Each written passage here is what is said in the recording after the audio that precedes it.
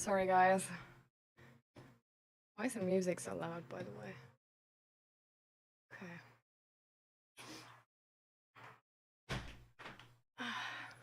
Okay.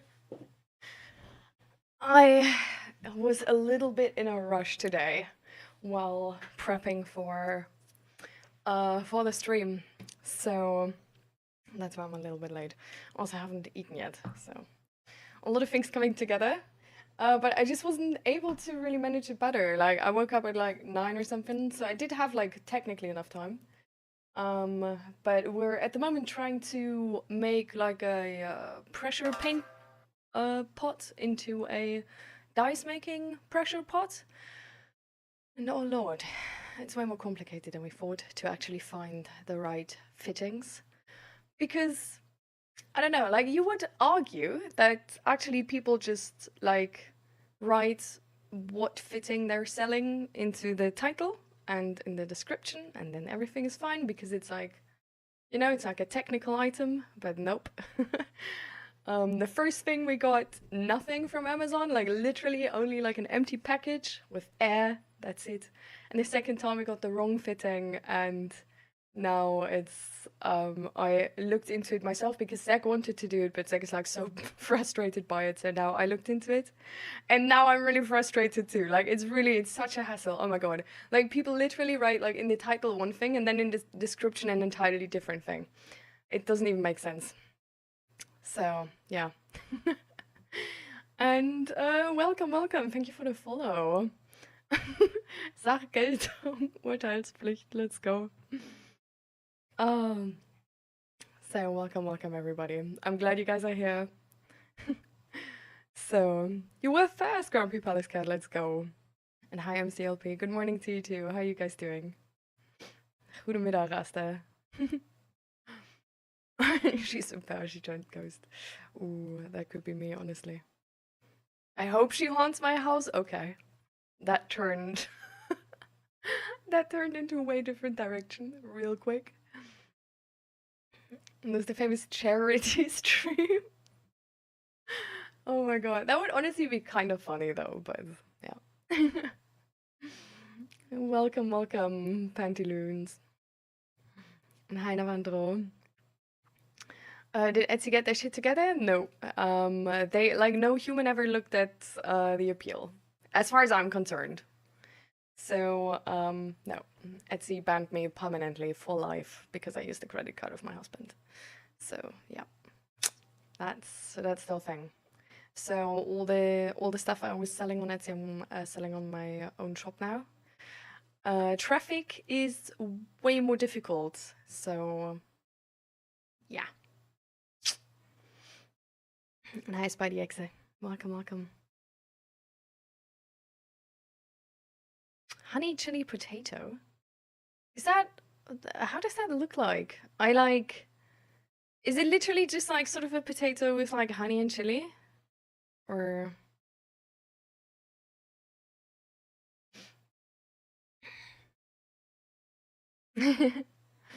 I'm glad you're on the waiting list for the psychosomatic clinic because of your depressions, MCLP. I'm really glad.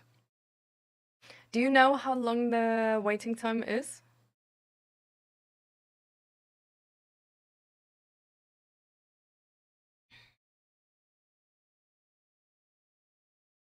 Hi, Zikoya. Bonjour. Welcome. You need to do way more promotion to get your online shop going.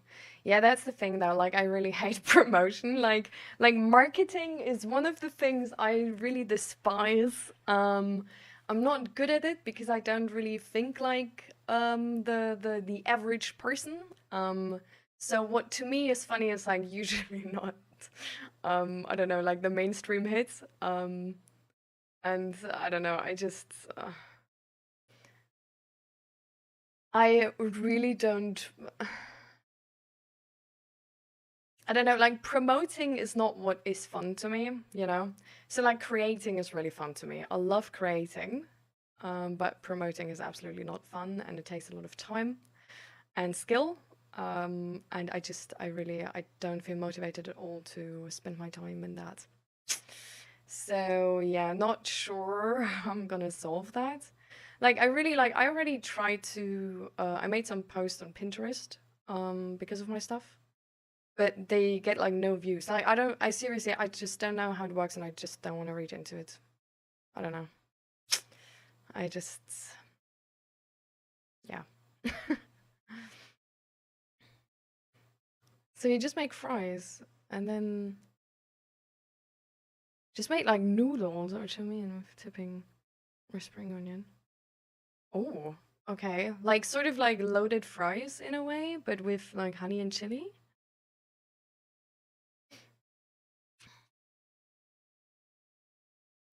Depends which group you're getting into. Depression is 1 to 4 months. Oh, that's fine though. Like I thought it's gonna be like 6 months minimum. So 1 to 4 months is really like that. That's good news. ADHD group 1 to 2 years. Oof. And the doctors have to decide which group I'm going to. Yeah, I really hope they decide for the depression group so you get like some help soon because 1 to 2 years is crazy. Like even if the depression is coming from untreated ADHD, like just not having a solution for 1 to 2 years is interesting. Maybe there's someone in the community with a marketing background that can help you. I mean, if there's somebody who wanna help me like market my online shop, like for sure, I would love that.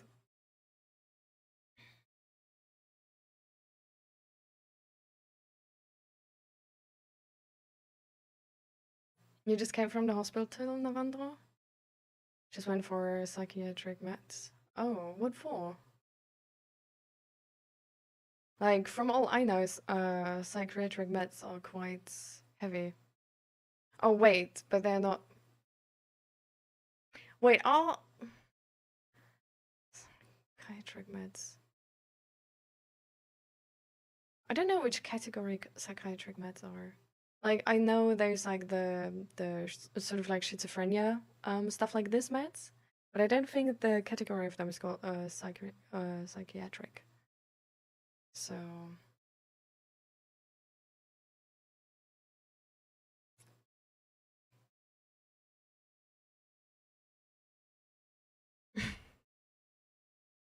I think Deutschland is supposed to be Germany. I just want to feel numbed seriously for depression, PTSD, and anxiety. Oh, did you have like a flare up or something recently? And that's why you were at the hospital, or? I'm like struggling to sort of like place this in the timeline at the moment. And sorry, guys, I do need to eat while we talk already. I just didn't get to it.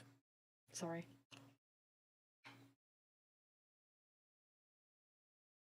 Hmm.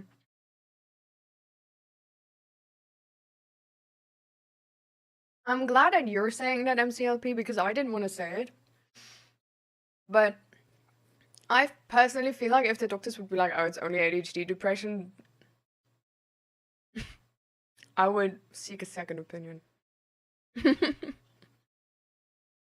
Because from all I hear from you, it's definitely bigger than that. Also, by the way, like ADHD, like are you like officially diagnosed with ADHD already?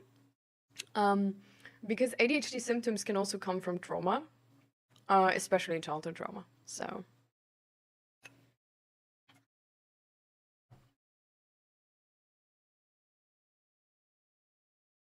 yeah, if you don't have like an ADHD diagnosis yet, they can literally like at the end of the diagnosis be like, hey, like we do see you have a lot of the symptoms, but might just be trauma, not ADHD.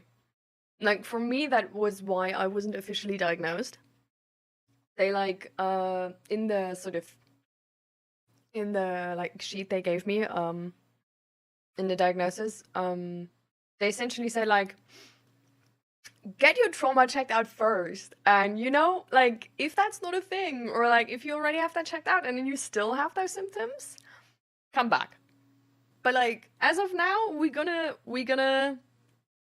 think trauma.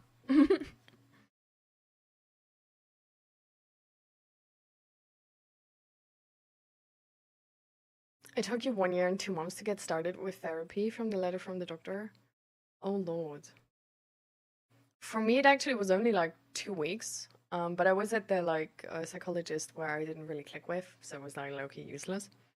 And then with the specialist, I've seen them like, yeah, like 1 year later, I think. Yeah.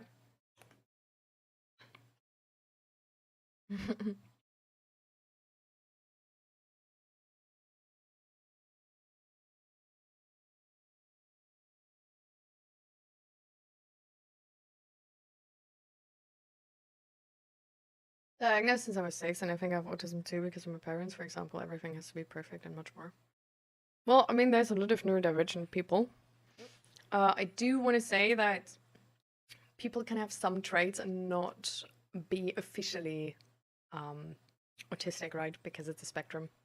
But it doesn't like the. I personally feel like the titles don't matter too much. Because like even if you're autistic, like another person is like different autistic, you know, or might just be different autistic. It might just be entirely different autistic, you know, and you can't really relate to each other. You might have a friend who's like technically like not autistic, but who has like very specific traits, but like just like not enough to be like officially autistic. But who's like on this scale, like can very well relate to your specific perspective. So I can only like recommend like don't focus on the titles and sort of the categories too much. Because yeah, it's a spectrum. I was diagnosed with ADHD years back. No one mentioned anything about trauma.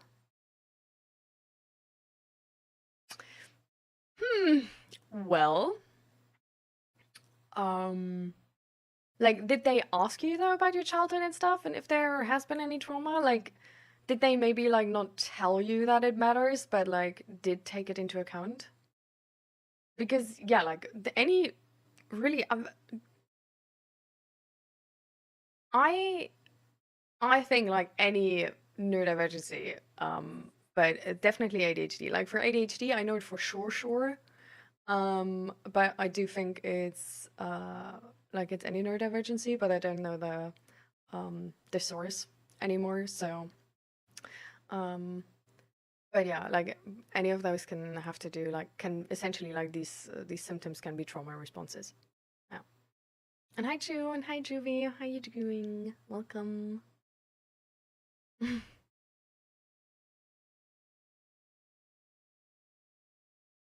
You have autistic traits, but I'm too good to be autistic. Oh, you mean too functional? Like too well functioning? Or how do you mean?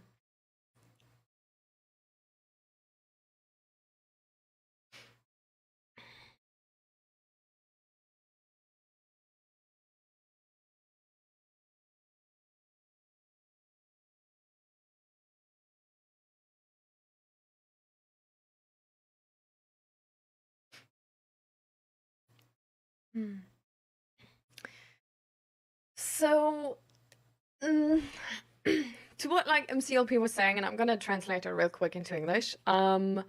He said like uh, nowadays this is turning into like a really how do you translate that? Like a really big fear, and I get extremely uncomfortable when there's one cable like lying around.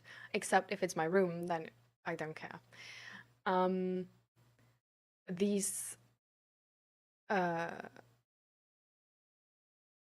yeah, like these traits really like it mm, like your general mental health is definitely influencing these traits, but at the same time a lot of these traits are just a so like a thing of training. So if you just don't really, you know, if you like give into that anxiety, it gets out worse and worse and worse. And if you don't, then you don't. It's sort of like it's a weird sort of like, you know, back and forth of finding the right balance. Yeah.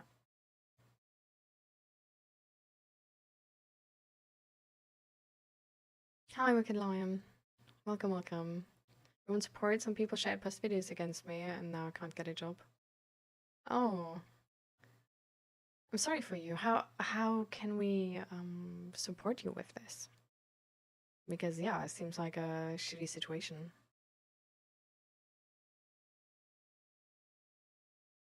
And hi, Nexter. Welcome, welcome. Almost autistic, but not really autistic. Remember me, my best friend. Well, it really is like that. That the uh that you can have like some traits, you know, and then you're like you can call yourself like you're on the spectrum, but you won't get the official diagnosis because you're not well. Also, the diagnosis is not really if you have autism or not. The diagnosis if you suffer enough under autistic symptoms that you need help from the government. So that you sort of like, then you need the diagnosis to get official help and treatment with this. So it's not even like a bigger part of the diagnosis is really focused on your level of suffering, not just if you have like these traits or not. So, I mean, they shared with all my friends. So now I don't have friends. What do I do now? Tell me. So, well, there's no like one perfect solution, right? And it really depends on like what you want to do as well. Like how what can you do for yourself in this moment that you feel like better and that you feel safer?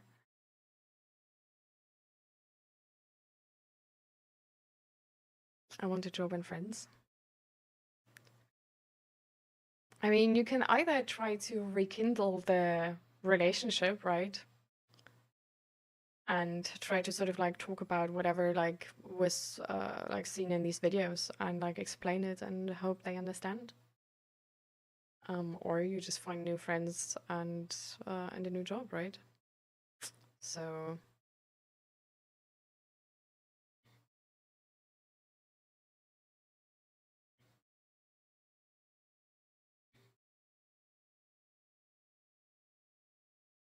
but yeah.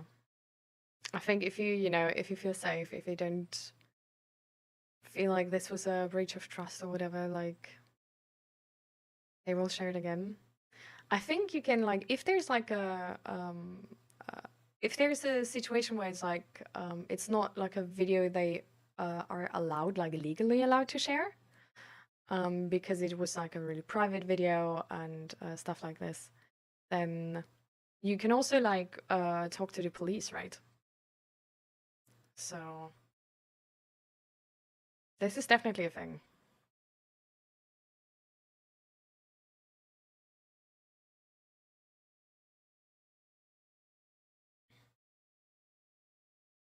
But yeah, like this stream, like we're here really for mental health. So I'm not a lawyer or anything. I don't even know where you live, right? So I don't know anything about the laws which are available at your place. Um, but yeah, like even if you have done something stupid on those videos, like the police doesn't like they don't watch the video and then determine like based on like judgment of character like if they help you or not. Like they might do that, but then you can get a lawyer and can just tell them to do that. So yeah, I feel like your situation requires a lawyer actually. So like if you don't want to go to the police directly, go talk to a lawyer. Like they will hopefully be able to help you with that situation or tell you what you can like legally do with that. So, but yeah, I'm sorry I can't help with with that sort of thing. Um, I'm just here for the like mental health, emotional part. But I hope that lawyer can help you.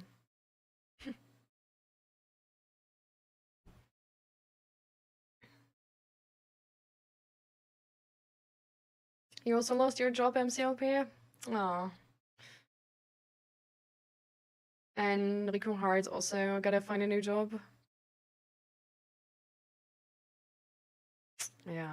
The job market is tough right now. Like a friend of mine looked for like half a year for a job and she's in IT. Like IT is like supposed to be like a good area in the job market, right? But yeah, she looked for like half a year and then got 2 job offers in that half year.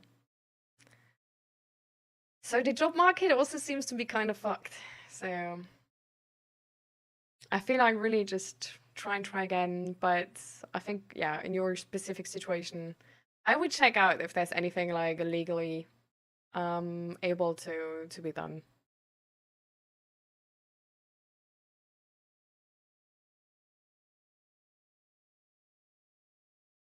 And so you know, not what you know. No, it's I don't know. I just feel like it's really, yeah, it's just really tough, I guess, to find a proper job. My husband is also like he works, right? So like we still like we're still good. But he also wants to find sort of like a work from home entirely job. Um, and he's looking since months as well, and it's really really tough. Especially when you have like a certain, I guess, like expectation as to like how much money you want to earn. So yeah.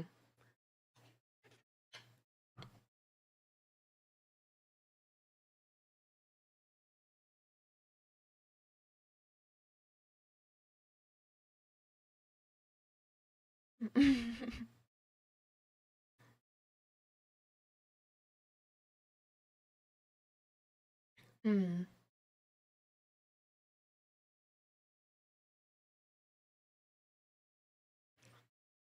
I mean, MCLP, I would honestly like look into just starting to work somewhere. Like you don't always need the like I don't know how you say that in English, but you don't always need an Ausbildung, you know?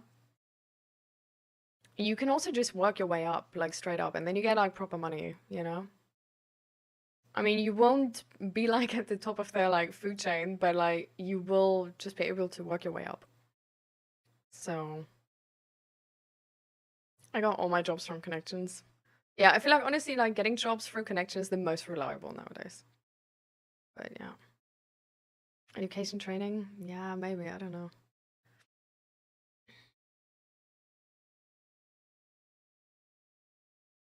Minimum wage. Mm.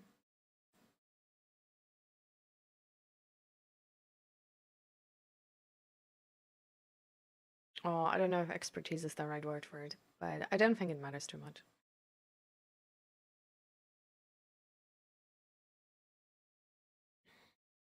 You can work from home? Me? Yeah. But as of now, this is not work which is helping our financial household. So,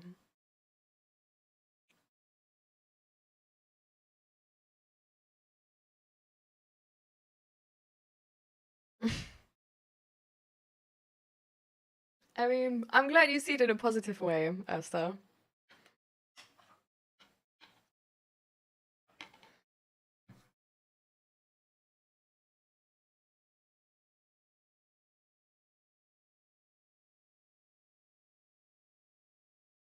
Mm-hmm. Yeah. Do you have a question for Horst or?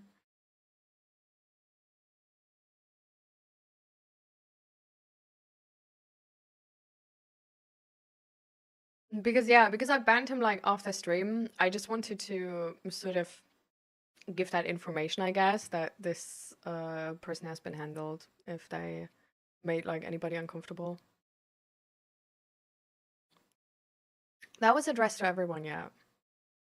So it was just as an information if anybody was uncomfortable with that person, that like they won't be attending the stream anymore and that situation is sort of like handled. Yeah. Because otherwise like you don't really notice, right? Like if I just ban somebody off stream, like you never know if they like just don't come back or like actually can't come back. So yeah. What was the tea? It was that one guy who initially like came in actually for help, and I thought like, okay, like like let's help him. Um, and his help was essentially like being addicted to spend money on like yeah, spend money on girls, but not in the way you're thinking probably, but in like sort of that like cash slave dominatrix mentality or whatever. And in the beginning he wanted help, and I was like, like I was ready to give him help, but then he turned into sort of like obsessing over me and just being like, oh, I'm just gonna like give you money and stuff like this. And it was like, I don't know. Yeah, it was a really weird situation, and I tried to sort of explain to him that if he wants help, then he can't like I don't like this can't like I can't be like a dominatrix or anything, like this must be sort of like a more different type of relationship. Um, but yeah, I don't know, he just kept going, so. And I guess I guess I tried to ignore it because I thought like, well, it's not like really harmful. But after this stream, I just thought like it's just an uncomfortable vibe, and he sort of like got told that he should like let it go, but he didn't. So yeah.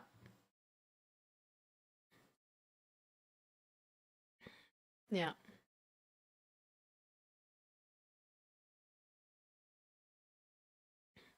Welcome for the thank you for the follow, I mean, and welcome Mazari. How you guys doing? Yeah. Well, I think like honestly, like I'm not like against like I'm not gonna like start king shaming here or anything, I just think you need to like respect if like other people are not like like this is a stream, like even if I would be into like a financial domination, whatever, like other people in the stream might not. So it was just, I don't know, weird situation. Yeah. I'm doing good. Thank you for asking. How are you doing?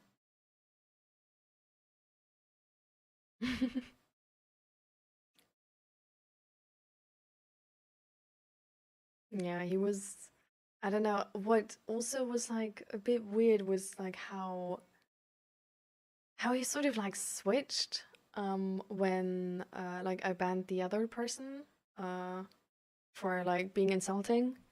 Like because he was like buddying up with the other person before, and then I banned that other person, and it was like, "Oh yeah, like you've." So it was like, okay.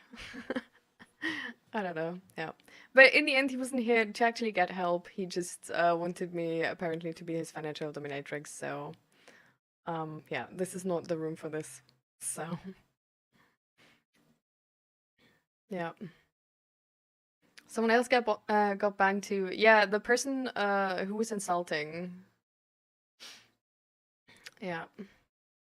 He did send me on Discord like a very nice apology though, explaining uh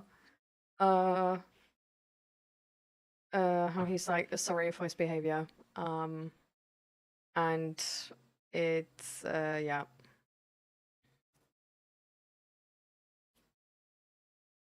Not the financial dominatrix king person. Yeah. Welcome, Whammy. But let's move away from the bans. They don't really matter too much, and I also don't want to focus on them, honestly. Because they shouldn't take on the stream, you know what I mean? Oh.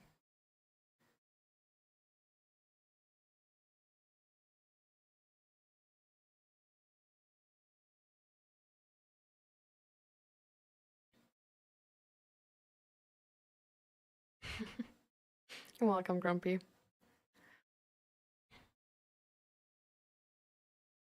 It's fine for the rest. uh, do I have any advice for what do you mean, Wormy?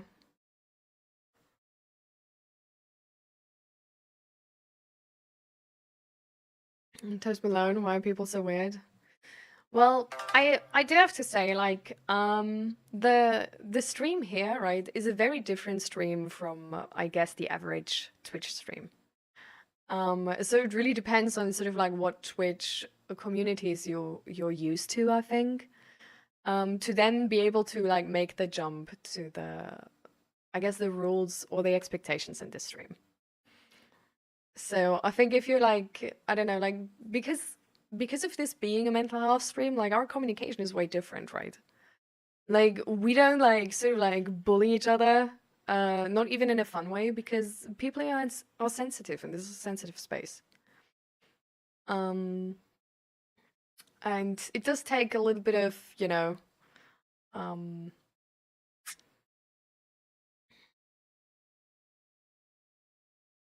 it does take also just some communication skills to like be here, be able to like be nice to other people if even if it's about like heavy topics, right? Um, because that's also a thing, right? Like if somebody talks about like I don't know, like their depression or like their childhood trauma or stuff like this can be a lot for some people, right? So, and I do understand when people are then sort of like trying to like fix the situation or like push it away.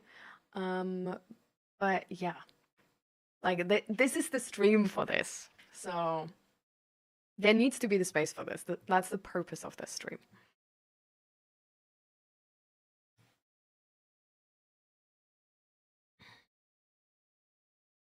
Hmm. I mean, you can always try, Esther, no? Like, isn't there like there's like a organization in the Netherlands, I think, which can give you sort of like trial work, where you can just like try out a bunch of different jobs and see how you do, how they fit to you. Maybe that's a thing, which would be a nice idea.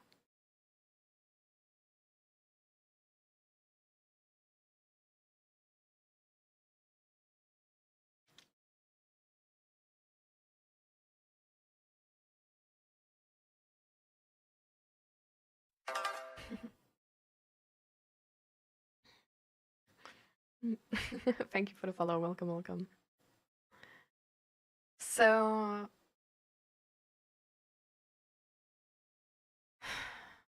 let's talk a little bit about numbness, I think.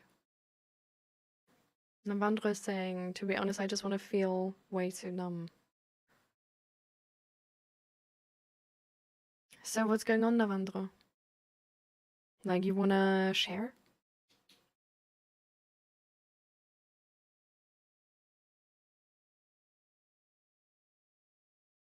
I feel like this wish for feeling numb is really a thing we sometimes, I don't know. I feel like maybe that's just me, but from my perspective on society, we're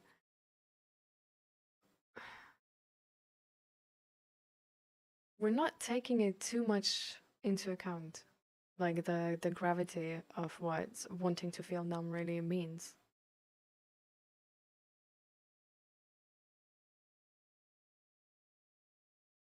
Hmm. Navandra, do you mean in more like a and I'm gonna say this plainly here. You mean in like a suicidal direction, or you mean in like a sort of like pressing pause and just waiting and like some other time waking up when it's better?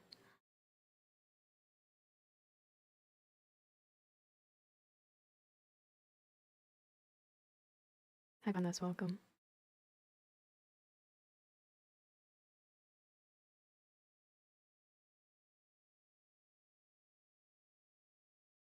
Oh my god. You wanna change your Twitch name?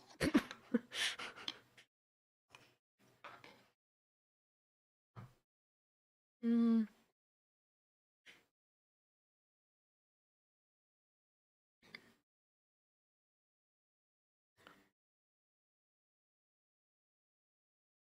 it's not really a chat to trauma dump.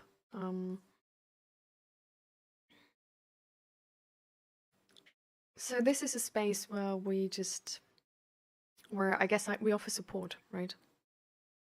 And sometimes that is talking about traumas as well. But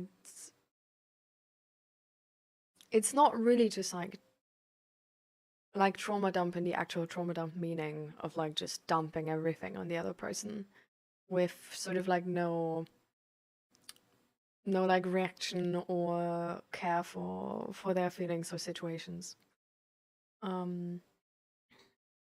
But it's more like, yeah, we try to help each other. So if there's anything like you need help with, any like that you feel, I don't know, for example, numb like Navandro or anything else, that's like a topic then we sort of like dive into and try to understand and um, give you emotional support, but also some guidance.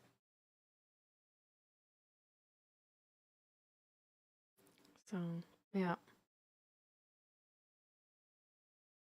no, it's fine, Mummy. I just wanted to explain. I didn't take it as complaining.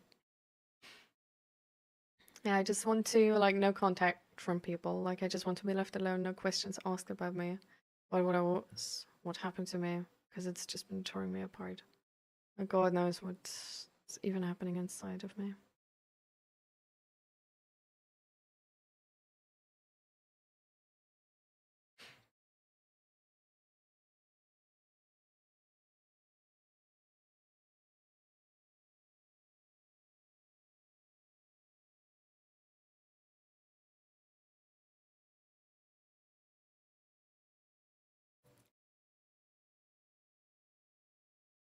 People in here are going through a lot of different things, Rico.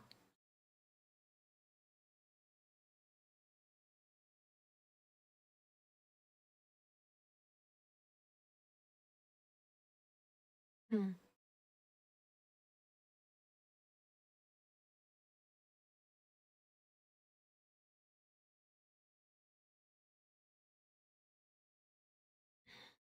I'm sorry for you, Navandro.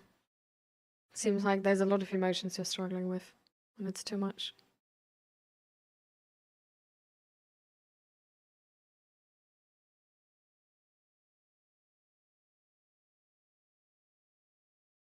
So you got medicine now uh from the mental health hospital, Navandro? So what type of medicine do you have? Like, do you have medicine which is gonna make you numb now, or?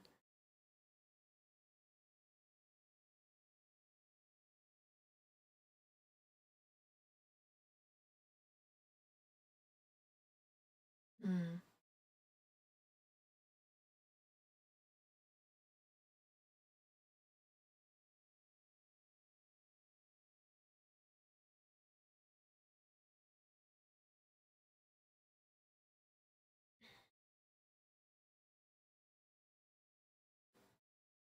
Mm.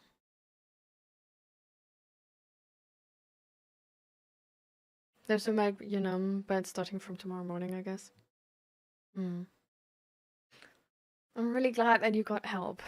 So when did you go to the hospital to get the meds? Was it like yesterday already or way before and you've been there for like a few days? Or just sort of today and they like saw you for like some time and then this noon?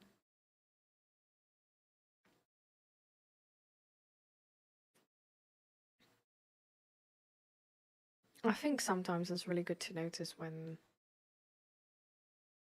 stuff is too much for us to carry. Like I feel like mental health, like this is why mental health is really about a lot um about helping yourself like before you need help. Um and these more like there's a word for it. I just don't remember right now. But these like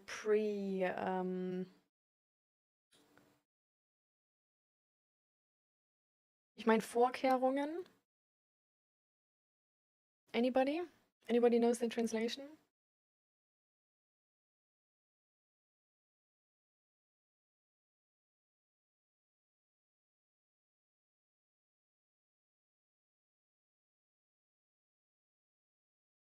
Precaution. Um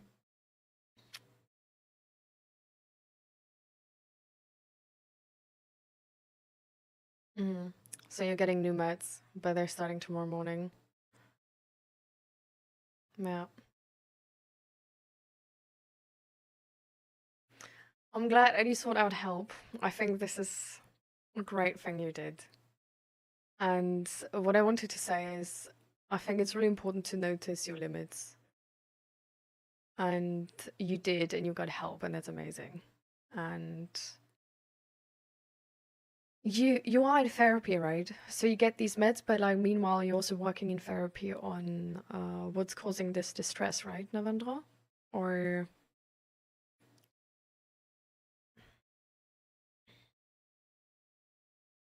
yeah, just I had to face all my fear and emotions today, which has just disturbed me. I understand. That's like a really, really annoying situation to have to talk to the Swift doctors. They seem so far away from your situation, and usually they don't even really have time to get into it too much. I think it's, you know, it's so fair that just today you don't have emotional energy or anything.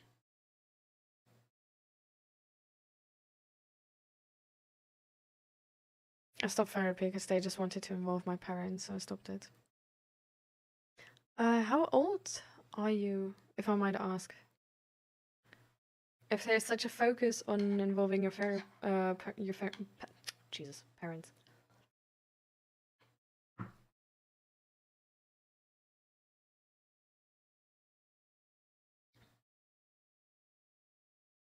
Mm-hmm. Are you still living with your parents?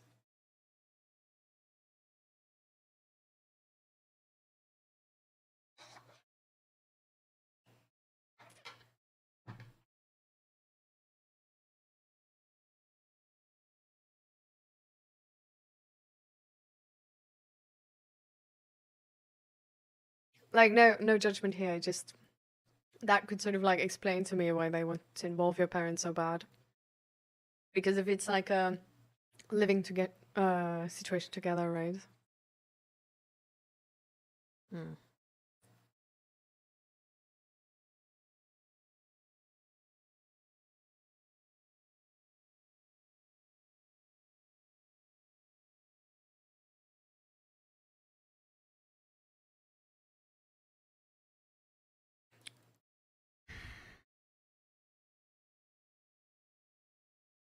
Mm.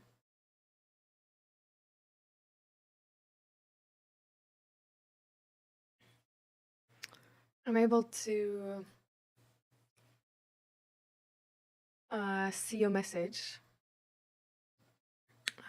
So I want to sort of like give everybody the trigger warning beforehand here. That this is about rape. So if anybody can't handle that topic,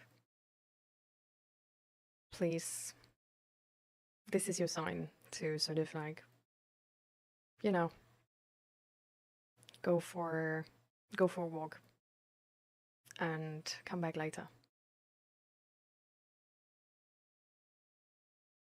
All right. Bye, guys. It's fine, Navandra. It's just really good to have like the trigger warnings, I think.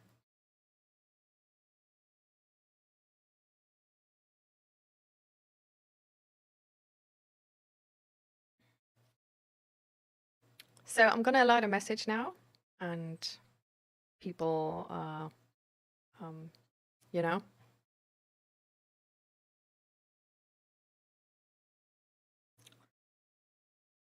So this is Navandra's message.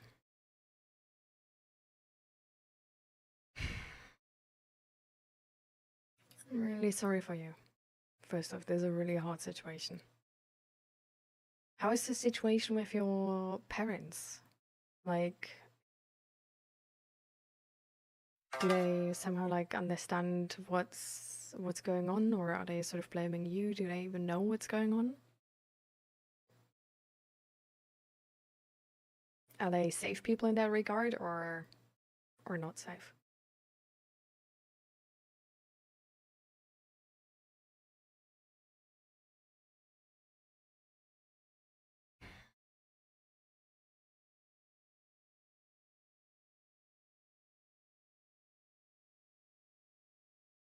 your mask, so they don't know. And they also don't know about the rape, or do they know about that?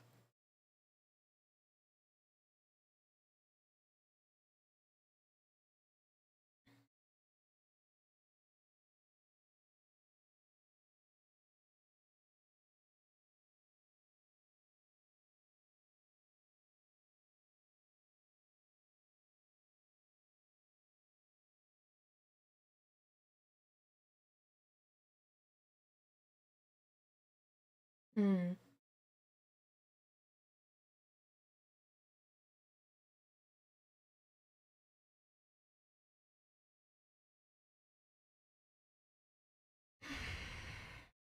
Yeah, like the situation itself wouldn't have been bad enough.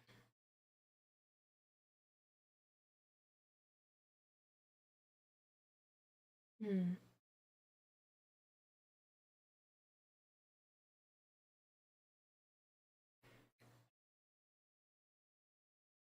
Mm.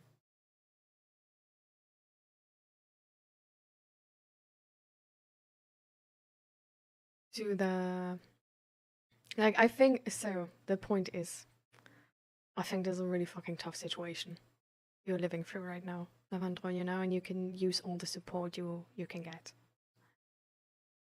So I think the only thing I'm sort of like trying to figure out here is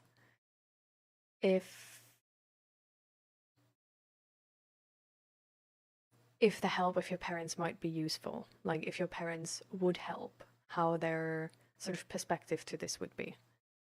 Um, or if the relatives who do know are help and how much help they are as of now. And if they could help you more or something, you know? Because I mean, there's only so much we can do here online for you, right? And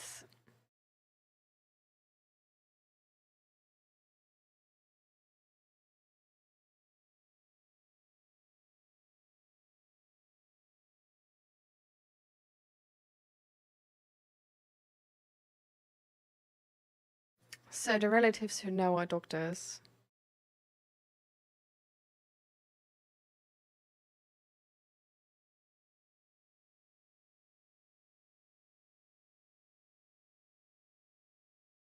I don't think it's all fine. I think this is a situation which would crush most people.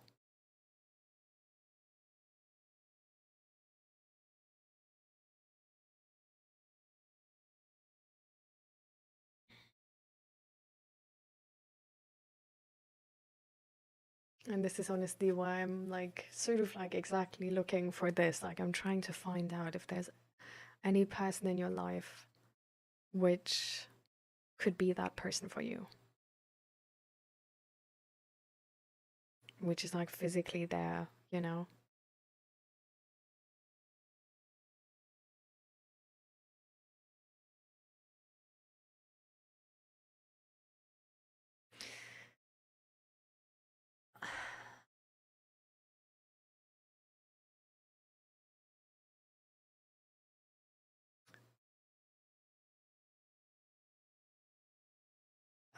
I don't know how to better phrase this, but how shit do you feel right now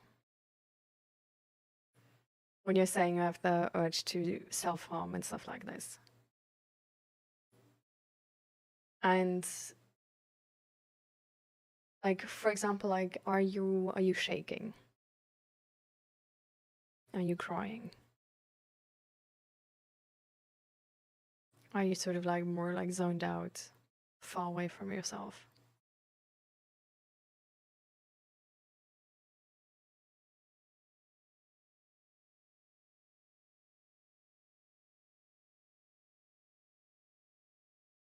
Okay.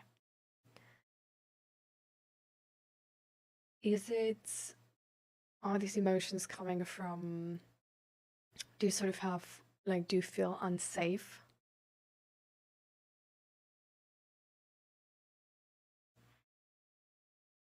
Or like, is there like a specific, um,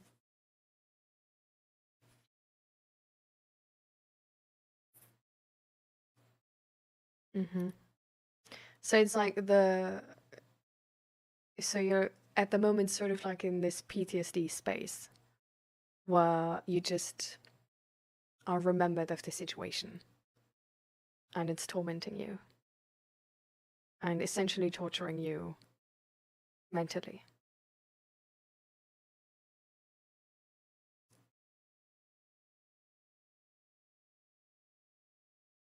Okay.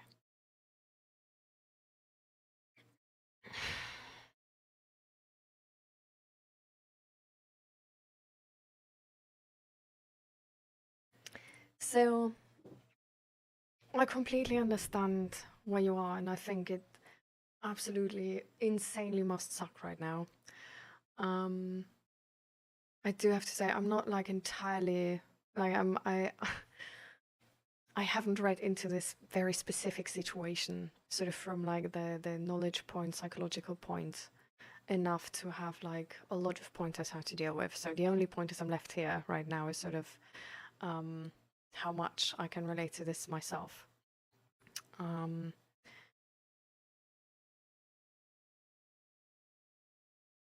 in that situation, and I'm gonna just sort of like try to go about this a little bit more from your body's perspective right now to maybe hopefully alleviate your emotional weight in this situation. Um,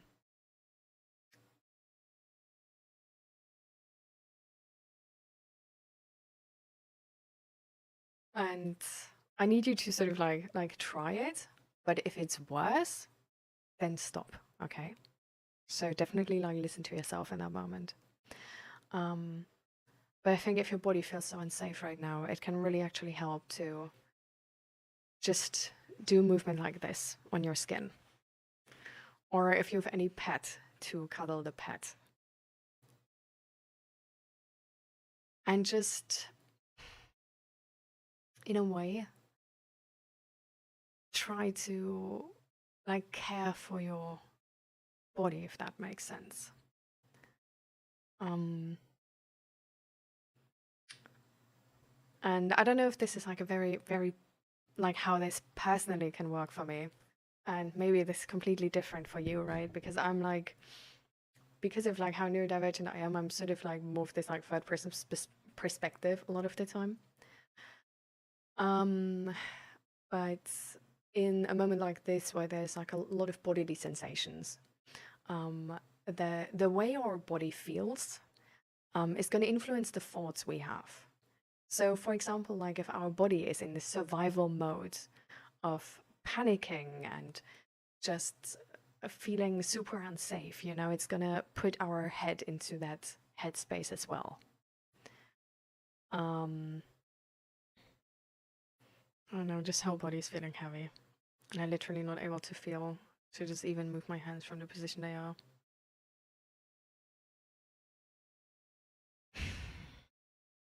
Your body is safe right now.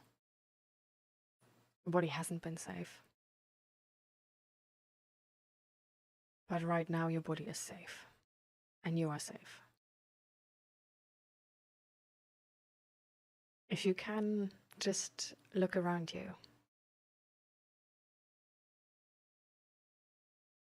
Try to focus on how right here, right now, nothing can happen to you. Maybe even listen to the silence or try to notice what type of sounds you hear. Like, is there silence? Do you maybe hear your parents arguing in the kitchen? Do you hear birds outside or cars? Maybe the sort of like from your PC, the ventilation. Maybe your own breaths. The clicking of the keyboard. What else do you hear?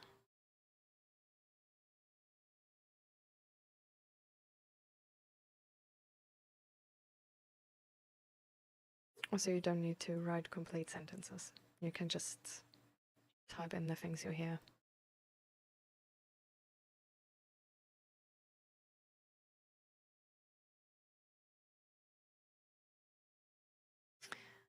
Do you want to be beaten up because you feel sort of guilt or shame? Or do you want to be beaten up to just not feel, not need to control your emotions?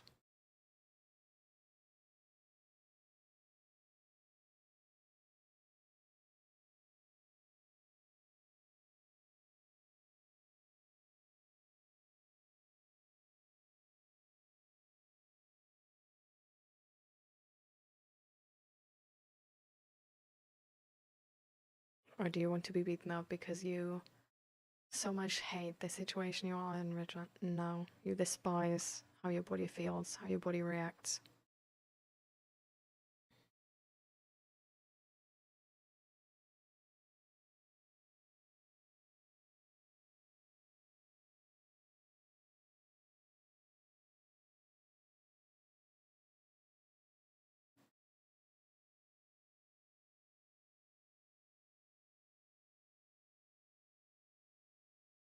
Hmm.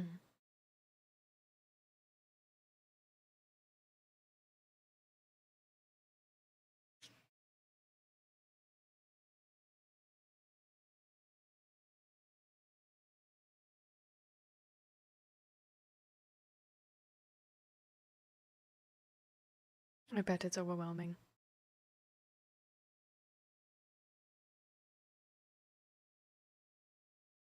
But it's gonna be fine. I know this sounds super shit, right? And it sounds like people don't even understand your situation and don't even understand your pain. But I don't mean this in a way of your pain is not that great. I mean this in a way of I think you're resilient enough. I think you're so resilient that you're gonna come through. You're gonna be able to get past this.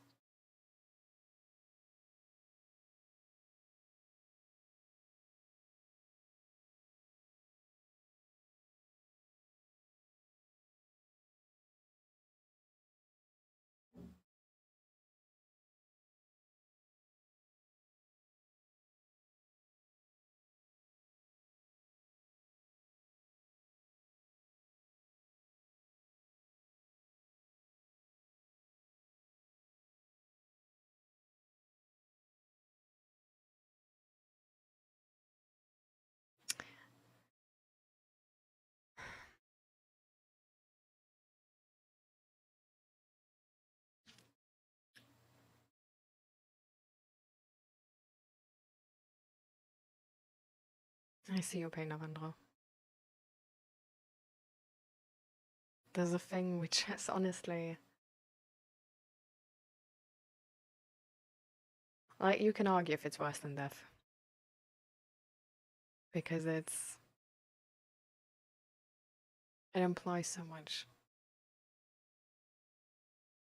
And not only the situation itself, but now all of it. The sicknesses you have to deal with. And then also just not being like it being like a really tough topic to connect to other people about. Because it's really hard to talk to others about this, I think.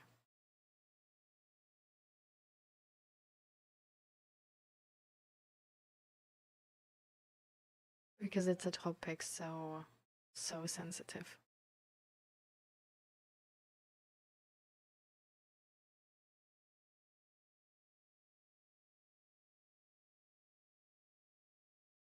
And this is why I would hope that there is a way we can sort of like include your parents in this. You know, just because this is a really, really tough situation and you shouldn't be in this alone. You shouldn't be with this amount of pain alone. You should have somebody around you who can hold you. You can talk to about what you see in your mind.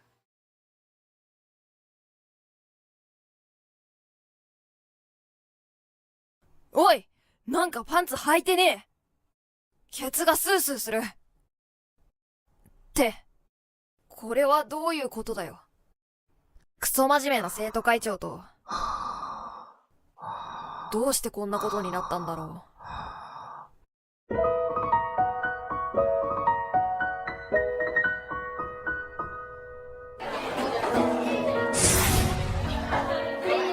う。喧嘩だ。う。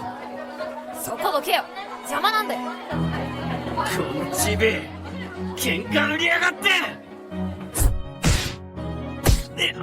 誰がチビだって？お前がでかすぎるんだよ。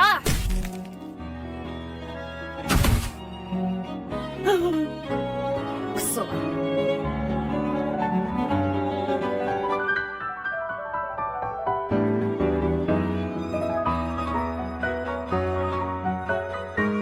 ほら、落とし物。朝からたかられんな、毒性。俺はドブ川で生きってるゴミをボコって生きるゴミ以下。みんな俺と関わりたがらない。ふふふふ。不良って呼ぶやつもいる。バカバカしいがそれでいい。昔から身長のせいで可愛いやらバカにされてうんざりだ。ほら怖い顔どうだ。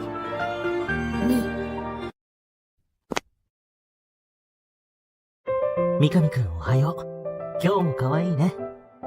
最近変な奴に絡まれるようになったからなおさらだ。三上くん数学の宿題やった？うるさい。しかもでかい。高2で同じクラスになってからなぜか毎朝絡んでくる。会長、おはようございます。おはよう。生徒会長だ。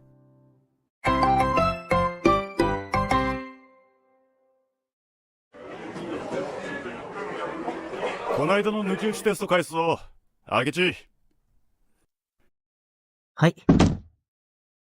100点は唯一明智だ。またかよ。さすが委員誰もやりたがらないクラス委員も引き受けて、かつ生徒会長もやってる。おまけに頭がいい。川本。はい。沢田。はい。滝本。長。はい。でも気持ち悪い。三上。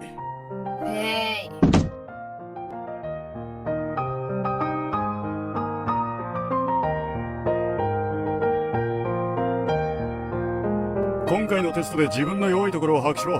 中間まであと12日だ。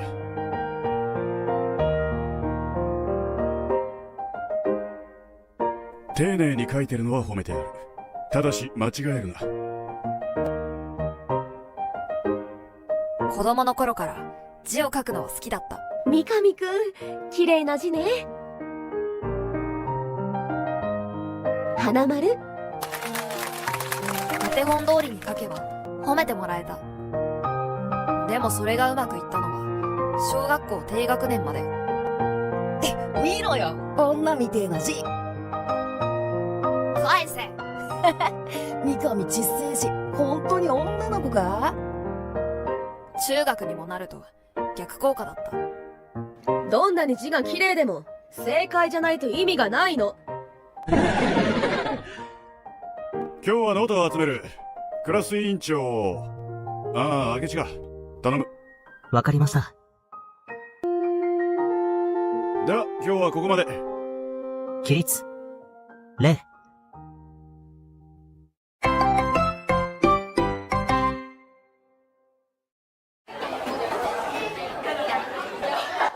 よし、昼だ。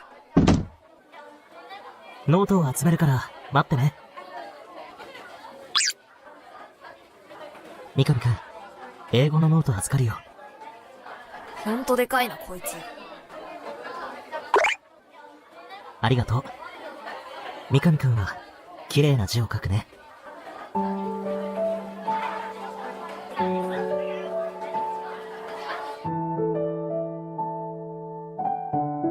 三上くん、お願いがあるんだけど。え？委員長、こっちも集めたぜ。早く出して飯行こうぜ。ごめんね。また後で。今日屋上で食わね。俺と食堂行くんだろ。ごめん。生徒会の用事があって。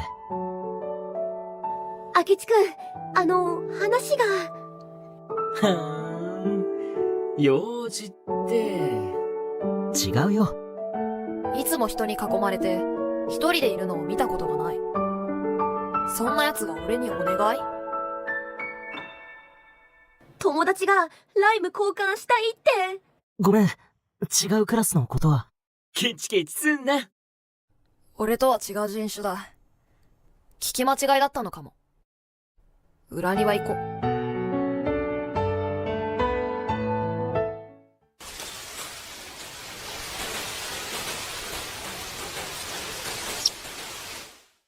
千吉、来い来い。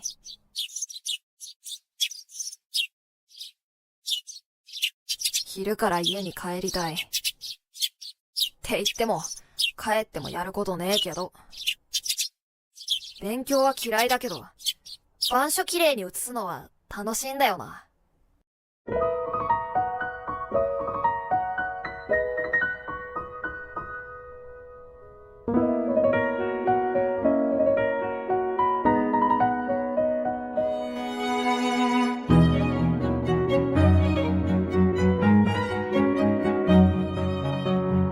終わった。帰ろう。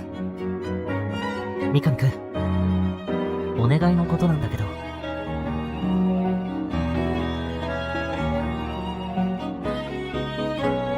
聞き間違いじゃなかったのか。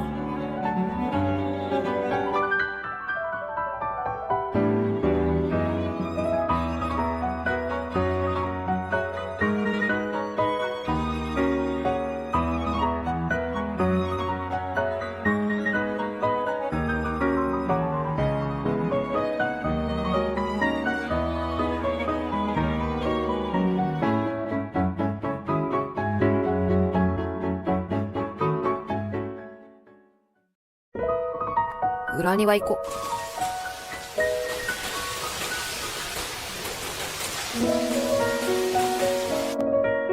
三上くん。お願いのことなんだけど。聞き間違いじゃなかったのか。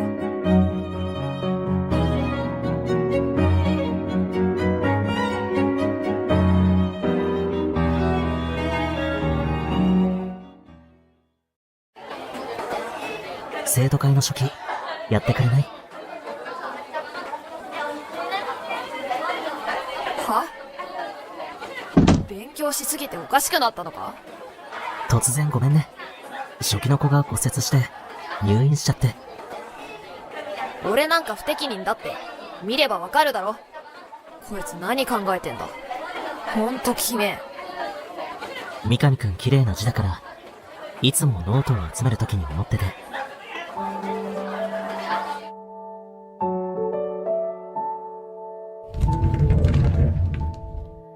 会長、生徒会室行きますよ。今日は川端くんのお見舞いに行くから、時間ないですよ。あ、副会長の榎畑さん。ごめん、行かないと。考えておいてね。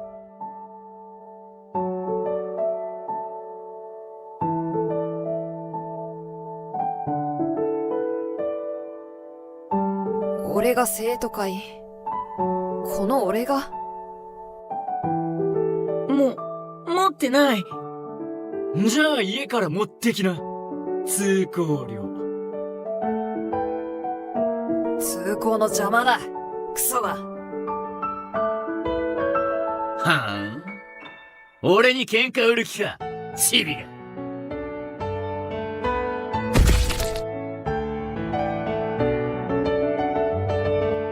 やっぱどう考えても不適任だわ。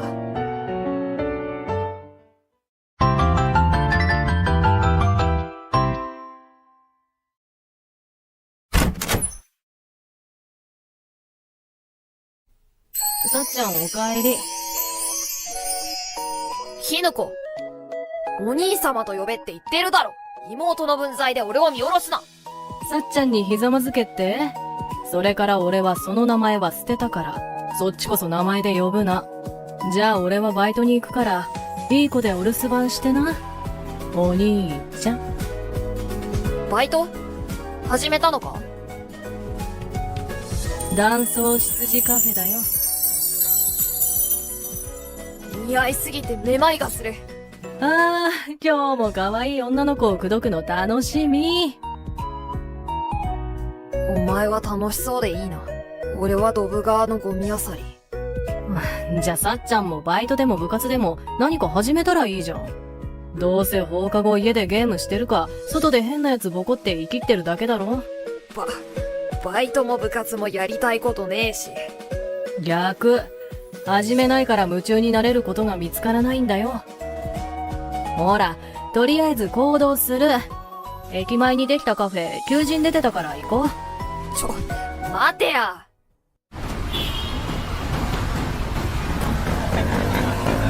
バイト先で恋とか始まるかもしんないよ。どうせ友達もいないんだろ。恋。友達。俺は一人が好きなだけだ。好きになっても相手にされないのが怖いから人と関わらないようにしてるんだろ。痛い痛い。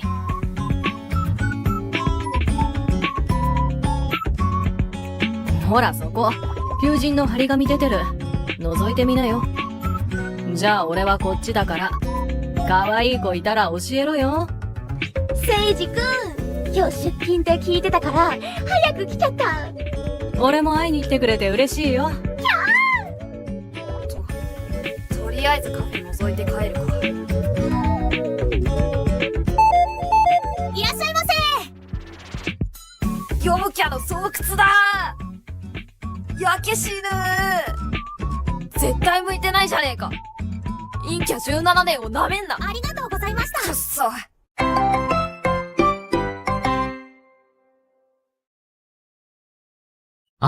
三上くん。会長、ちょっと待って。この声。やっぱり三上くんだ。後頭部が似てると思ったんだ。いつ見ても可愛い。またこいつ。お前人のこと可愛い可愛いって何なんだよ。実はね、三上くん、めぐりんに似てるんだ。誰？それ照れるとこなの？僕のハムスター。死ね。こいつほんときめえ。三上くん生徒会初期の代理、考えてくれた？会長？正気ですか？だから、俺に頼む内容じゃないだろ。そうですよ。会長、ほら行きますよ。面会時間17時までだから。彼、学校でも問題児の不良でしょ？ありえないです。不良じゃないよ。同じクラスの三上くんだ。とても綺麗な字を書くんだ。川端くんの代理に適任だよ。始めないから夢中になれることが見つからないんだよ。俺にも夢中になれることが見つかるだろうか。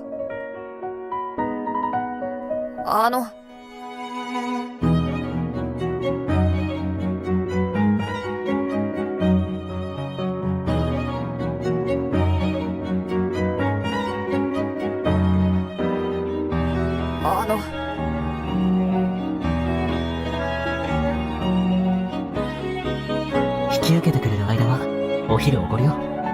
一緒に食べようよ。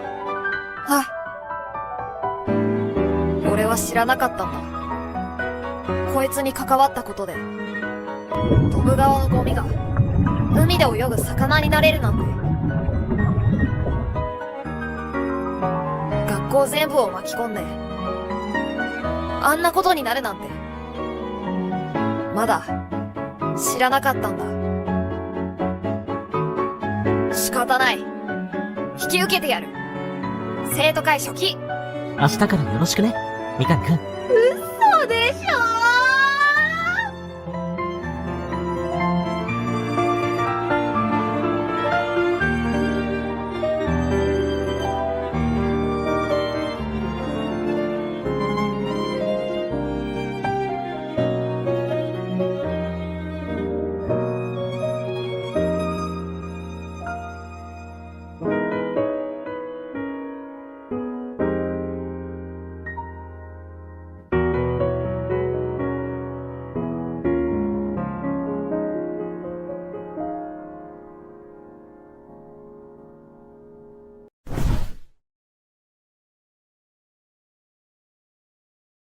あ、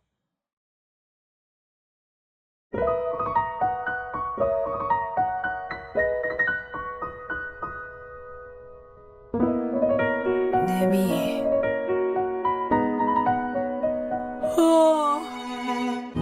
明日の朝は校内チェックするから、7時半に生徒会室に来てくれる？って言うから早く来たけど。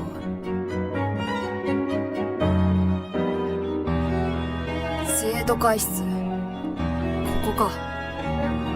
いきなり入っていいのかな。まあいいや。おはよう、三上くん。来てくれたんだ。今日も可愛いね。相変わらず気持ち悪い。じゃあ、校内を回るから、これに記録してくれる？おう、書けばいいんだな。なんだよ。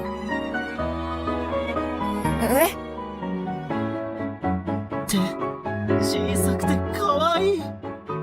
お前はほんと、いちいち気持ち悪いな。おい、下駄箱んとこの傘立てが壊れてるからチェックしとけ。話せ！気持ち悪い！明智、分かってると思うが、同じ過ちは犯すなよ。お前のことは兄に頼まれて。過ち？兄？僕のハムスターの手に似てたものだから、大野先生のご心配には及びませんよ。またハムスターかよ。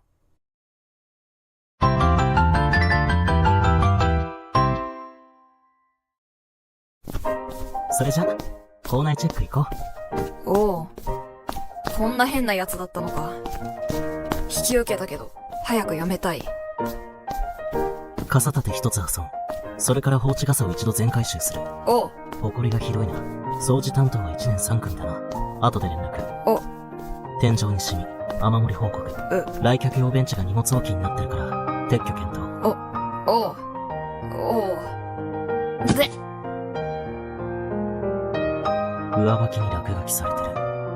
ダセえいじめだな。三上くん、悪いけどこれ使って、今すぐ購買で買ってきて。生徒会長がそんなことまでしてんの？いいから買ってきて。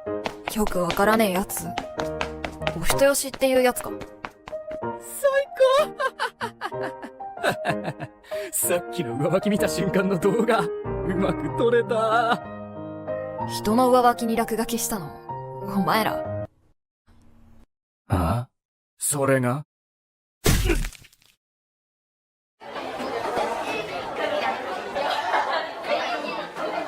会長。遅くなって悪い。ありがとう。三上くん、その傷。転んだ。これ、町内会の福引きで当たったから、あげる。話せよ。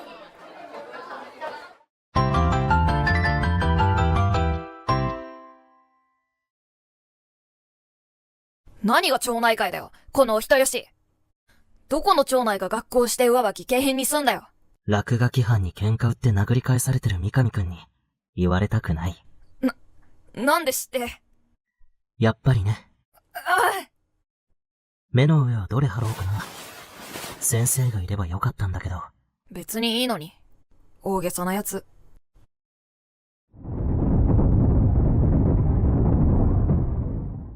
はい。手当ては終わり。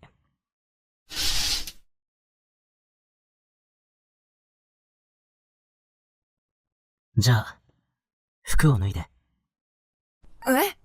ボタン取れてるからつけ。別にいい。お前はおかんか。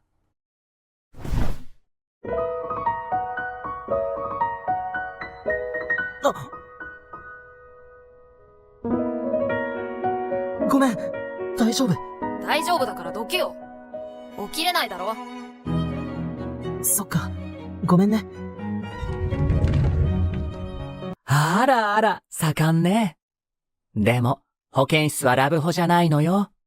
うわ！お前のせいで先生に変な誤解されただろ。ごめん。でも。さっきの会長の慌て方。あんな慌てた会長初めて見た。三上くんの慌てっぷりも面白かったよ。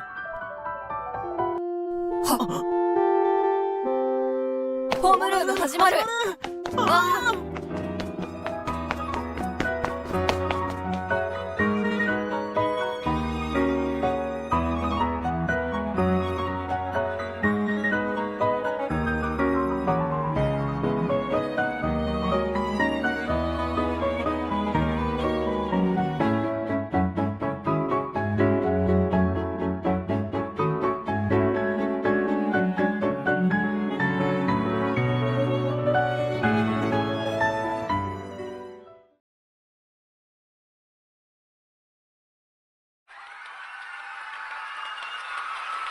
会長といえば頭もいいが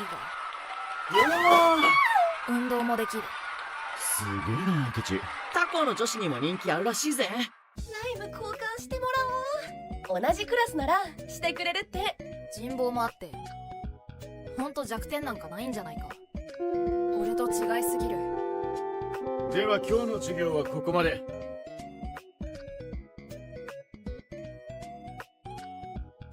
あ、ケチ。飯どこで食べる？購買かね。ごめん。今日からしばらく三上くんと学食で食べるから。え、三上？園長、弱み握られてんの？カツアゲか？カツ丼いいね。友達でもねえのに俺もびっくりだよ。なんか悪いな。いいんだよ。生徒会手伝ってもらって助かるし。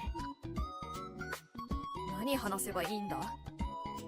人といることがなさすぎて会話が続かない。会長はいつも学食？うん、基本自炊だけど早起きは苦手なんだよね。料理も得意じゃないしね。自炊？一人暮らししてんの？三上くんなら言ってもいいかな。僕の実家北海道なんだ。俺にならってこいつ俺を信用してんのか。わざわざ北海道から兵庫のこんな学校来たのかよ。あれ、そういえば今朝大野先生が。明智、分かってると思うが同じ過ちは犯すな。お前のことは兄に頼まれて。あら、今からイチャイチャタイム？男同士でもちゃんとゴム使うのよ。はい。ああ！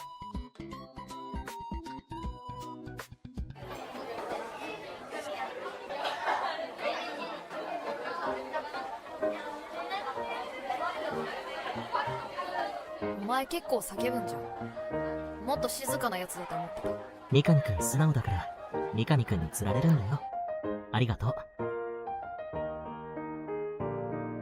いつも絹に顔に出すぎって言われるのに俺言われた。そういや保健の先生めっちゃ誤解してんじゃん。でも先生なのに男同士でとかそういう偏見言わないんだよね。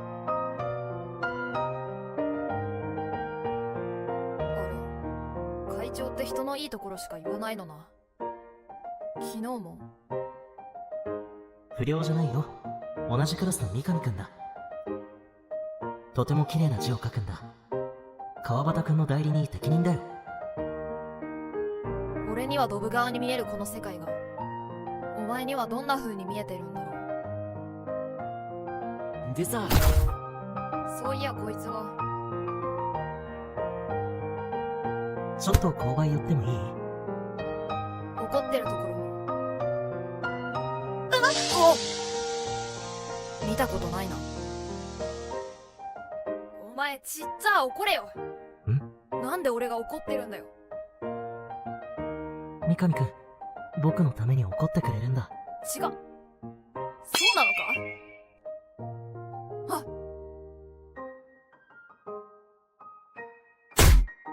え、会長、おい会長、こいつ俺をかばいやがった。なあ先生、本当に救急車呼ばなくて大丈夫なのかよ。めっちゃ血出てたやん。腫れもないし、脈拍血圧動向も呼吸も正常。割れたメガネで少しまぶたを切ってるの。すぐ目を覚ますわ。目を覚まさなかったらどうすんだよ。三上くん、怪我なかった？心配かけてごめんね。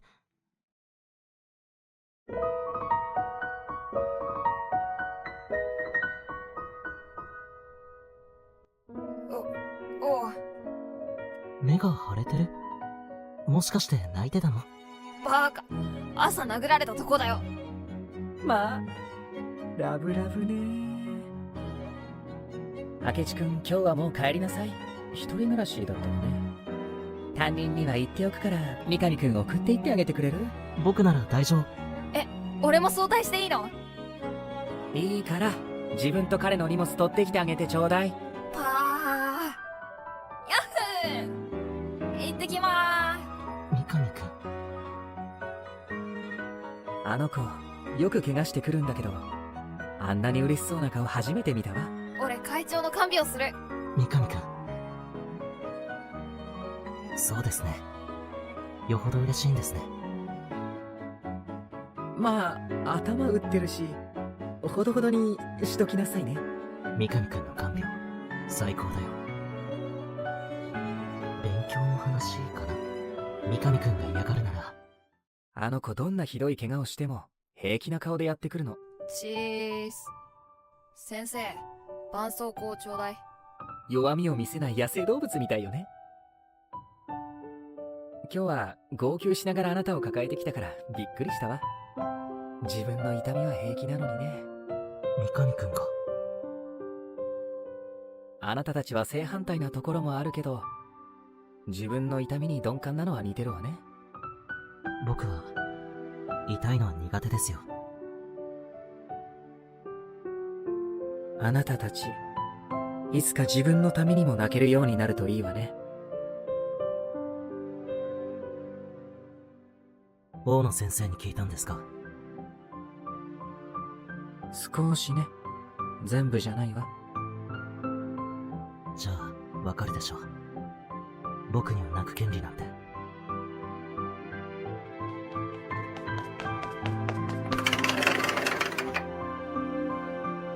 会長、カバン持ってきたぜ。帰ろう。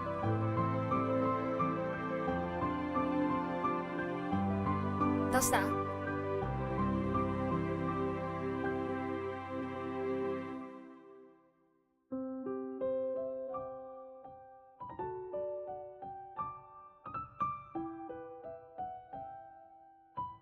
なんだよ。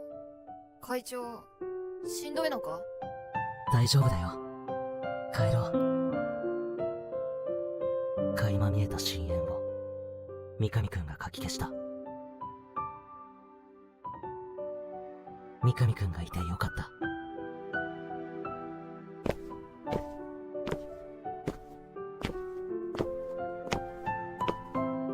会長元気ないな。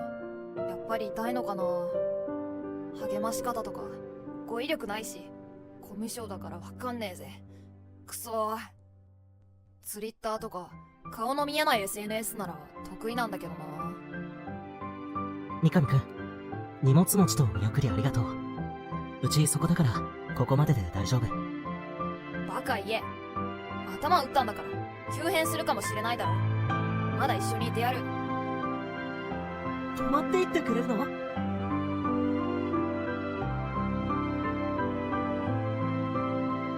長があんまり嬉しそうな顔になったから違うって言えなかった。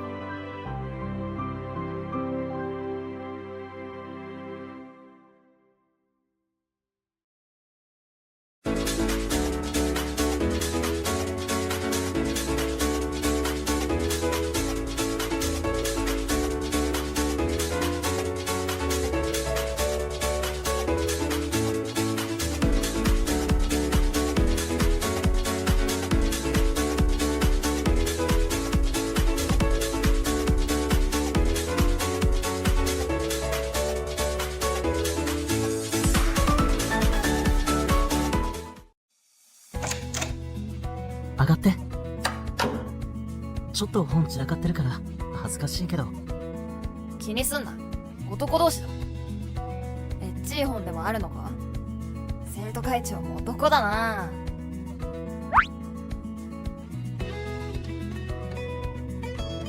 めぐりん、三上くん来たよ。俺はこいつに何を期待していたんだ。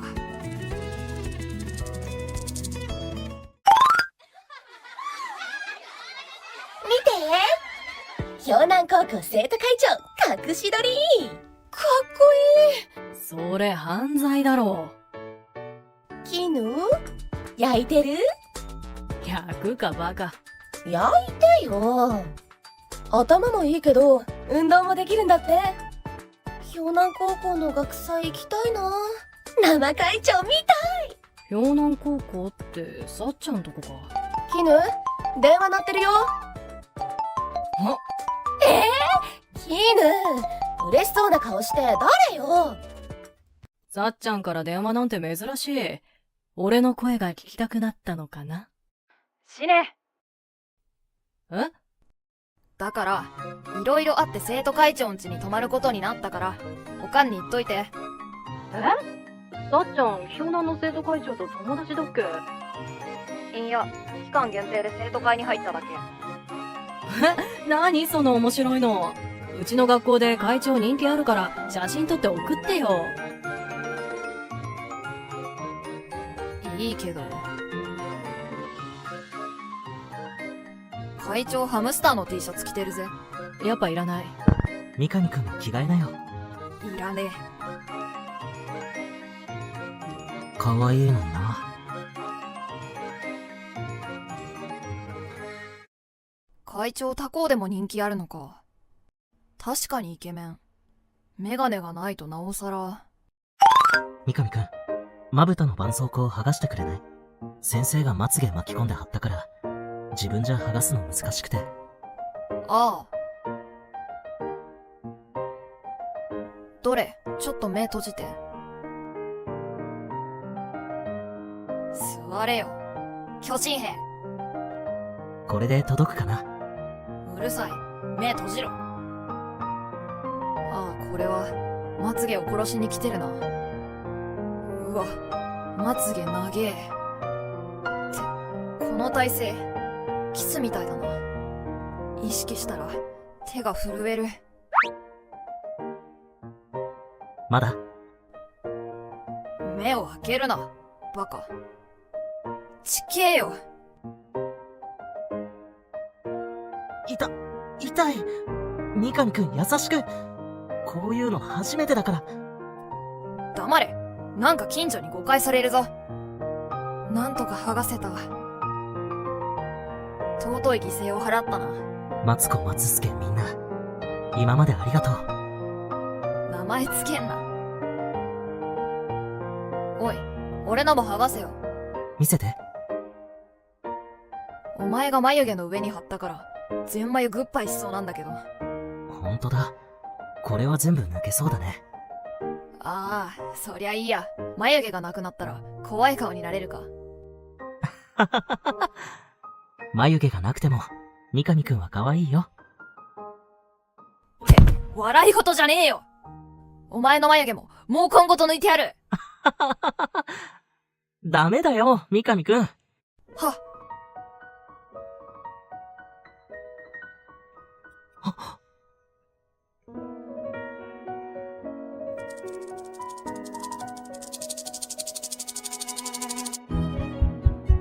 なんとか剥がせた。晩飯どうするよ。俺料理できねえぞ。お弁当買いに行こうか。金ねえよ。おごるから。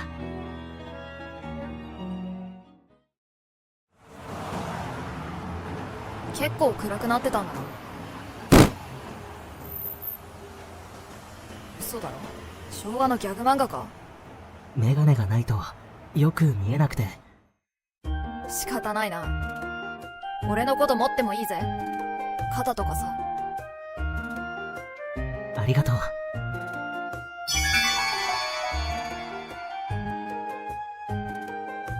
てかよ。ありがとうございました。三上くん、あっちにカフェができたから、飲み物をテイクアウトしよう。あここ。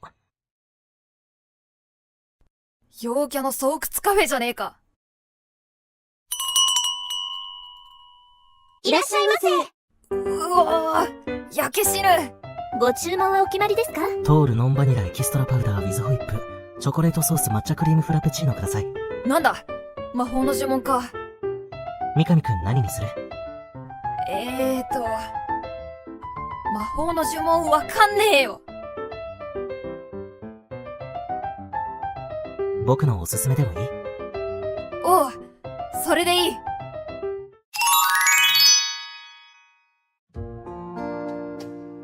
わあ、めちゃくちゃ美味しそう。よかった。三上くんイチゴ系好きだよね。俺イチゴ好きなんか言ったっけ？まあいいや。うおー、映えるな。俺もやっとスタバデビュー。何してるの？インスタだよ。会長はあんま SNS とかやらなそうだもんな。最近だと TikTok とか動画 SNS も流行ってんな。また教えてね。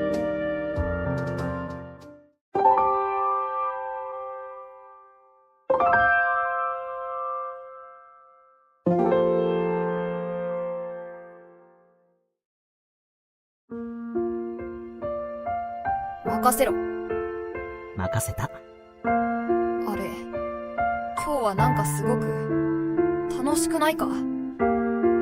他にツリッターってテキスト主体の SNS があって、フェイクも多いから情報を見極めるのも大事で。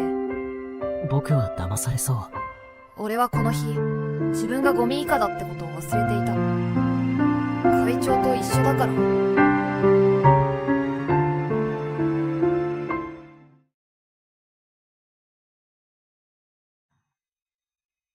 ご飯食べたし、数学の宿題しよっか。数学嫌い。やったら見せろよ、会長。三上くんノートの字が綺麗で、授業内容わかりやすいよ。三上くんのノート見ながら、一緒にしよ一緒に。う。できるから。おう。ほら、ここは、この公式そのまま使えばいいんだよ。ほんとだ。すげえ。できた。昔は一緒に憧れてた。実際は小さい女みたいだと仲間外れにされた。人は自分を優れてると思うため、誰かを自分の下に見て安心するものだ。三上ちっこいからな。女子と遊べよ。行こうぜ。なんだと？標的にされたのはいつでも小さい俺だった。ふん。だからいつもバカにされないように、舐められないように力ずくでやり返した。強がって虚勢を張ってた。悲しんだら傷ついたって認めることになるじゃん。男のくせに三上の字って女みてえ。可愛い三上は字も可愛いね。好きだった字を書くことも、いつかそれすらバカにされるようになっていた。いつからか俺は誰も必要としなくなった。怖い顔で歩いた。だけど自分が誰も必要としないのは必要とされないことの裏返しだ。でも会長は不良じゃないよ。同じクラスの三上くんだ。俺を見て、とても綺麗な字を書くんだ。川端くんの代理に適任だよ。俺を必要としてくれた。もし会長と子供の頃に出会ってたら。三上くん、一緒に遊ぼう。おう。強がることも虚勢を張る必要もなく、今よりもうちょいマシな人間になれただろうか。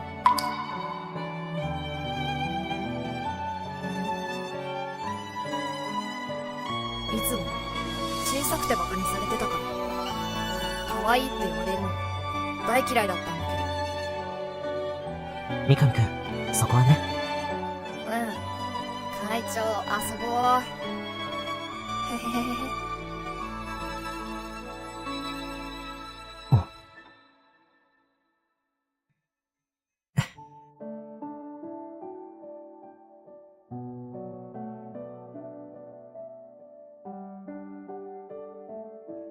かわいいね、三上くん。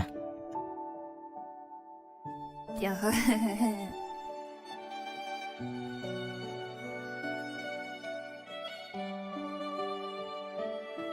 会長が言うと嫌いじゃないかもしれない。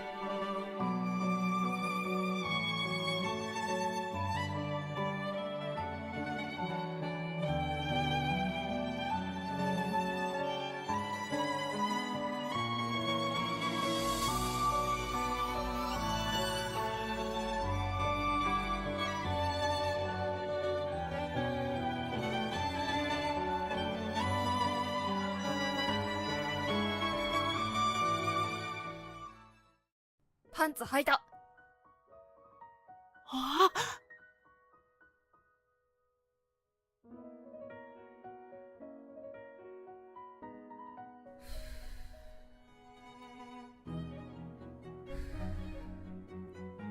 会長。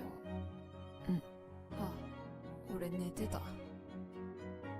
おい、なんかパンツ履いてねえ。ケツがスースーする。って、これはどういうことだよ。しかもハムスター着せられてるやんけ。くっそ。三上くん。おい、俺の夢見てんのかよ。なんだよ。どんな夢見てんだよ。ほんと気持ち悪いやつだな。だいたい抱き枕みたいにしがみつきやがって。おしっこ行こう。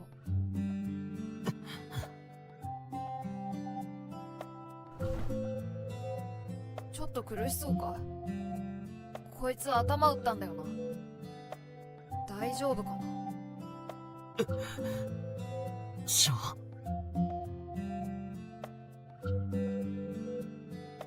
ショー、うなされてるのかな。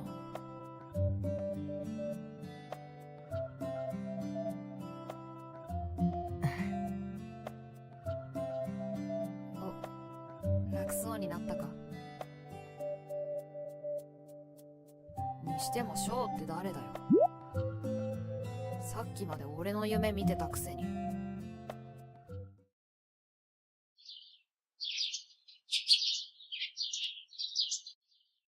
スプーピヨピヨポトヒピー処理スプー。はっ、朝か。俺のパンツと靴下とシャツが干されてる。三上くん、起き。ああ、ブカブカしてる。かわいい。お前が着せたんだろ。昨べは三上くんがベッドから落ちないように抱えてたら、抱き枕みたいでよく眠れた。三上くんいい匂いするし。おお、そりゃよかった。やっぱ抱き枕にされてたのか。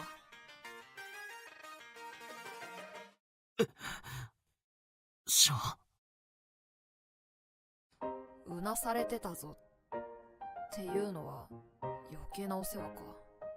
あ、洗濯物を取ってくるから待ってて。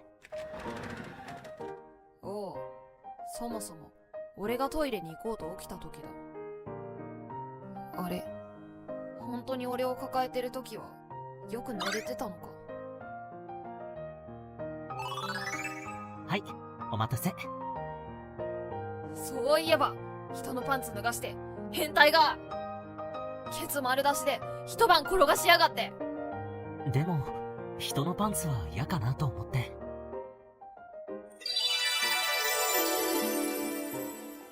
おう、じゃ、ご飯できたから着替えたら来てね。飯すぐ行く。パンツ履いた。よし、安心感。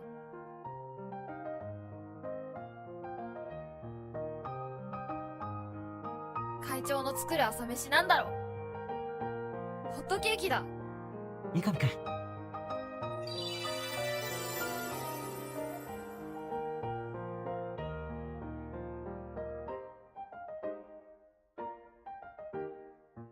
三上くん、ズボンは？食べこぼすと嫌だから後で履く。股にこぼしたら漏らしたみたいじゃん。そっか。じゃあ、座って。お、俺の好きないちご牛乳。どうぞ。サンキュー。会長もいちご牛乳好きなのかな。僕は飲まないから、全部飲んでいいからね。え、大丈夫？ごめん、こぼした。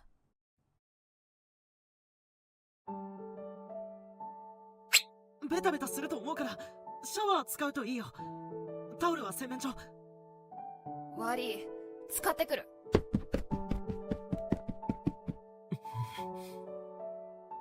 メガネなくてよかった。7時か。7時半には家を出たいな。先に洗面所を使って、後で一緒に残り食べよう。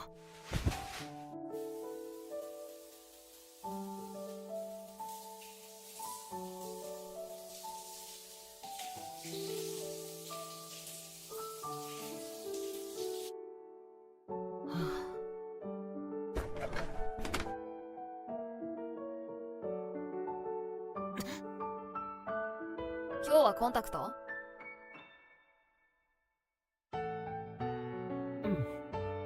でも苦手だから、学校が終わったら新しいメガネを作ろうと思って。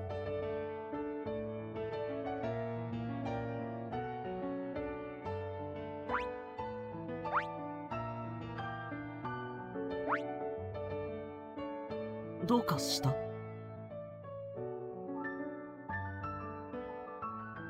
ちょっと待ってろ。いいもの持ってくる。服着てたんだ。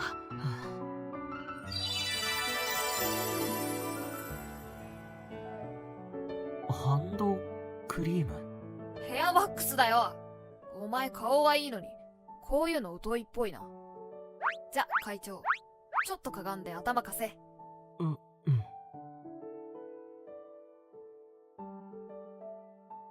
ちょいイメチェンしようぜ。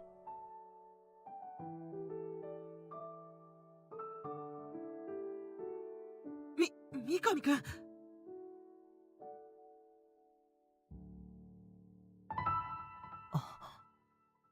三上くんの匂いだ。完成。変じゃない？わあ、予想以上にかっこいいな。かっこいいぜ会長。俺が女なら惚れる。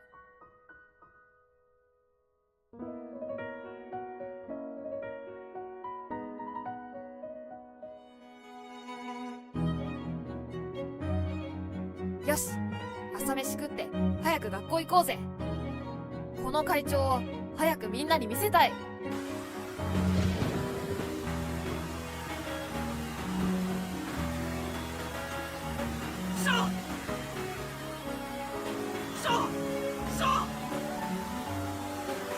どうして助けられなかったんだろう。人を傷つけることになるなら、失うことになるなら、僕はもう。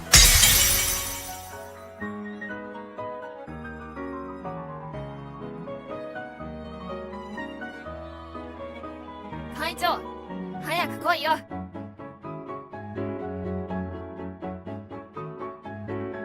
誰のことも好きにはならない。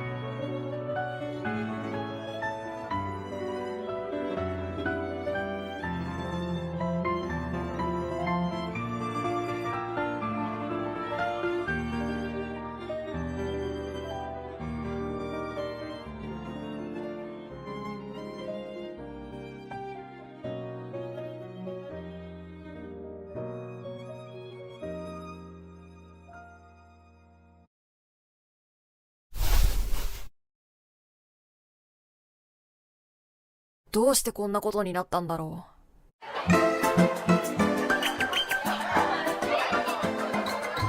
委員長、どうしたの？めっちゃかっこいいやん。三上くんが姫チェンって。三上がモデルみたい。昨日頭打ったって大丈夫か？三上くんが付き添ってくれたから。三上がう。ほら見ろ。みんなベタ褒めじゃん。会長はかっこいいんだ。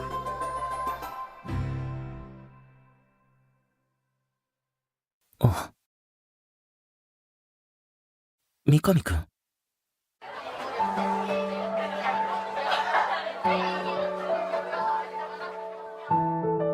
いなくなっても気づかれない俺。そもそも会長とは昨日たまたま一緒にいただけで、友達でも何でもなかったんだ。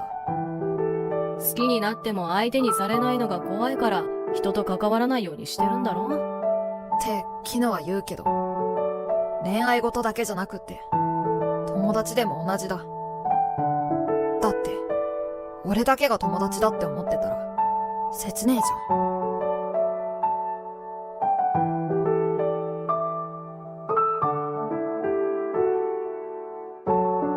昨日早退した時間のノートを谷くんに借りてきたよ。一緒に写そう。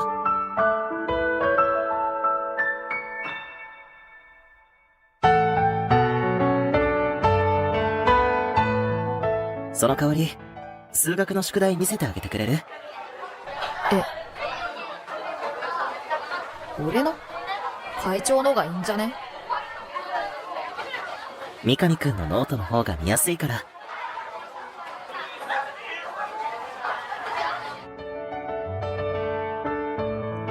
見ろよ、女みてえな字。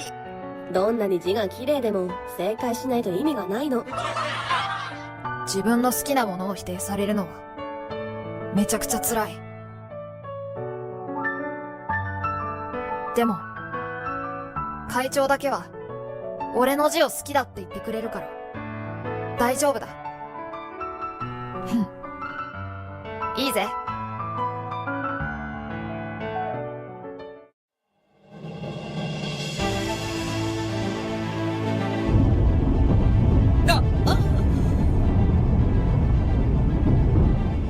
ほらよ、さっさと写せ。ボケっとすんの？えい、ハムスター。じゃあ、ちょっと映させて。委員長、なんかありがとう。なんじ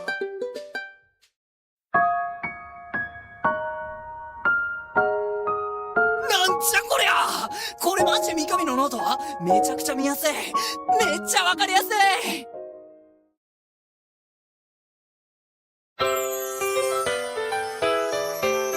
本当だ。すげえ見やすい。先生の分かりにくい板書がこんな見やすく。参考書かよ、すげえ。三上にこんな特技があった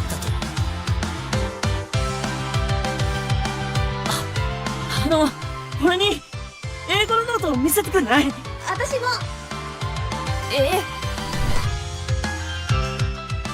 僕は古典のノートを見せてほしいな。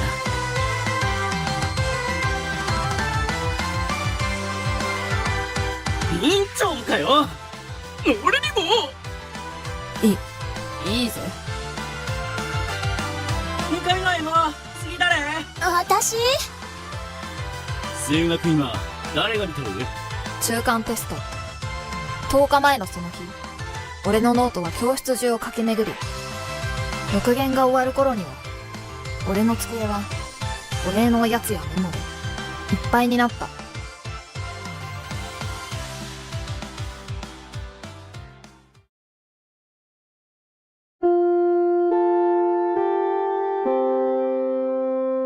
終わった、帰ろうって授業が終わったらいつも思ってたけど。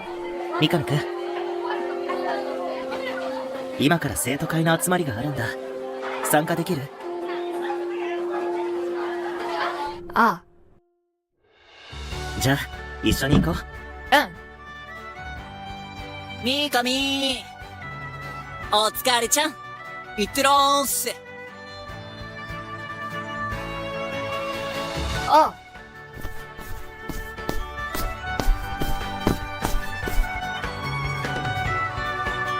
購買部に寄ってもいい？いいけど、ボールと水には気をつけろよ。そうだね。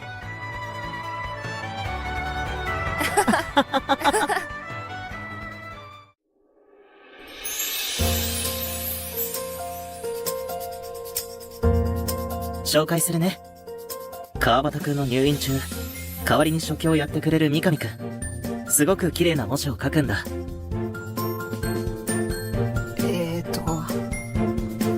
よろしく。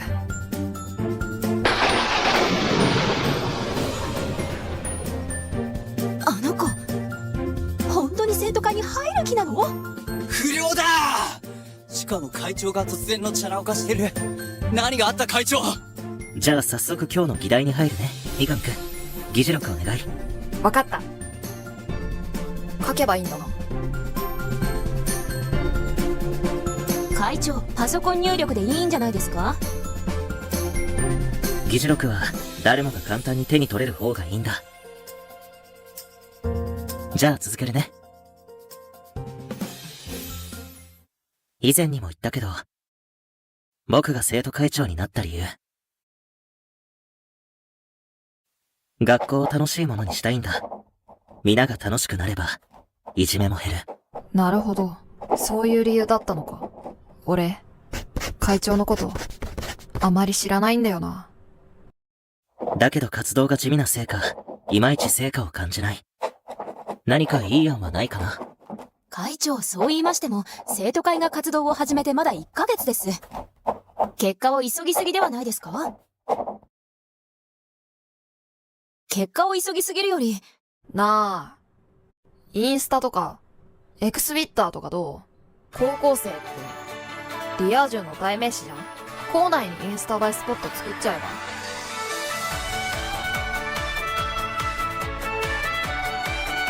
あと活動は、確かに地味だから、エクスビッターで生徒会アカウント作って、親しみやすく活動内容を流す。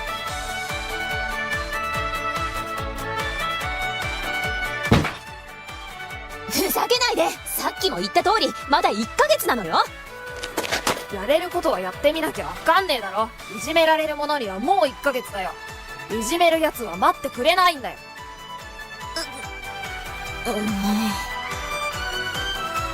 三上くんの意見、一理あるね。先生に許可取ってみるよ。俺、リアルは不得意だけど、SNS 得意だから、管理してもいいぞ。他に案がないなら、来月の学祭について打ち合わせよう。会議後会長は、先生に許可をもらいに行った。許可取れるといいな。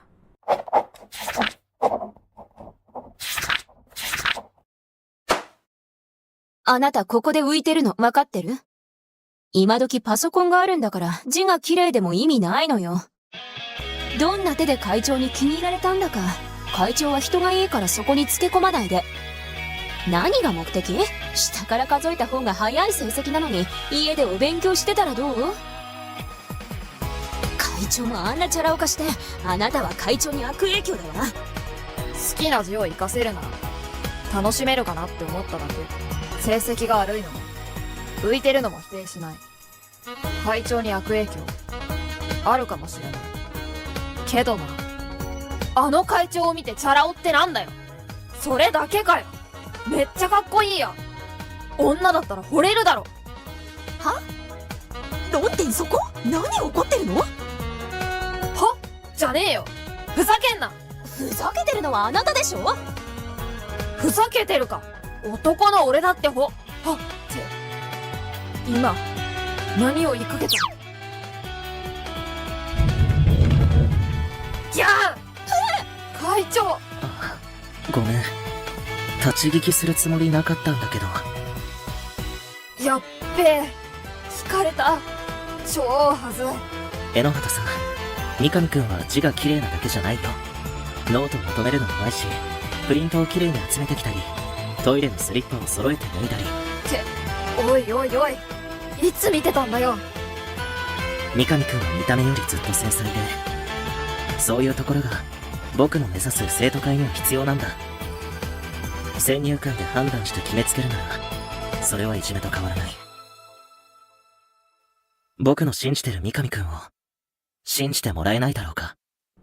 くそ。なんだよこいつ。ほんま惚れてしまいそうだ。わかりました。会長がそこまで言うなら。どうせ川端くんが退院するまでですしね。じゃあ、失礼します。悔しいけど、その通り過ぎて言い返せなかった。悔しいなら頑張ってみる。インスタと X ビッター許可条件は生徒会役員全員中間考査で全科目平均点以上。一緒に頑張ろう。全科目平均点以下の俺ができると思ったのは会長が一緒にって言ってくれたからだ。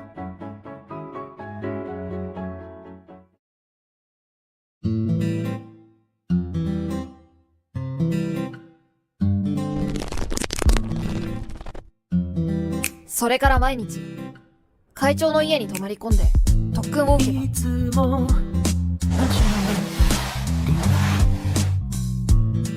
二人一緒にいた。だけど気がつけば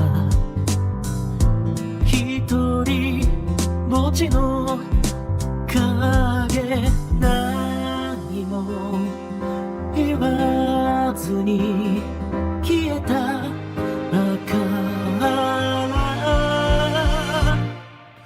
嫌いというたび溢れるこの想い。好きに変化して君の元へ届けよ。嫌いだ嫌いだでももう他の人じゃダメだよ。抱きしめたいんだ。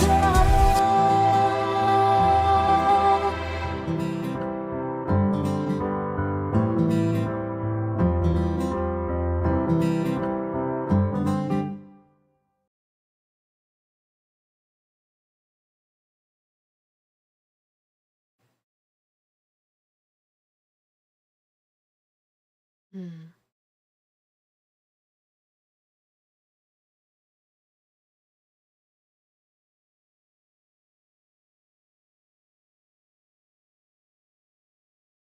You just wished I would be somebody. I understand.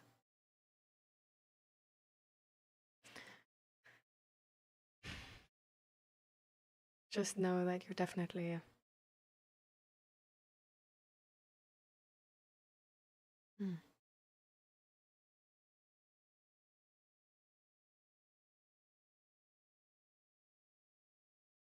It was all fine if she was not able to feel safe around me.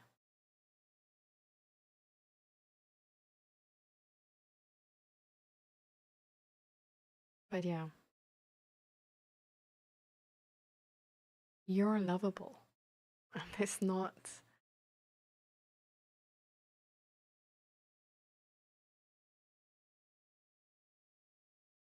You don't need to be the perfect person right now, and you can. You're doing the best you can. And it's gonna be shit. It's gonna take a lot of work, and it's gonna take a lot of time.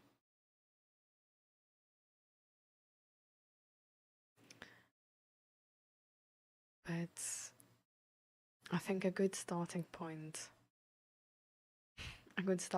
would actually be to move from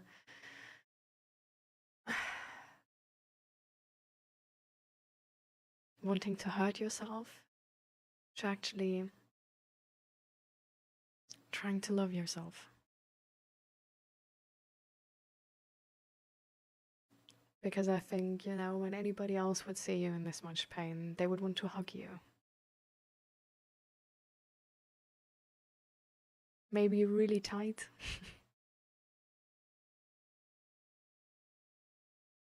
But yeah, they wouldn't think about beating you up. you know? So I know. I mean with the wanting to feel pain, maybe you can go to wanting to feel pain to trying to be there for you, you know? Hugging yourself, getting yourself something warm to drink or something cold to drink, whatever you need. Cuddling into blankets.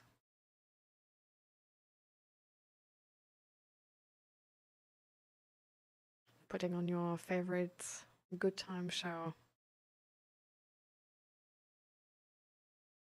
Or maybe just laying there in the blanket just crying.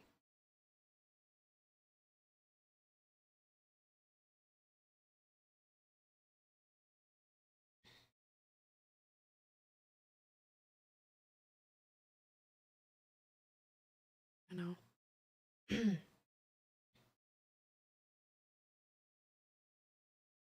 You've bought yourself a drink today, nice.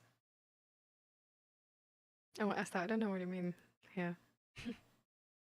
What this refers to.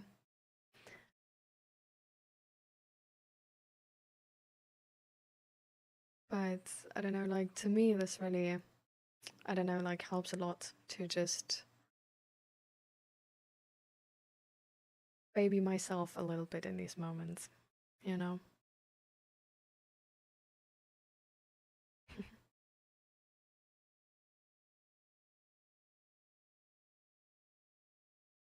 I think it's really nice if you do find someone who can do that.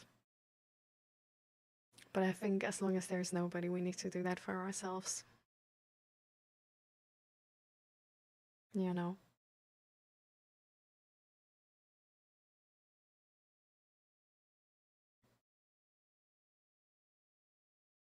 And I think it can be really empowering to be able to do that. You know? To see yourself in pain and then be like a really good mother to yourself. Don't tell yourself to, I don't know, you know, lock in or get over it, but to just be there. Because you don't need to get over sadness in 5 minutes.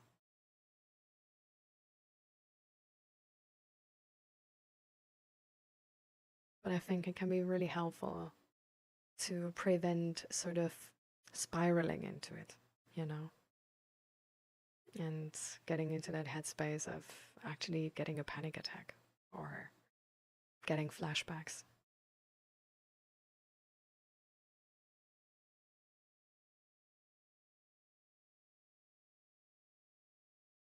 Because by taking care of ourselves that way, we can sort of stabilize ourselves in the shitty moment, right?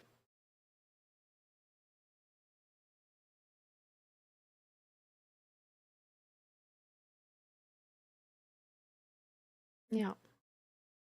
Christmas can be really exhausting. And then if we don't have like enough energy for ourselves, right?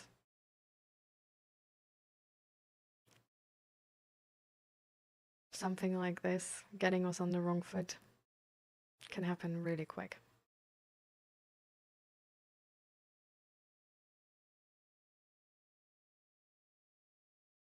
But even though you feel like this, your body deserves to be safe, you know? Mm. This is a really difficult situation. With sleep deprivation like this, it's really hard to have a stable mindset. And it's really fine to be emotionally super exhausted and not wanting to get into anything. And I feel like, you know, you don't need to be emotionally attuned on every day. if the energy is over for today because you were at the hospital, you had to explain everything, you know. It's like, do something you like today. Focus on something good, something positive. Baby yourself, you know, get yourself that good drink, get yourself that favorite movie, a nice blanket, you know.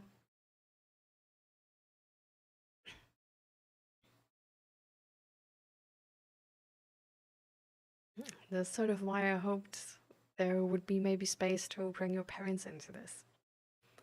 Because I think this is a lot to expect from yourself. You know?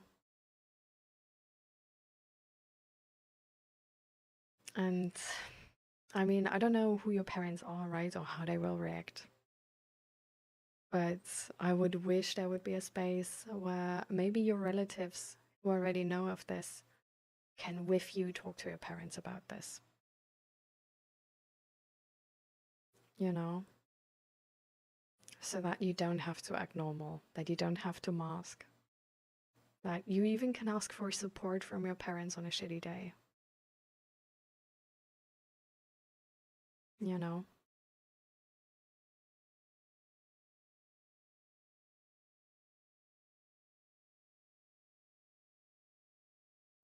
So even your relatives are like, don't tell them.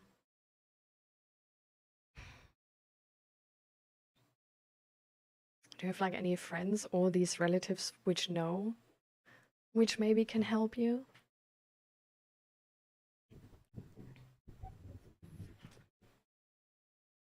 I mean, maybe they can even make up some, I don't know, like some other medical condition so that you can get a sort of understanding from your parents.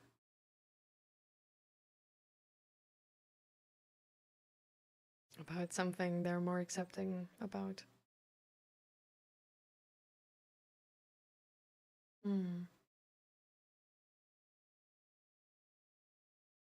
Well, I think relying on anybody is maybe hard, you know. But you can always see if there's just any help you can get.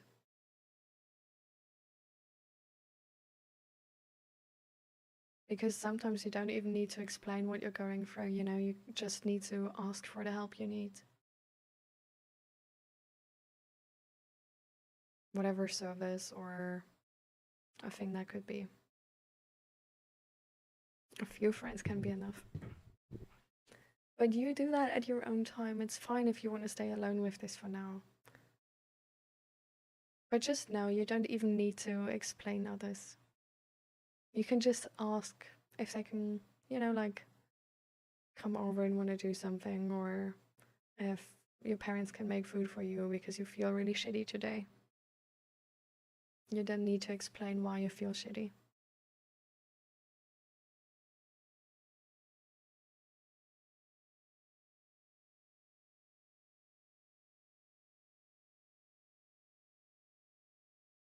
Maybe that's a thing, how you can ask for help.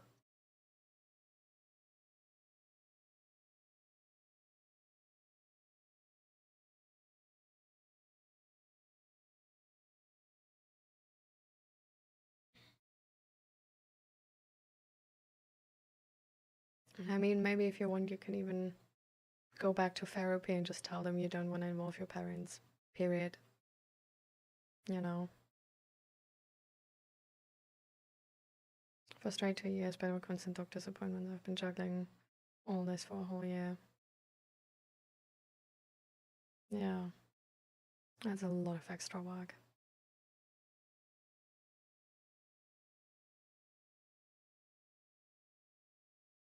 So, how was the reaction?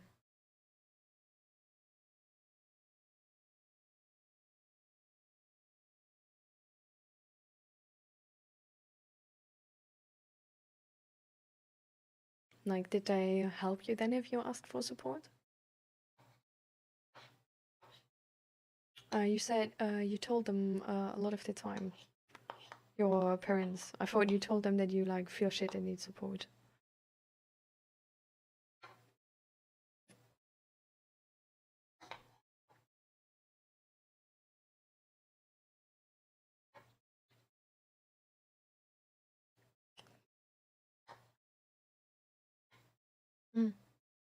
I don't mean that you told them what happened.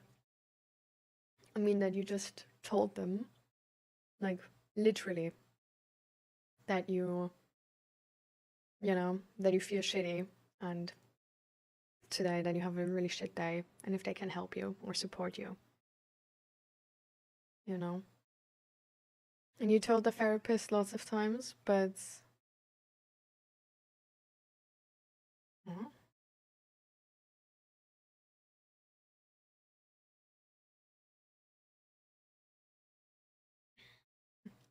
maybe I only put you in timeout because of the advice to log in, because this is not advice we say if somebody is pointing out their whole life story, which is really, really fragile. That's the only thing. And I didn't have time to address that in that moment. That's why I just timeouted you to like remove the message. It's fine.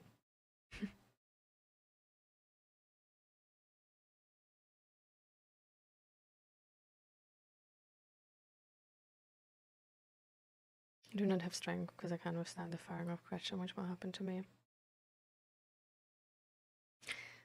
Maybe you can just try a different therapist. Like some therapists are better than others in these situations. Some therapists can relate more or less to the gravity of the emotional burden you go through, you know? If it's a therapist who's sort of like, you know, pushing you in that moment, oh my god, we're throwing everything everything around here.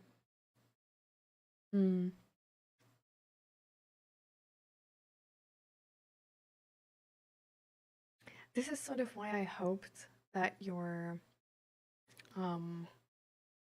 relatives could maybe join you while telling your parents, because then your relative can answer all these questions, or can actually just say like, this is not the reaction we need right now.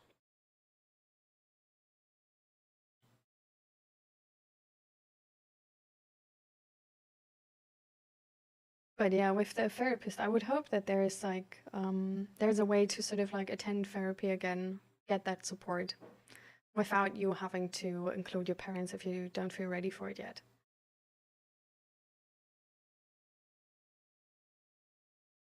Yeah.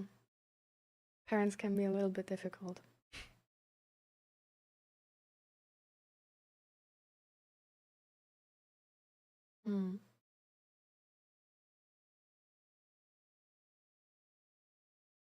Well, the psychiatrist is usually like not like, I don't, just checking here, the psychiatrist is usually not the person you talk to on like a weekly basis or anything. The psychiatrist is usually the person just prescribing the meds, and you see them for like only a little amount of time.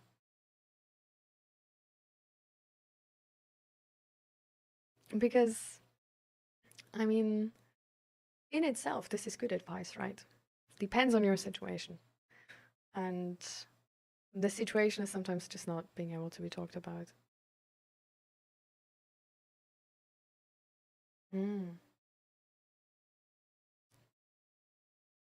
But so did you then have like psychologist appointments? Like, how often were you at the psychologist?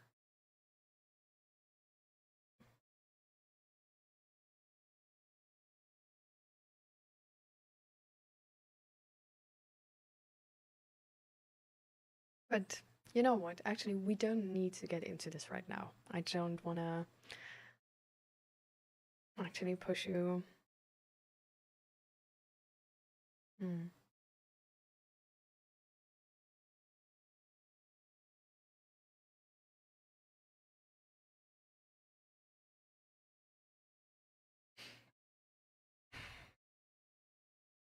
So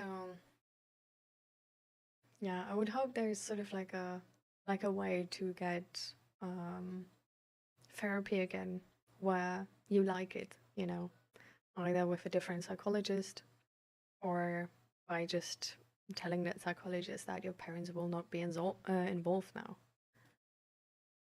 and like period point blank.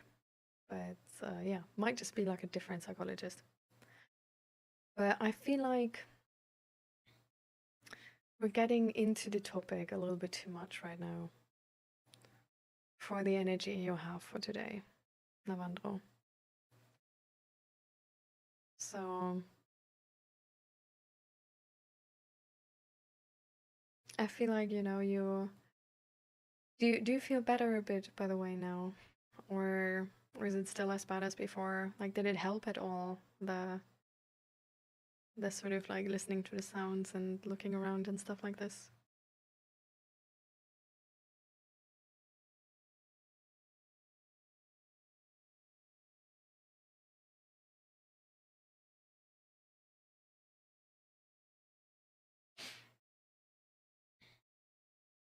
Mm-hmm. Navandro, where's this coming from? Is this relating to anything I said or anything the chat said?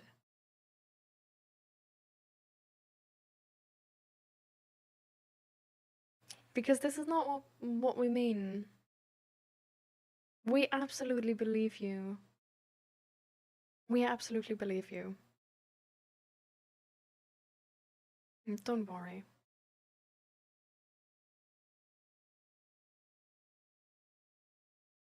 Yeah. We really just want to support you.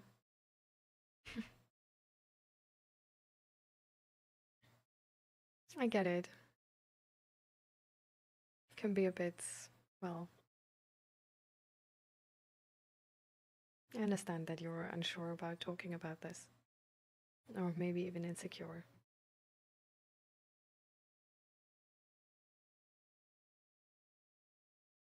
Why are you sorry though? You don't need to be.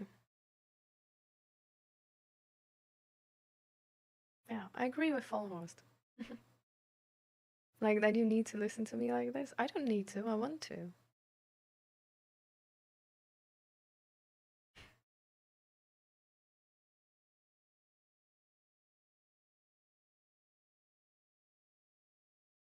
Yeah, I feel like virtual hugs, like if that would be a thing already, that would really be necessary. Like imagine you could do like projection hugs or something.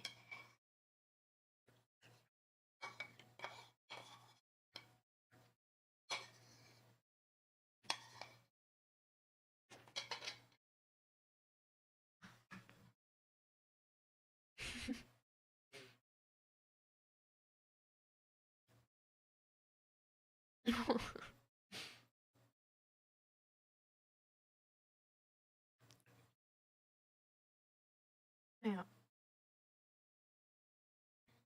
We're here with you, Lavendra. And honestly, like, I don't know, I'm sad that we can't do more, you know? Like, it would be so amazing if we would be able to just help you more.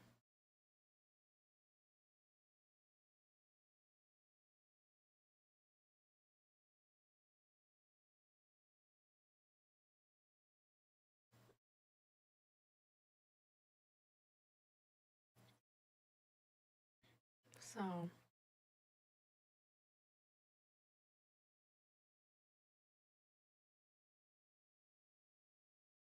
but I think for today, Navandra, just, you know, take a pause. You did a lot today already.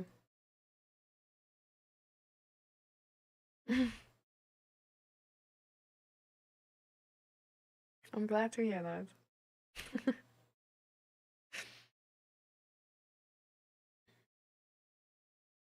Because I think this world can be glad to have you in it, you know?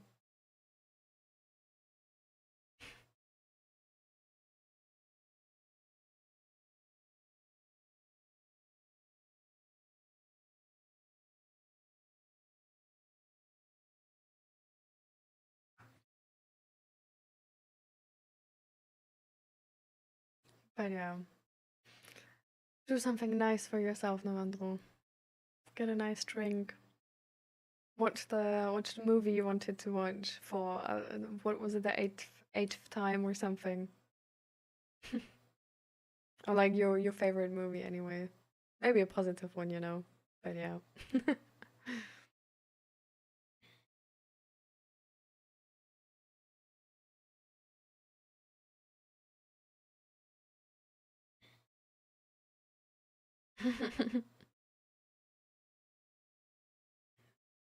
And cuddle up. And give yourself some love. Like, just some grace and understanding and care.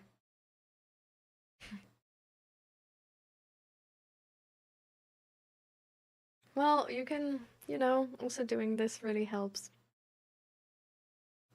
Might look a little bit stupid, but thankfully we don't care about that. Thank you for the follow. Peace, Close.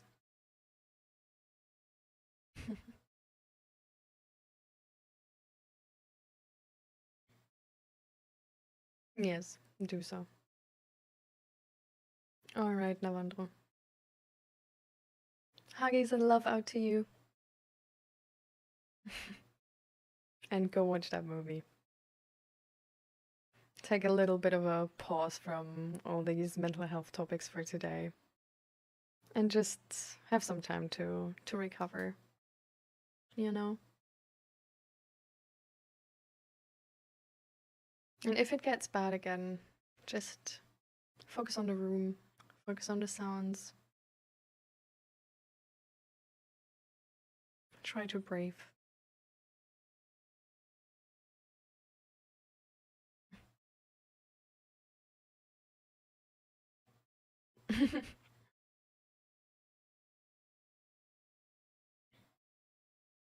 Alright. Love you, Navandro. Bye bye.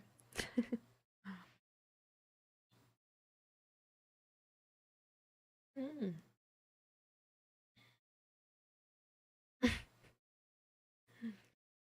Whammy again. This is not trauma dumping, right? Like, this is asking for help and then getting into a topic which relates to that. So, what can we help you with, Whammy Desu?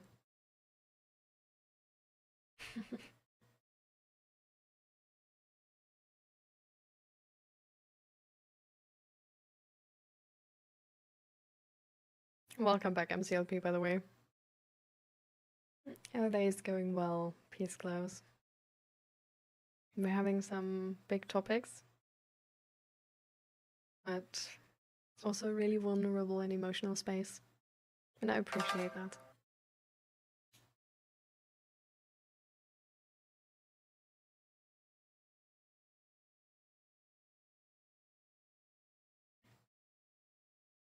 Thank you for the follow. Welcome, welcome.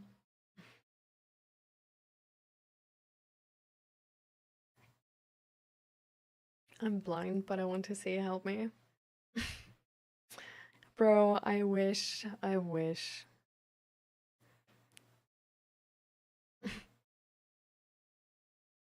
There's actually, there is though, and that's really interesting. There is glasses I thought, which can, like, for people which are not entirely blind but nearly blind, really improve their vision. Like for people who like only see like a sort of like a small point in the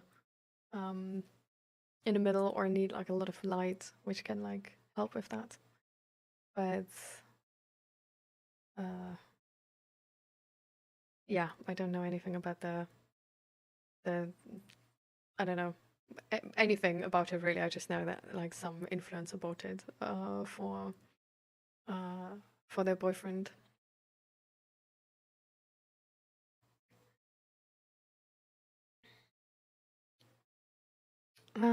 Don't. Oh well. I'm sorry, Asta. In that moment, I really did accept it. And that's fine. We can talk about it whenever you feel safe.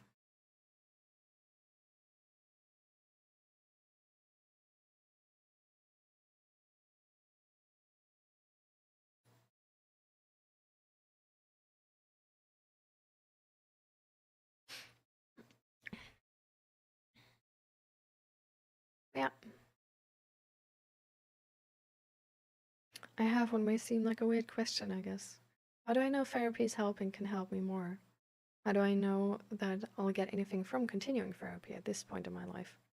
Or how do I know that I need a new therapist to progress? I've been in therapy since I was 3 years old and I'm now 29. It's kind of confused why I'm still there. Oh, that's a that's a good question.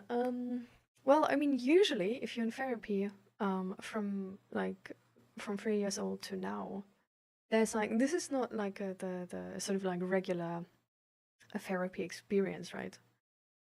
Or at least I would presume so, or assume so, because here in the Netherlands, at least, the way therapy works and the system works is that there's sort of like a limit on how many sessions you can have in a specific sector, or like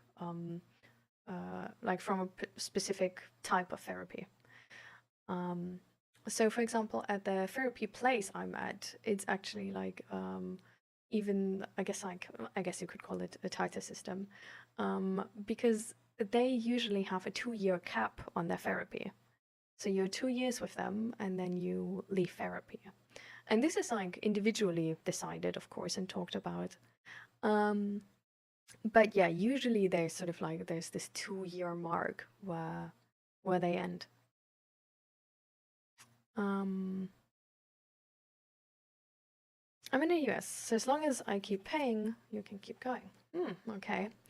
I heard about the US system because of this, that there's sometimes the situation where the goal of the patient becoming actually independent and being able to live without therapy properly is being a little bit like missed with having this like sort of open end, being able to like always stay in therapy situation. How much does it cost to avail therapy sessions? In the Netherlands, your healthcare provider is your healthcare insurance is paying for it. So it really depends on where you live. Yeah, so this is sort of like what I'm trying to find out, Esther. So I'm not sure like in what type of system Nate is, but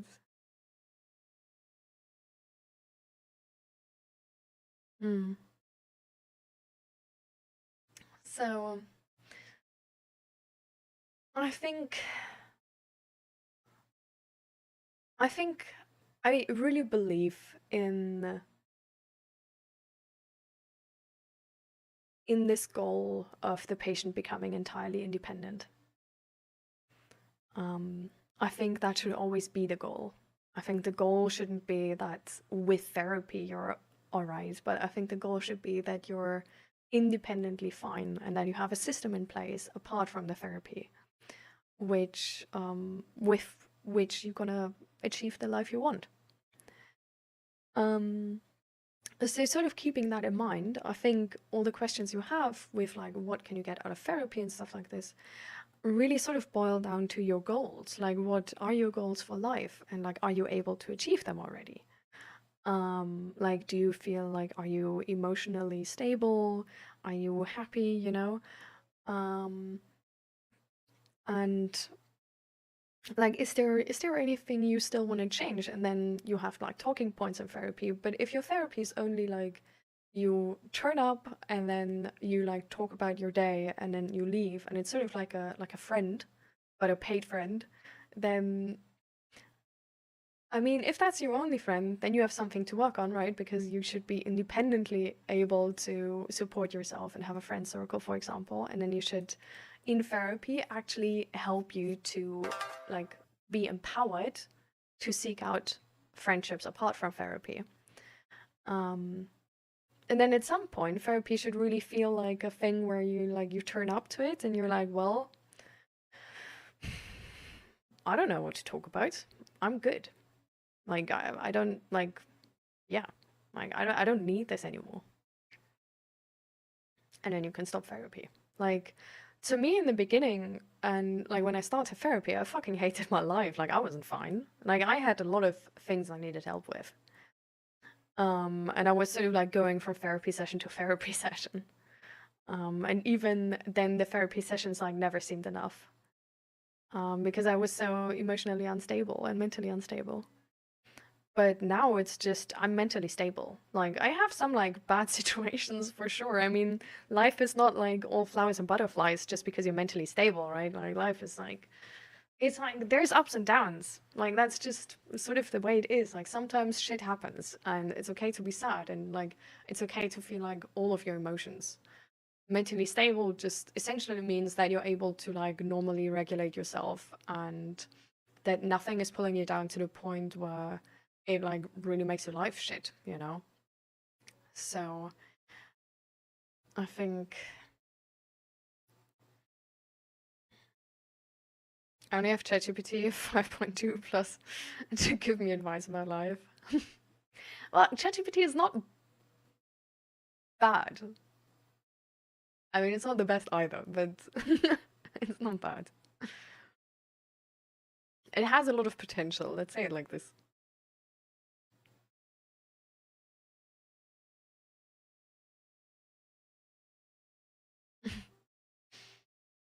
My therapist seems to focus on trying to deal with my trauma rather than helping me get through it. I handle in day-to-day life, but trauma is forever, I know that much. So it's not helping, I feel like, because anything related to my trauma is just, I know this traumatic event is the cause, but you won't give me the fix. Well, with trauma, describing something as a fix is really like the only thing coming to mind is drugs, and that's not what we look for, is it? So to me, there's some things I'm like traumatized about, but the like trauma therapy is, for example, something like how was that called again, Estelarian? You know, it's narrative, imaginary.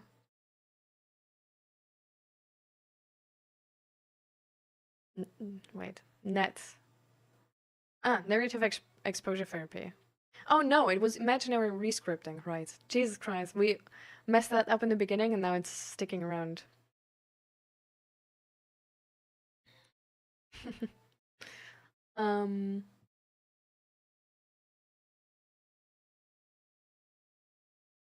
What is the fix to my behavior caused by said trauma? Ooh, that's a tough question.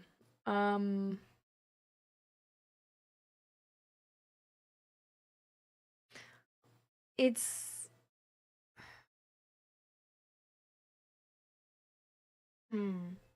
I can't entirely relate to that question because to me, like I can I can relate to that question in terms of like from the past, but like nowadays, the way I see trauma as fixed, I don't know, is that I understand it so well that I don't see my behavior as sort of like an issue. Like I don't despise my reaction on triggers.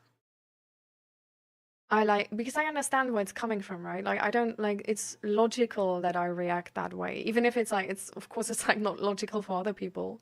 But I understand why I react on like triggers and on what it reminds me and how my body feels in that moment. So to me, the sort of like fix, I guess, or to help me with these reactions, just to like emotionally stabilize myself in that moment as well, is first of all to be able to communicate it so that I can ask for help from my surrounding if I need some, or for example for clarification if I need that, because it's like a communicational thing. But it's also, for example, like learning how to calm yourself down, training and sort of like showing your body and training into yourself that you're safe now. And even though that has happened in the past, it's like now you're fine, and sort of like regaining that confidence in keeping yourself safe. And then it's like, yeah, usually it's like really connected to exposure therapy. or imaginary rescripting. So imaginary rescripting really helped me to like understand my reaction to triggers and where it's coming from. And exposure therapy really helps to lessen your reaction on triggers. So yeah, that's sort of like the trauma therapy I had. But yeah, it's a lot really about like knowing yourself, like knowing what you like, what you don't like, putting yourself in situations where you're able to like live well, right? Like not trying to be a different person, but really seeing who you are and what type of safety you need. But yeah, if it's something which is, for example, like triggered like every day outside because it has something to do with, for example, like social anxiety or something like this, then it's usually like exposure therapy and just trying to essentially the idea behind exposure therapy is you go through the trigger and you learn that you're gonna live. But you start like very, very slow. Because otherwise it has like the opposite effect sometimes.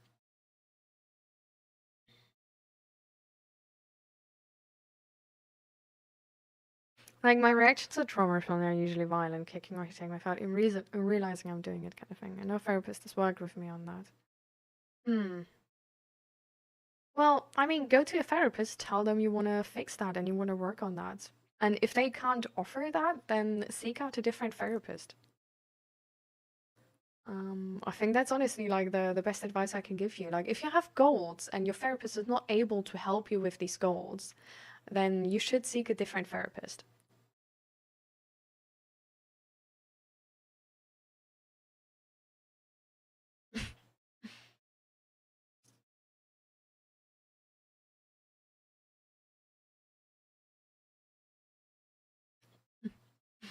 Welcome, Fluffy. 20 stream streak, let's go.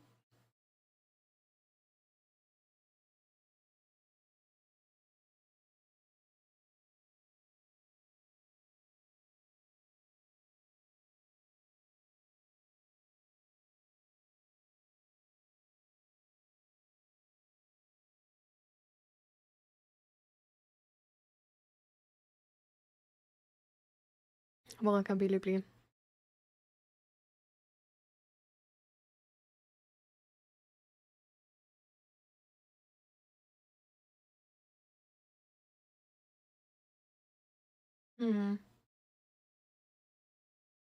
Yeah.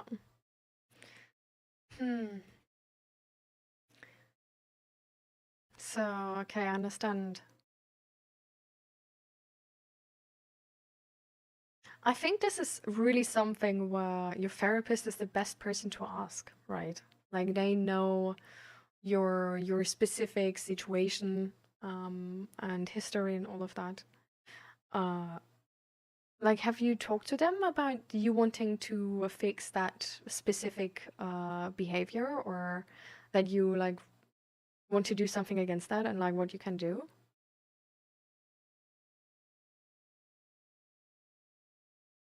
Because therapists are usually like very like they don't really assume any goals or anything, and they don't really like put any goals up for you, but they really like only respond to the goals you set. That's sort of like the idea, because you can't make somebody change in any type of direction. The person who seeks therapy at your place is whatever they want to help with, you can help them with. And of course, sometimes it's like, I want to fix my anxiety, and then you type of like educate them on like what their anxiety has to do with, and like then goals might change based on that knowledge. But it's really like they don't like make up any goals for you. Like you really, yeah, have to come with the goals. I've told her, and she just continues to give me homework. Have you told her that you don't understand the homework? Because I think, like, honestly, like, it's really important to be honest to your therapist. Like, if you, like, we have the same here, right? Like, if you if I give you any type of like guidance or whatever, right, and you don't believe me and you think I'm talking like bullshit, that's like one option, right? But the other option is that you didn't understand what I properly meant, but now you don't even ask, right? So there's some reason she's giving you that homework. So I think I honestly I would just question that, you know? Write down what you're proud of about yourself one time every day. Okay. So what did she answer to? How does this help you?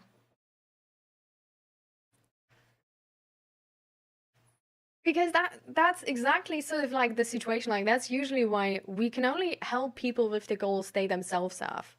Because this seems like sort of like a mismatch here in that situation where like you don't think your goal is being addressed with this, and that's why you don't do it. So this is exactly why like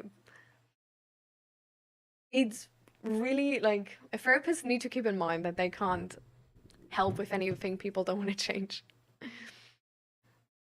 She said that I'd know once I did it, and I still don't.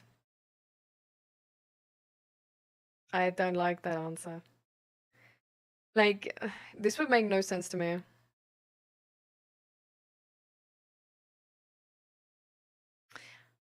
I don't know. Okay, so how is your general relationship to your therapist? Like, do you think she's like super helpful and she gets you like so good, you know? Because to me, that type of therapist would be like, next. I can't deal with this. Next. It's like, this would not, I don't know. Like, this is like, no, I can't. For me, logic is so important. I don't believe people just because of their authority. Hmm. Like, in therapy, I never had a goal or like a homework or whatever where I didn't stand fully behind it because I know what it did and or what it should be doing. And like I told my therapist sometimes that okay, like, but like how does this help now? And then he explained to me like further like how he means it, and then sometimes we just uncovered like miscommunications and stuff like this. Yeah, okay. Yeah, switch therapist, I think, honestly.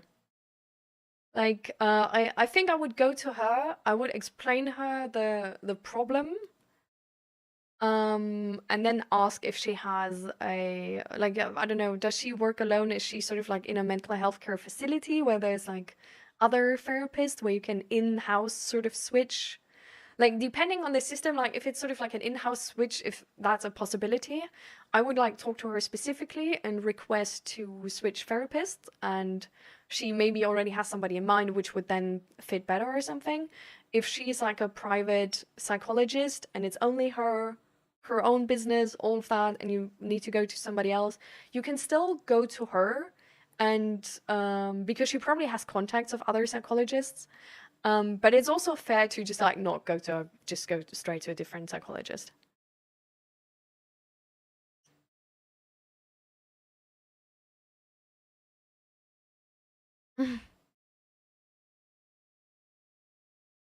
I don't drink enough. You're correct. And hi, Indiana John, by the way. Good day to you. Welcome, welcome.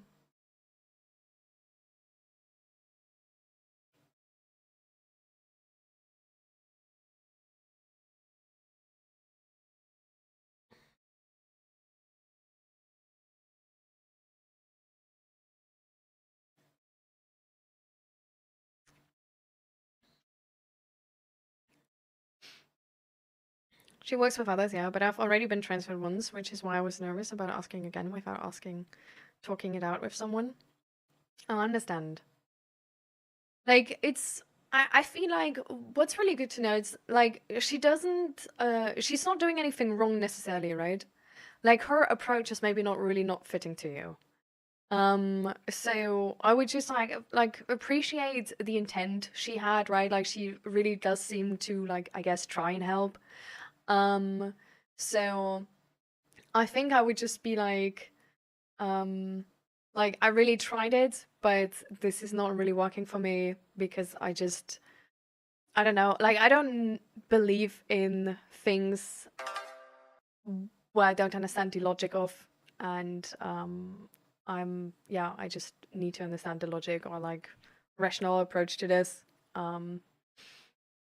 And is there any therapist you know which is able to do that?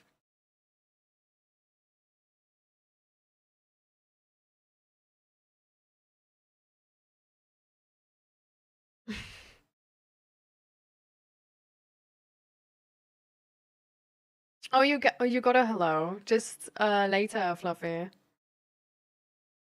I actually also answered to your streak. Like that was the hello. But you didn't hear. You didn't even listen to me.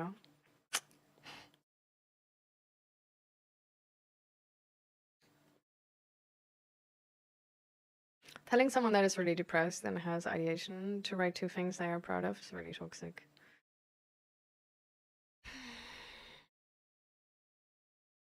Definitely really a thing which can go wrong. I think for some people it might be like really nice, but yeah, I'm not sure. I can't relate.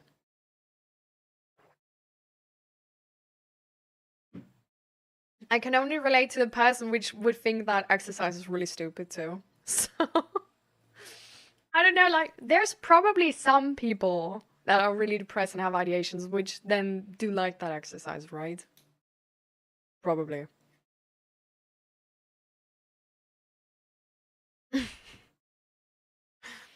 Oh, guys. Let's not make jokes about me not saying hello. I do feel guilty then. This is not a nice feeling.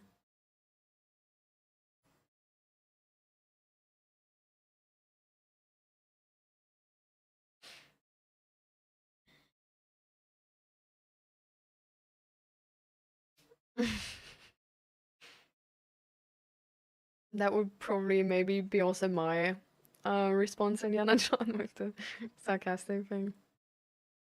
Yeah. Good for you, Esther. But yeah, Nate. So definitely do that. Like switch therapists. Like especially like if you're like with the therapist like so long already. Definitely do. You know.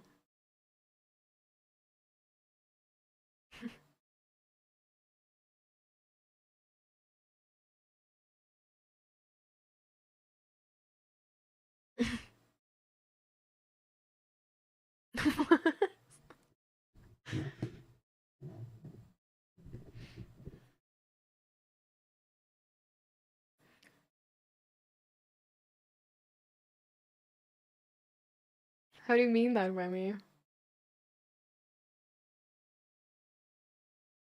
Is that a joke since therapists like work like get so much money or?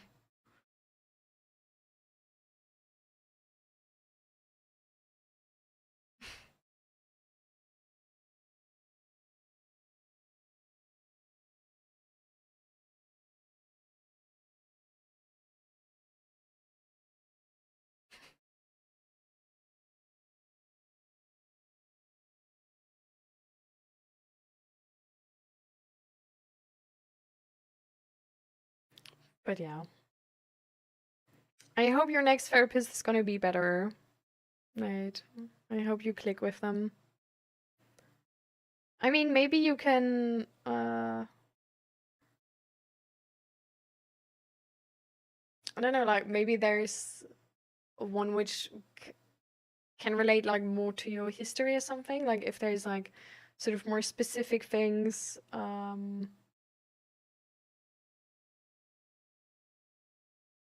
you relate to. Like I know that some people, for example, like do better with like a male psychologist and some people do better with a female psychologist. Like I did really well with my psychologist. But I think that was also just really, I don't know, like a really nice match in terms of like intellect. So.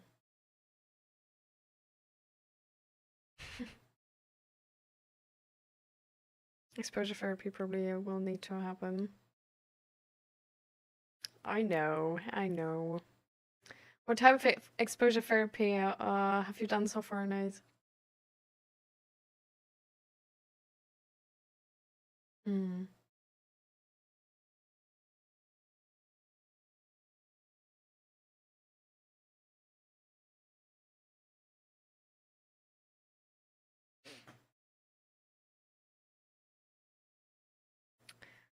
Zach actually also didn't click really well with his male psychologist. There was some like, I don't know, some weird tension between them. But I clicked really well with my male psychologist. I don't know, but yeah, I think it's definitely more so, I guess, like for me personally, like gender is like really irrelevant. So it's more the intellectual part which sort of needs clicking, like this like very I guess strategic, rational, logical thinking pattern which needs to click. And my psychologist and me really do click on that. Sometimes a little bit too well, but yeah.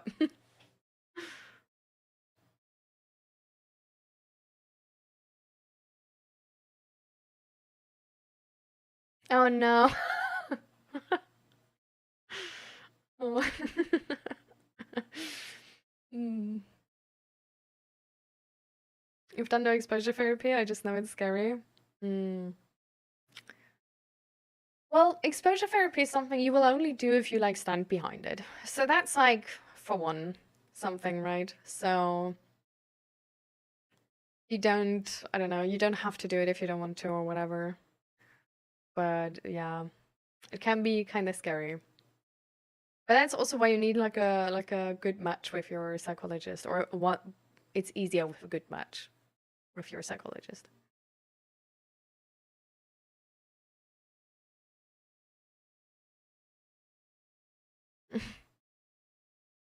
You just agree on what ChatGPT says. Or ChatGPT is so agreeable sometimes. I really hate it actually. You can essentially tell ChatGPT anything and they will like it will just agree with you and not tell you you're wrong. I really hate that part actually. Ideation topic on Twitch is against us. Well, we've been there already. Like, is it?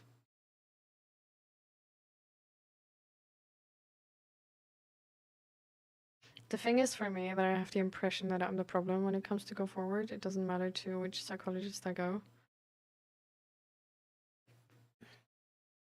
Well, that's also something good to know, right? And it's it definitely is a thing that I don't know, like if we go to a therapist and then like every time we are at one, right, we like, just don't like what they're saying. Yeah, it might be an us problem. We might need to decide if we actually want to hear an opinion about this, even though we don't like it.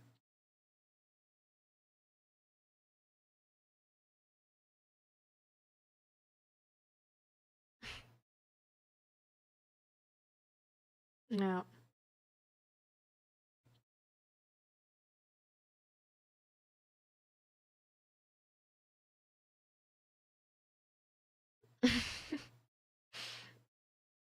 Ah, Diana John.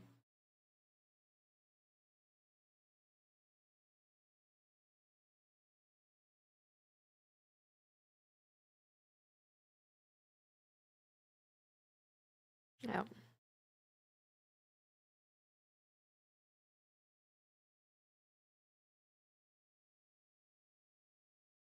Mm. I mean,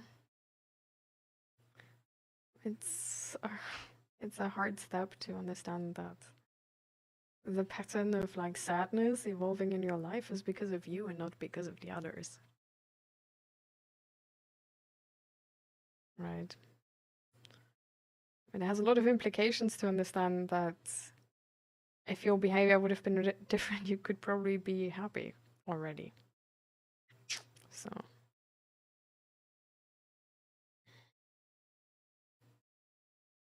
But sometimes it's also just really not like properly understanding the logic behind it. And maybe it can help you followers to just, you know, just tell the psychologist if you don't believe something or why something really is that way and stuff.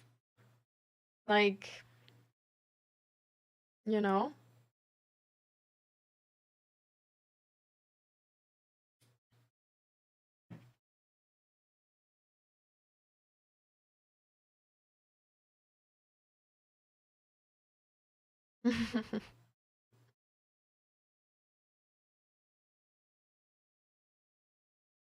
So.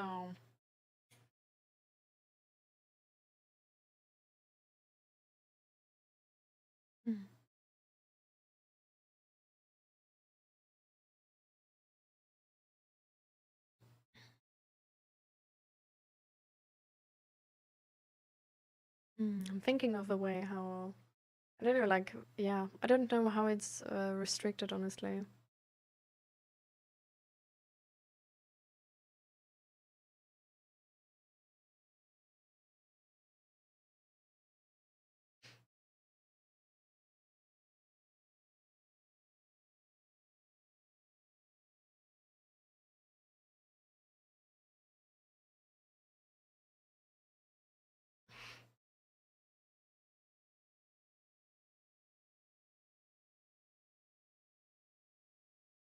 Mm.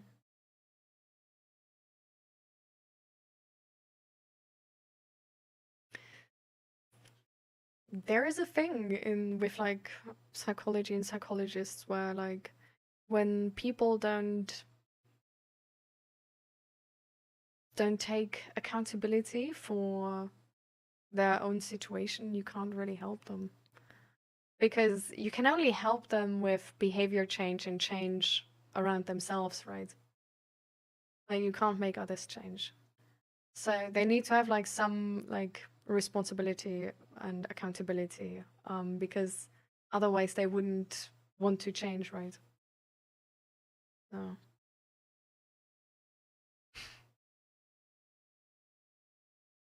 Whammy. I I really don't appreciate the term trauma dumping.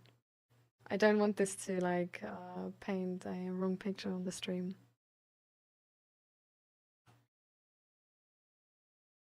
Because trauma dumping is in and on itself, right, not really about like getting help or even asking for help or wanting help or anything.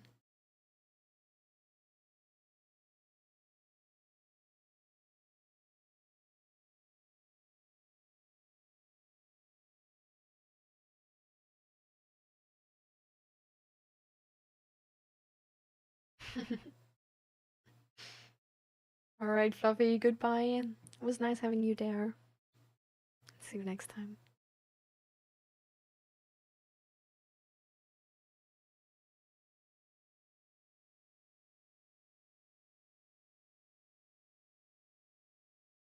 Some days I think I'm God, other days I think I'm a 7-year-old. Fun times not. I mean, that makes a lot of sense though, right? Like, have you ever heard about the duality of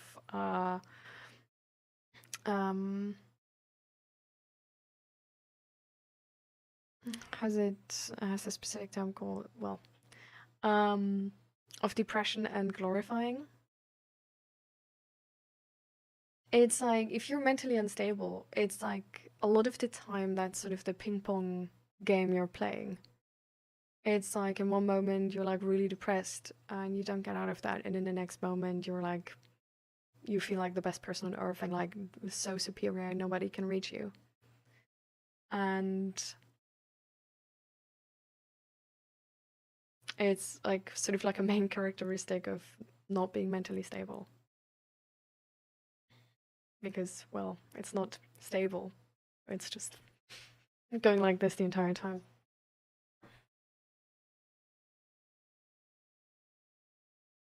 Yeah. Like bipolar.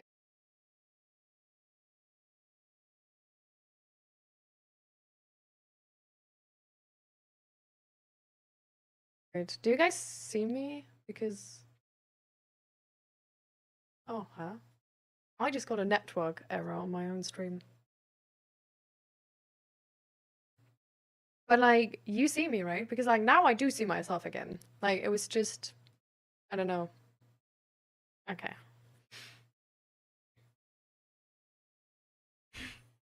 Okay, I'm just gonna wait for a second.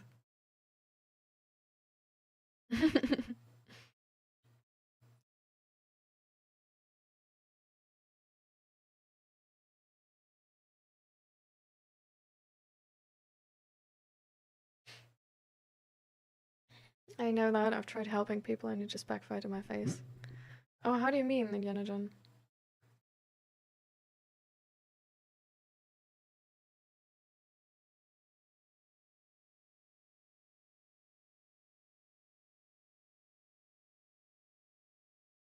Hmm.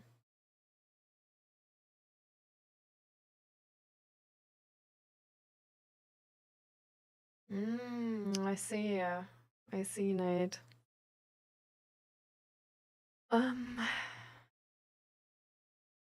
I feel like what you're describing is really more like the switch between um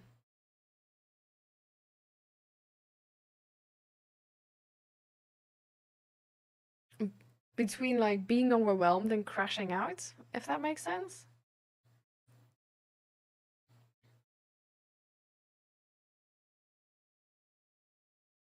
Oh no, just bipolar. Oh, bro, my bad. Thank you, Asta, for correcting me.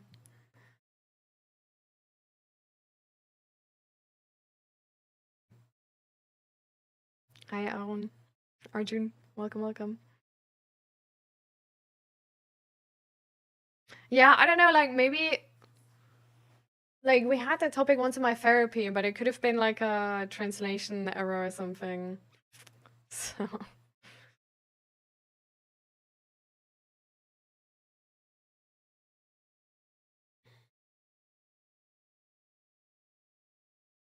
hi, Bucky. Welcome, welcome.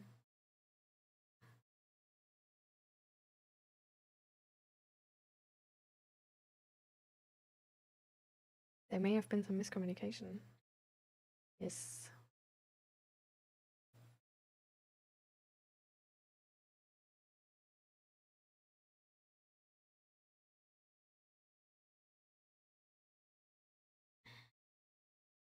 You have a question which is very off topic. Okay. Like I think honestly, like I feel like our topic is like hard to grasp, right? Right now. But yeah, this like switch from like sort of like feeling great and then feeling shit, yeah, is like bipolar is in the like in the Netherlands at least, it's usually being treated by the personality problems therapy center.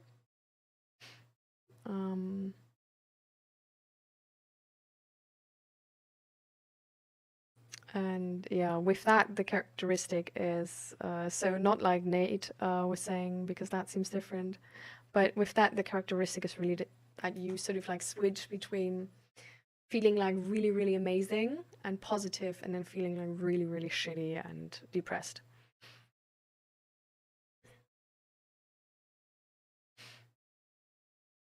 Ah, that's a rainbow flag for that we're LGBTQ plus positive here.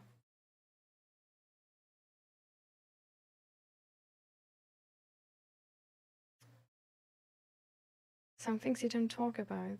You've known some really bad people. What are you talking about, Darkberry form?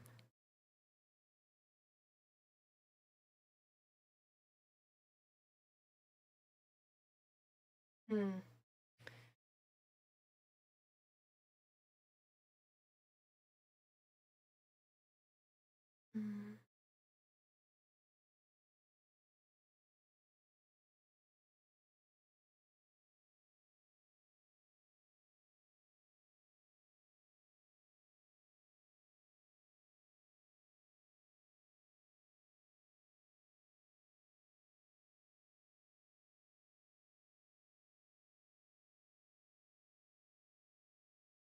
Hmm.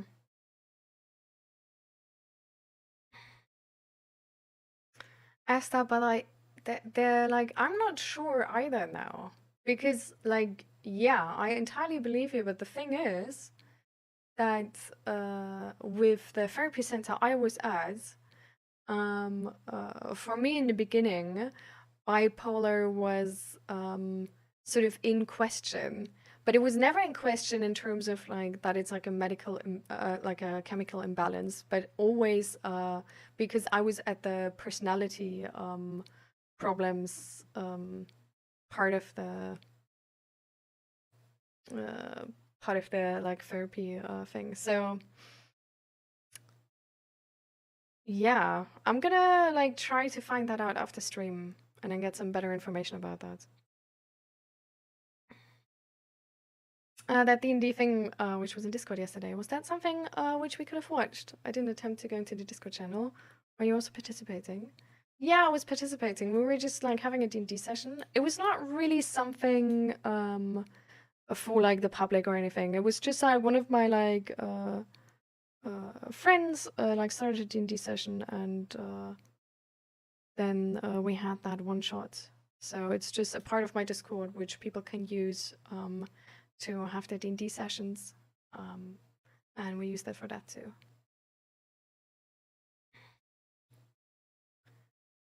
For real though, I get delusions of being a god, not just feeling like one, but actually believing it, and in that state. Oh wait, I'm like, if I don't do everything perfectly right, people will die usually. That's also accompanied by hallucination of sad people dying if I fuck something up. I'm meds for a few days, which is good that I haven't missed anything in a while.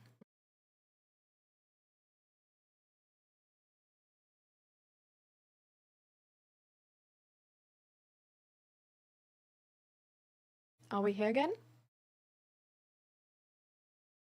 Apparently not. What's going on?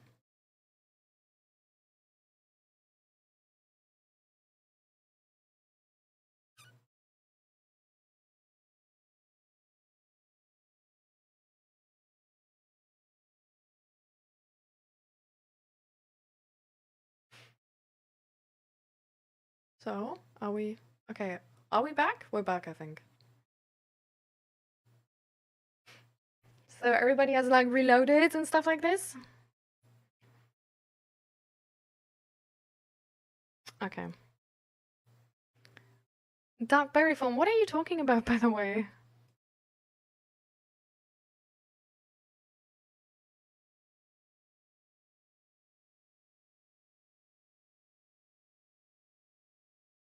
Like, some things you don't talk about, you've known some really bad people. Who do you interact with? Too little communication get into these sentences. There's tonality and facial expressions you can't see. Like, is there anything like we should like I'm confused what I should do with these messages, really? Because I'm like, are they directed at me?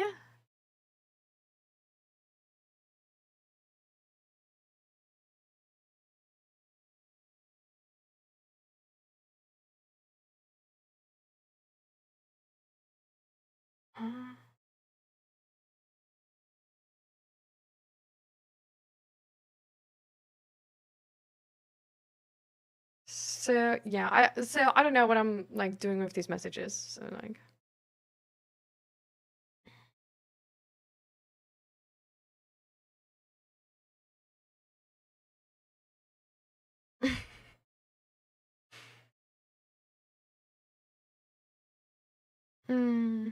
the stream is lagging now. Can everybody reload? Maybe that works.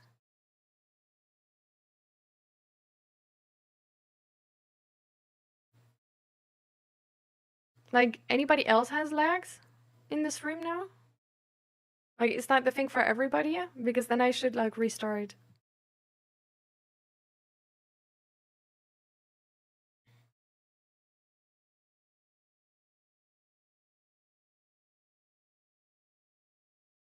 Yeah, I know what you mean, Forrest.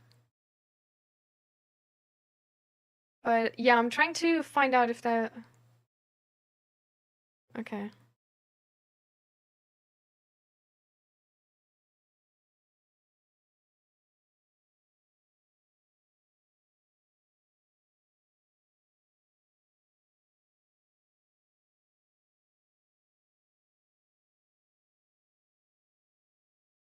Mm. Yeah, I'm gonna try to find out more about the BPD and bipolar thing. Okay, so now it's good then. Good.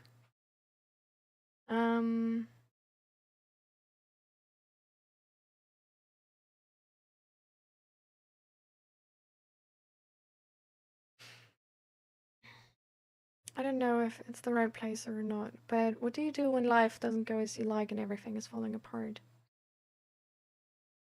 You know, no one is there to talk or listen to you. You kind of lost your job and then your partner leaves you.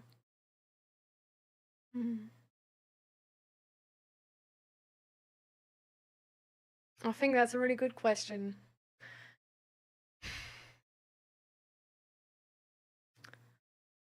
I feel like one important part is, to me at least, always to try and find out why. And yeah, just try to get as much information about why everything fell apart. I think, for example, counseling can be a good thing in those moments. To just sort of get some support, get some help.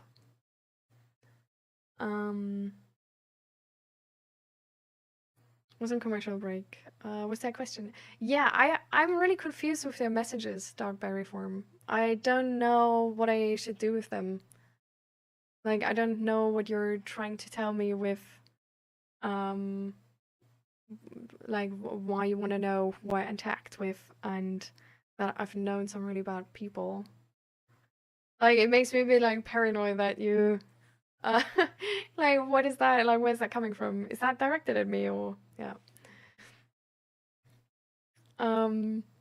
Well, but again, to answer Arjun furthermore, it really helps to actually find out what's really important to you, because now you got like sort of like a reset in life, right? So it might be like an actual like a really good opportunity to direct the life into a direction you like more than before, and into a direction which is hopefully safer than before and more stable than before.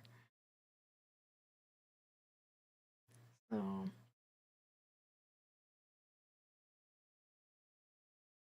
and it's about paranoia.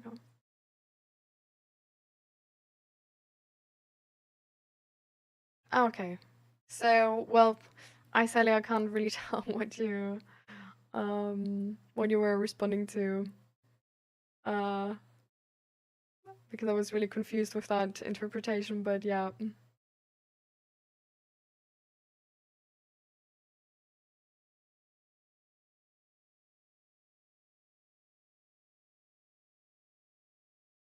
Your body's really stressed out over the exam. I mean, maybe you can do like a test exam or something, or like the exam of the like last year or something like this, to see how he would do.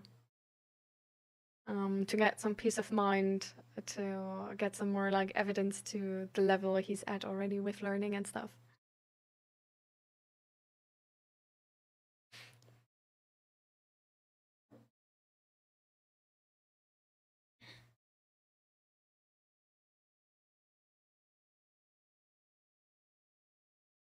Oh, you tried the same exam? What type of exam is this? Is that a more popular one? Because I have never heard of this.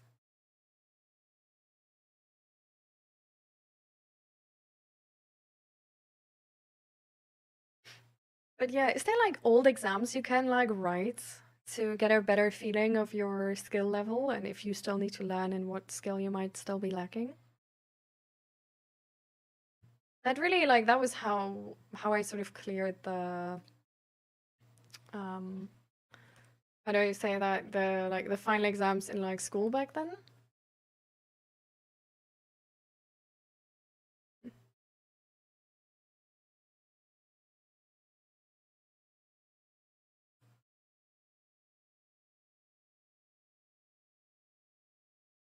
It's an engineering exam in India. I see. Okay, okay.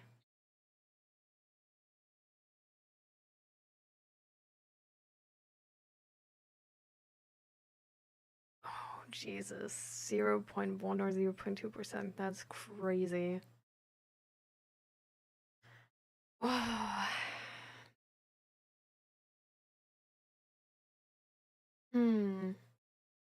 That's a really tough exam.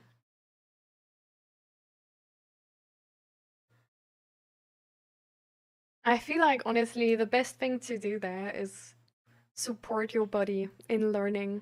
Like, try to help him learn the best they can.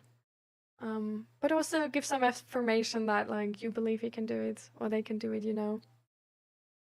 And they should just do their best. And if it's enough, then perfect. And if it's not, then not. But they believe in them.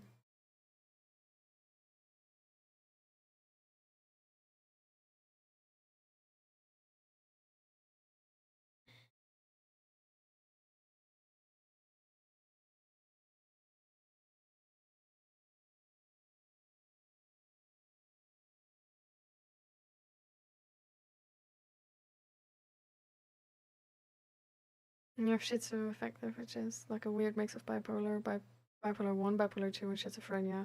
And then on top of that, add BPD diagnosis. Oh, Nate, that's a lot. Jeez. Fucking scary to be manic and suddenly have female voice and no one is around you.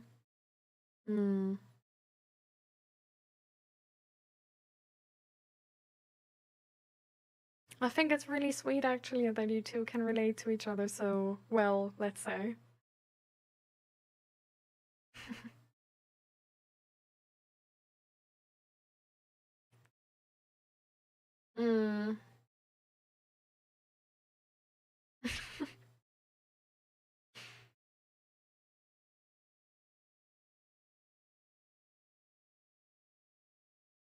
But I'm glad you guys are here.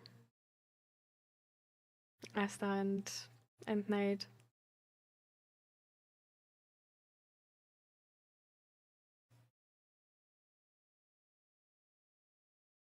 It's like a cake of diagnoses, yeah. I get that feeling though, like for me, like I don't know how it's been for you because you guys been in like therapy like since like very early on in your life, right? But for me, it was really just at the beginning of therapy, like getting all of these like sort of like not diagnosis, but more like this could be a thing, you know? And that was really weird. Like a really odd feeling of like, geez, that list is so long, what the hell? But in the end, it's sort of like low-key fine-ish. Like, I don't know, like you get that list and you really think like, oh, I'm an alien. But then you sort of like find out like low-key you can like diagnose like anybody with anything. And it's like sort of like these like all these like keywords like help people to understand you better in terms of like treatment. But it's really, I don't know. It's not that big of a deal as you think in like the beginning. But I don't know if that's like sort of an insight you guys had with since you already like started so early on. Because for me it was really like thinking from like, oh, I'm entirely fine to like, no, I'm absolutely not fine. And then sort of like realizing like I got that list, but seems like I'm still human. Was a roller coaster of emotions.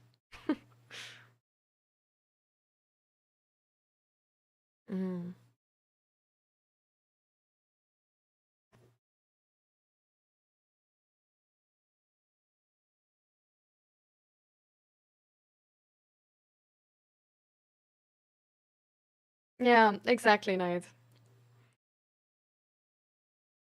It's just something like a name to describe like a very specific experience better, but it's not,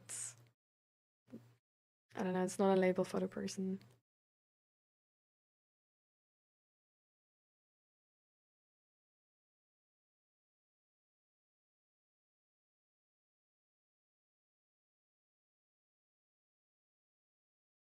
Exactly, Asta. Exactly.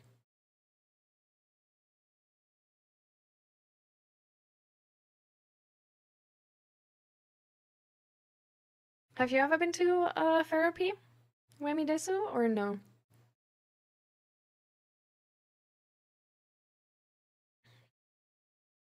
Or like gotten any diagnosis or whatever? Like the diagnostic process can be really, I don't know, really scary and weird, I think.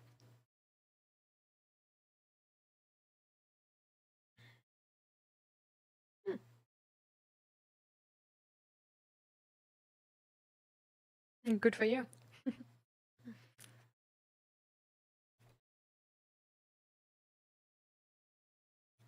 How did you find the stream, by the way?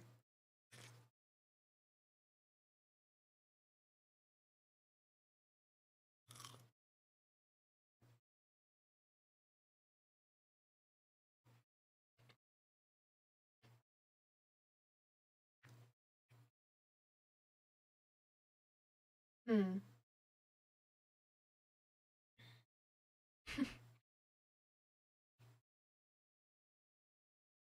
I mean, I think that your aunt washes her hands at least 20 times a day is probably the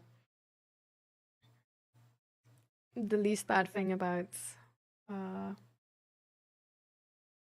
or the least annoying thing, in terms of her personal experience.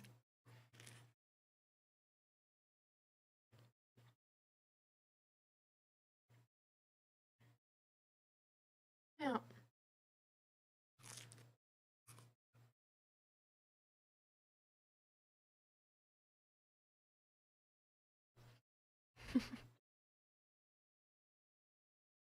I'm sorry, Breck, but I don't say things in languages I don't know because I don't know what I'm saying. And we are in the internet, so who knows?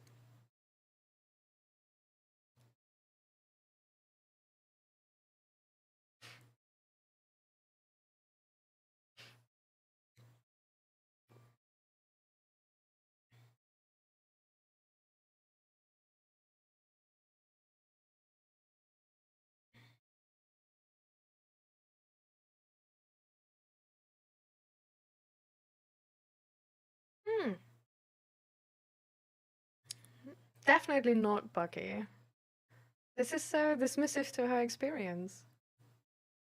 It's low-key mean, it's just bully behavior, no?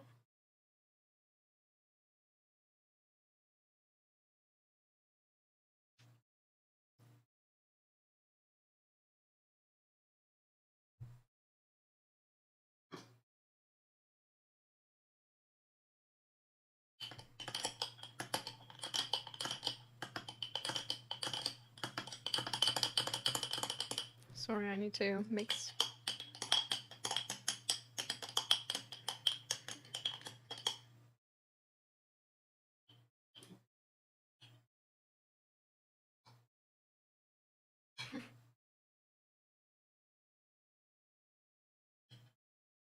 I use Google Translate, it was a good choice on your part. We know the internet. Am I right, Indiana John?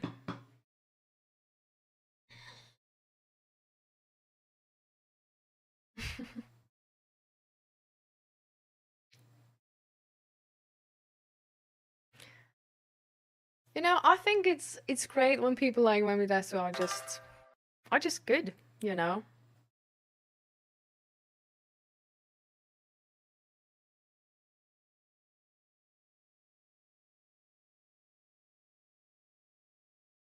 I don't think we need to.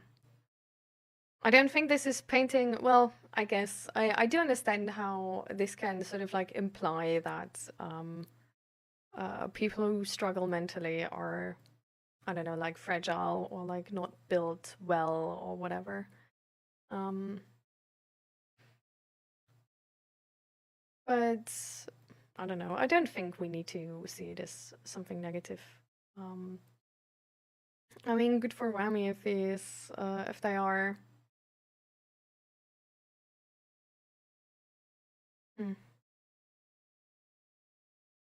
All right, Arjun. See you later. Bye. Thank you for being here. It was wholesome.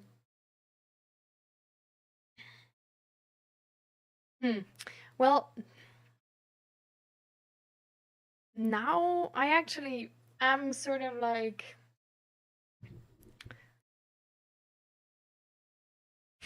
well, I don't know how to like yeah, like, is there any judgment implied to people who do need mental health though? Like mental health support though? Because like with like, oh, I'm just built different, like I just honed myself through, like, I don't know, like I want to be sort of aware of this like stereotypical response people deal with in the mental health sector, right? Where it's like, if you have mental health problems, like there's still this like stigma that like, oh, you didn't like try hard enough and you're just not strong and stuff like this. So sort of keeping that in mind, I really sort of want to avoid any like any implication that we agree with that sentiment in this stream, because I don't agree with that sentiment.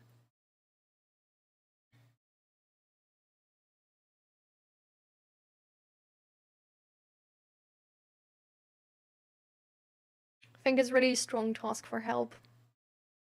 I think it's really strong and self-aware to know your limits and be aware of your own feelings and be aware of moments where you just might be like feeling weak.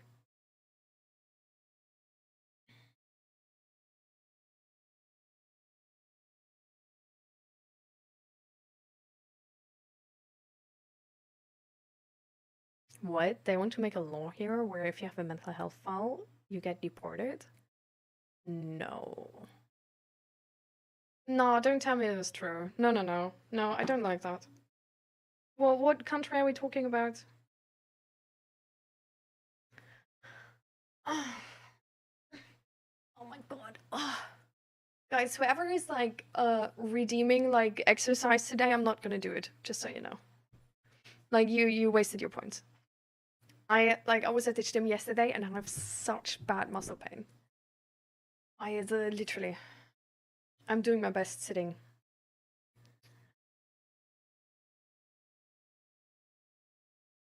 God. Oh. This world is ridiculous. We have like so much knowledge and then we just have like stuff like this. It's really just ridiculous, is it not?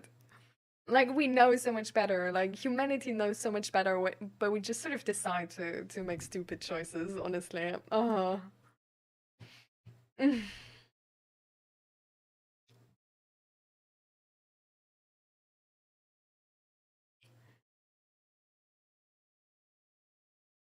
old is your boyfriend? Why do you want to know, Tilch?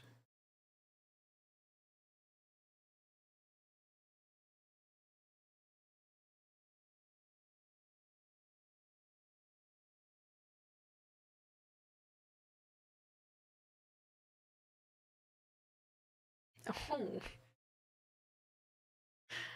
So just because I have a boyfriend, you're leaving the stream now? Well, I'm glad you're leaving then. Because that's a very interesting well.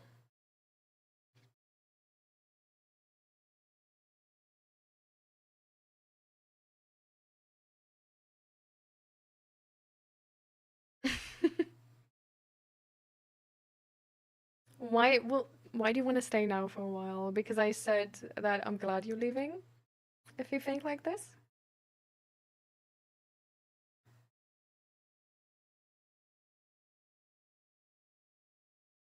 So just a troll, but a friendly troll. Oh, you know Tilge?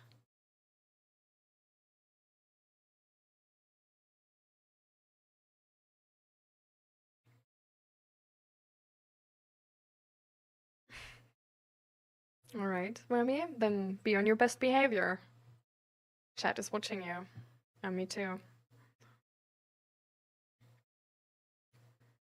I need mental health advice. Like, do I need to be financially good to be in a relationship with any woman? I don't think you do. I mean, it depends, like, really on what the woman wants, right? I don't think your finances are a thing which, like, I don't know, like, take you out of the dating market just like that.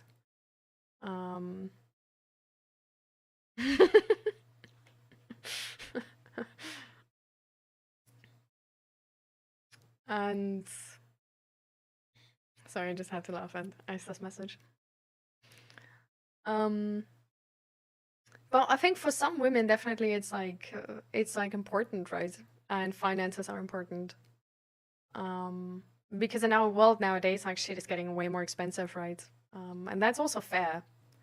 So like for some women, it might be a deal breaker, sure, because it doesn't fit to their sort of like life goal they have in mind, right?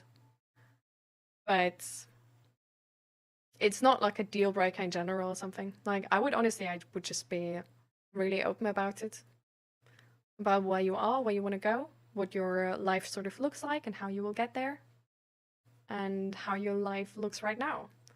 And that's honestly the best you can do in the dating market. Be like really, really honest. Because then if a person wants to date you, they know everything about you, right? Like they signed up for the bullshit. And they're more likely to stay. Because if you just, I don't know, if you like lie or present yourself as like so much better in like the dating part, right? And then later on, like things pop up, then it's like that person might have not, might not be ready to sign up for this stuff. And then you put yourself in the situation of having spent emotions and feelings and energy on a person while they didn't really agree to the situation, right? So honestly, just be open. Hi Lucan, welcome, welcome. Don't want kids. Not my own. Might adopt. Not now, for sure. So, yeah.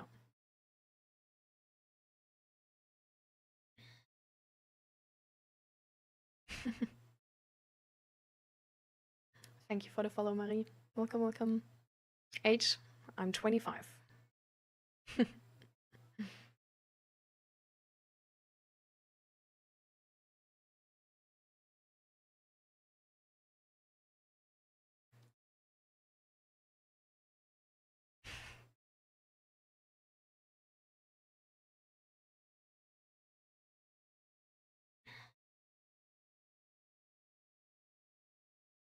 I like kids so long I can bring them to their parents when they get annoying. I mean, everybody needs like an uncle, right? So that's fair.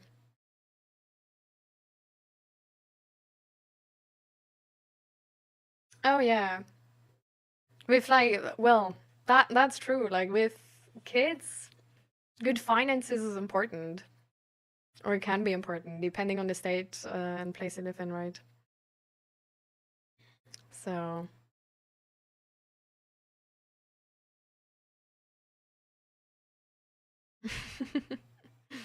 Cute, Nate. Great. But sometimes if you... if you open too much about certain things, if you open up too much about certain things about you, they get easily bored and suddenly turn off by you. Yeah, that's why I would do it in the beginning.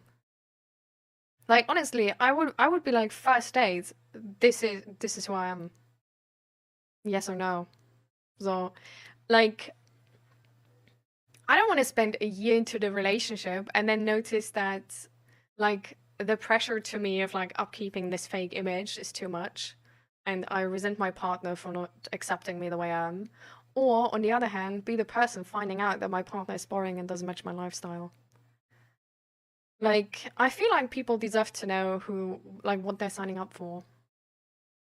And I think we shouldn't be so scared of rejection. Like, we're not going to fit with a lot of people, and it's fine. I don't think that, I don't know, like, I would just, like, yeah, go to, like, 20 dates, be open, go to 20 more, be entirely open again. Like, there's going to be somebody. Like, dating is going to be so much quicker if you're actually honest. Because then people can tell you after the first date if they are even interested in one more date or not, you know? So you don't waste time, honestly. Like, this is just my opinion, but I'm also, like, really optimizing about this. I'm always 18 years old. Sure.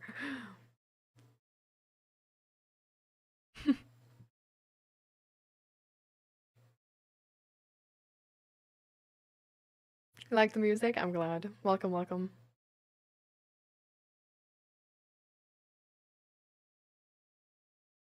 Hmm.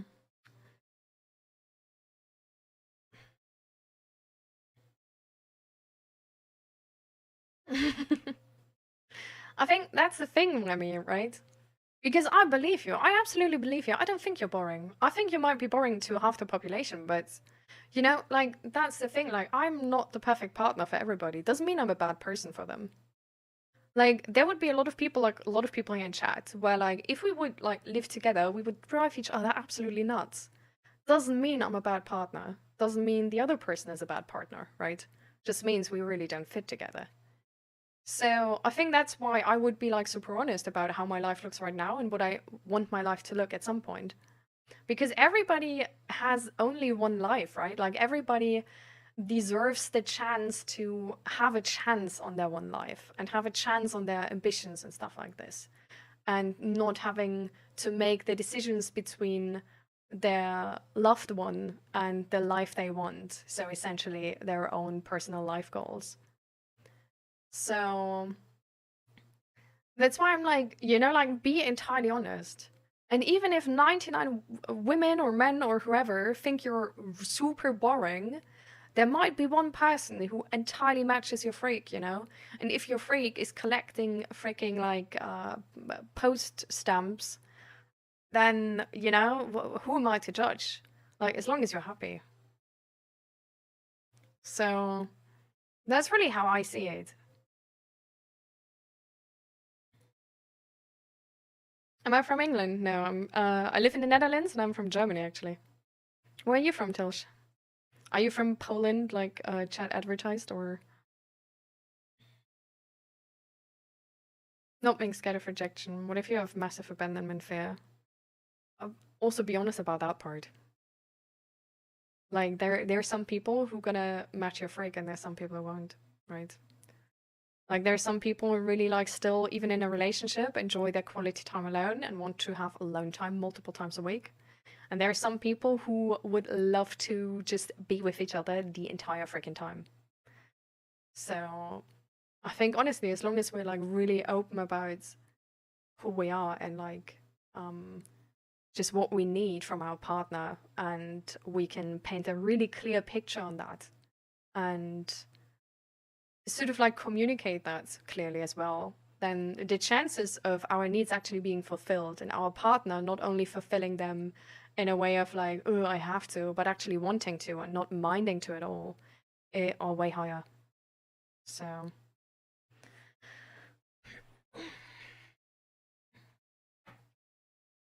I was saying before, and I realized it might just be one person I'm talking about, but I certainly successfully helped people in the past, but maybe I tried too hard to help at times. And that may have contributed to my best friend no longer speaks to me. I've spent my whole life trying to be genuine, but life slowly chips away at you until maybe being an horse is the right way. It can be this is actually a perfect a really nice topic and a perfect example. Because sometimes we can get low-key paranoid that everybody's out to get us and the world is bad and like so many people are bad, blah, blah, blah, whatever. The thing is, the way higher percentage though is literally just miscommunications or other things standing in between us. So for example, like to my dad, I absolutely believe my dad that he loves me. But the thing is, the love he's able to give me and the treatment he's able to give me, and the way we can communicate about the attachment style we have is not sufficient to make it a safe relationship. Because it's not only emotions. Love itself is not enough. And it's the same thing with my mum. I believe my mum that she loves me, and I love my mum and I love my dad. But with my mum as well, there's certain things, when we talk about them, we both just get hurt. Because there's her experiences and triggers and stuff standing in between us, and there's my experiences and triggers and stuff standing in between us, and we're not able to find a compromise which properly works. And with the helping specifically, for example, this can also be when we like try to help somebody, but how helping somebody can flip over in overbearing and controlling and not seeing the person anymore because it's our agenda we put on them. And this is the like 101 sort of like parent-child dynamic thing, the most common thing which is going wrong, that the parent has a very specific perspective based on their experiences, what their mom and dad did wrong and what society is doing wrong and what they see in the world and stuff. And they want to do right. They love their child and they want to do right. But sometimes in that moment, we treat our child like our inner child and not as an individual. And that's the moment where we entirely neglect their needs and just give them what we would have needed, but not what they need right now. And it's very important to see that distinction.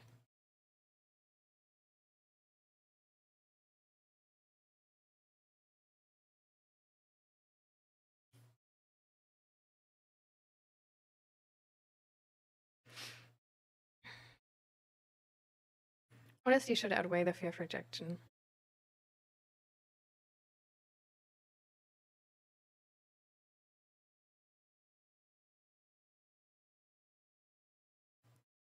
It's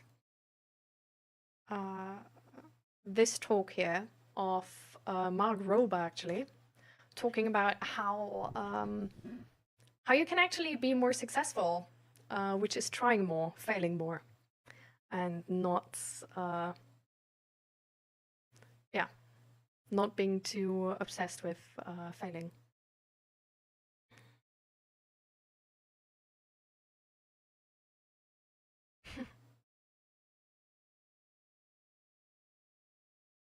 I'm glad for you, Lucan. I think it's really important. Like, I honestly, like, I'm glad that I don't right now have a kid I need to take care for as well. Because, like, kids are work, and we do need to see that. I feel like sometimes people are like, oh no, you can't say it like this, blah, blah, blah. I feel like it doesn't hurt to be aware of the responsibility we take on in that moment. Because we do have the responsibility for another life who didn't sign up for this bullshit.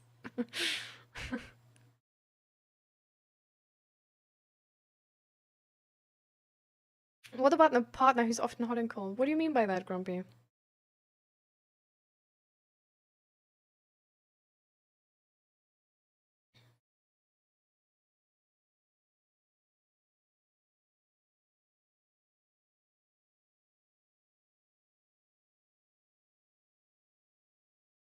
Did you just switch to a London accent? Maybe I don't know.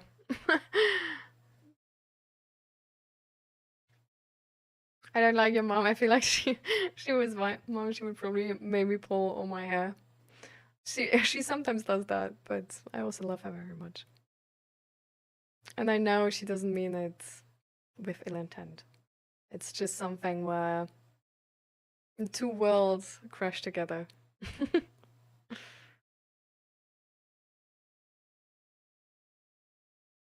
It sounded like you just described trying to raise yourself with heather leg. Oh, I don't know what that means, Darkberry form. Trying to raise myself?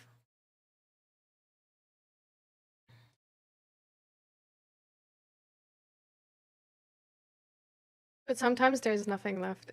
We avoid all the compromises, what's left. Some things still need to work through. Some can be avoided too. We still need to at least assemble a relationship to have space to be like, hey, some things we don't agree on, but there are these that we do. Yeah. With a lot of people, it just won't work. And with a lot of people, it does.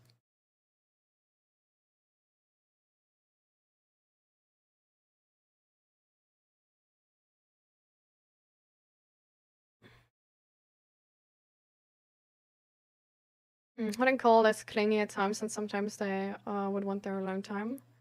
That's what I meant by hot and cold. I think talking about that is like honestly the most important part. Sometimes we don't even worry about the hot and cold thing, but there's like implications it has for us because of our experiences. And we just need them, for example, to like give us the affirmation that before they're going cold, that it's like, that there's nothing between us, there's nothing wrong and stuff like this, for example. So it's really like, yeah, it's just, are you able to make the compromises which work for both of you or not?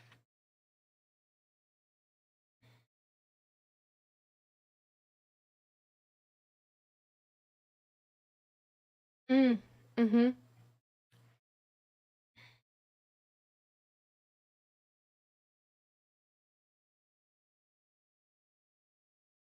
So yeah, exactly. So this is essentially like the thing you need to be aware of. Like, I don't know. So what is your interpretation of what I said? Because like the thing is I was trying to express is how this is a sort of like a thing we need to be aware of. And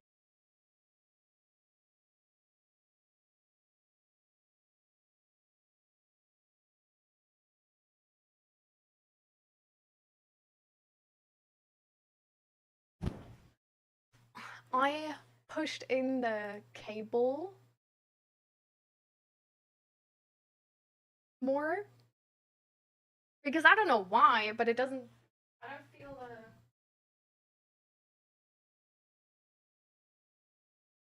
I don't feel the, like, not, usually there's like a click. I don't feel that, I don't know. But I also, I don't want to like pull it out, and you know what I mean? Because then we're gone for sure. so I don't know, maybe there's the click and I was just able to push it in a little bit more, but we'll see, I guess. I don't know.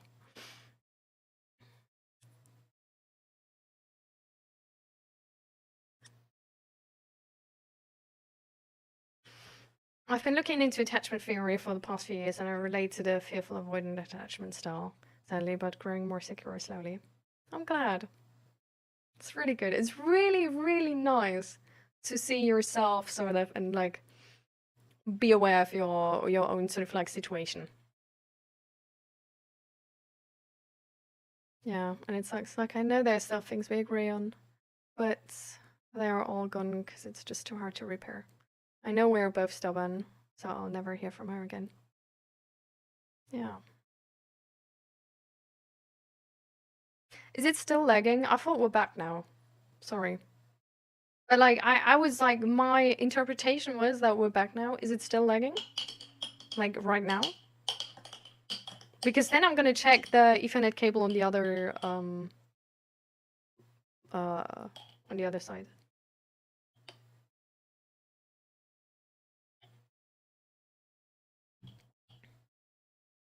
Currently it's okay. Okay, we're gonna see if we fixed it with pushing in the cable, okay? If it's lagging again, instantly scream in chat, okay? But then I'm gonna like look through all the other points. Yeah, I don't know why I have internet issues though, because usually our internet is really stable. So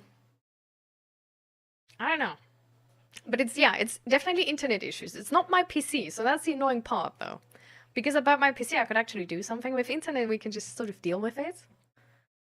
So yeah.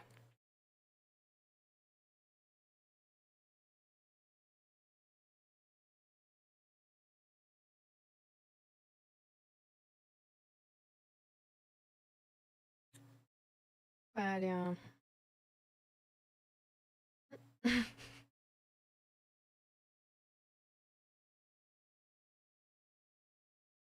Hmm. Okay, I'm gonna like crawl under the table, try to fix it there, and that's the most I can do, chat. If that doesn't work, then we just have to deal with it.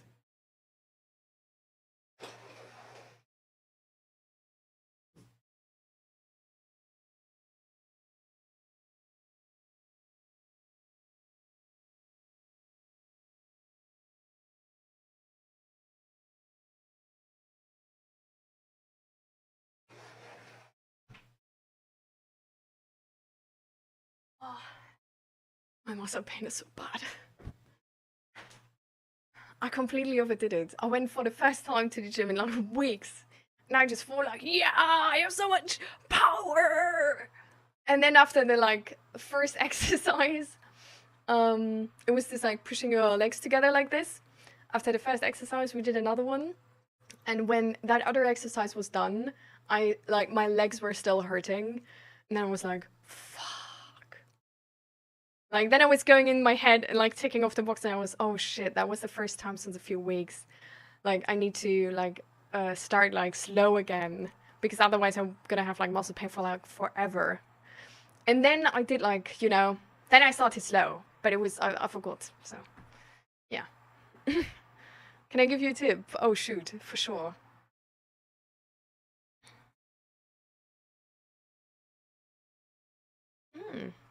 I actually have some like that. Okay, I'm gonna try that.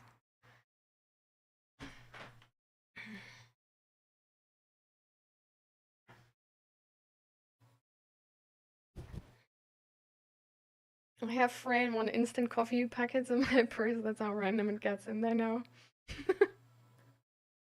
Well, but you're ready, you know? Like the, how you call this? Pfadfinder? Somebody give me the translation, please. What are they called again?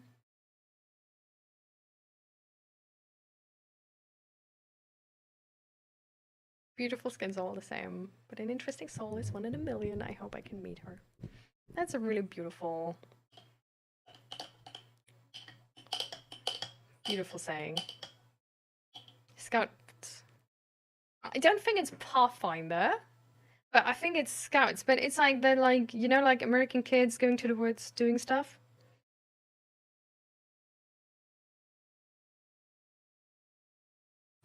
Yeah, Boy Scouts. Yeah, Scouts.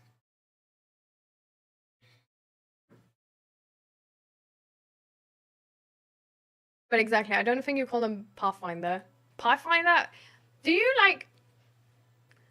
When do you actually use Pathfinder? Because my absolutely like not living in the States as, right? Like the only thing I think about is Apex Legends Pathfinder.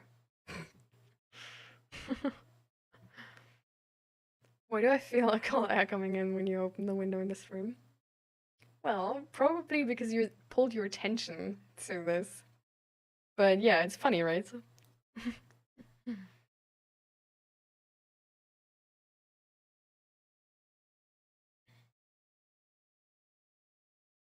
I'm going to have a 3-week break from dance class. I'm gonna suck when it starts back up again. Oh, but I believe in you. Probably gonna get right back into it in like 1 or 2 sessions.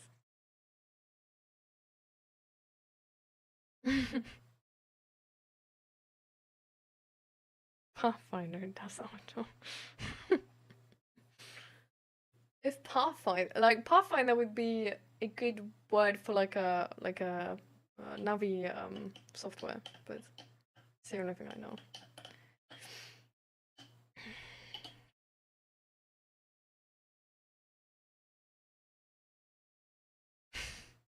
Oh. I bet you're so much better than me, though.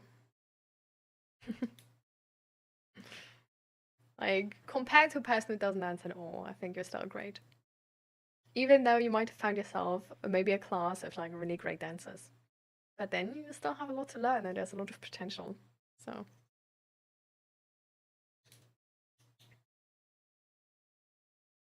Pathfinder was the first master I called. Oh, okay.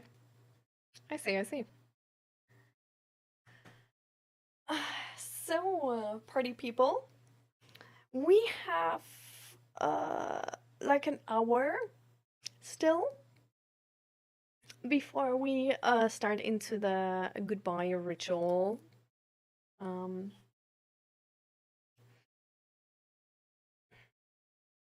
So, is there something we want to talk about? Is there something we can talk about which is gonna have a positive effect of your on your life?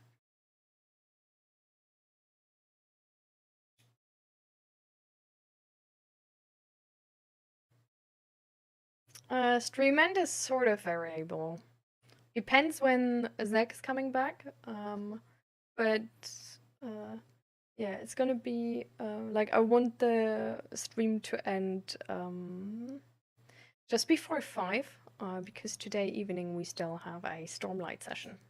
So D&D but different. Genau. Guess is planning their annual leave to the Netherlands for March, April. Nice. Let's go.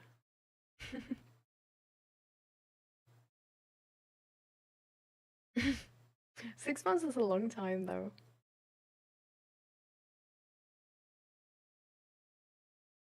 I wanted to go in June for summer weather in the Pride month, but can't since most people got kids and I don't have any. Aww. Well, I hope it's gonna be warm in March already.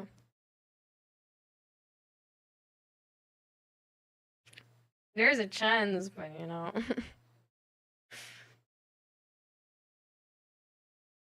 How to repair relationships that are fully cooked. That's positive if it works. Jeez. Sure, magic. I think a relationship is only cooked if one of the two things is happening. Thing 1, people gave up on it and don't try.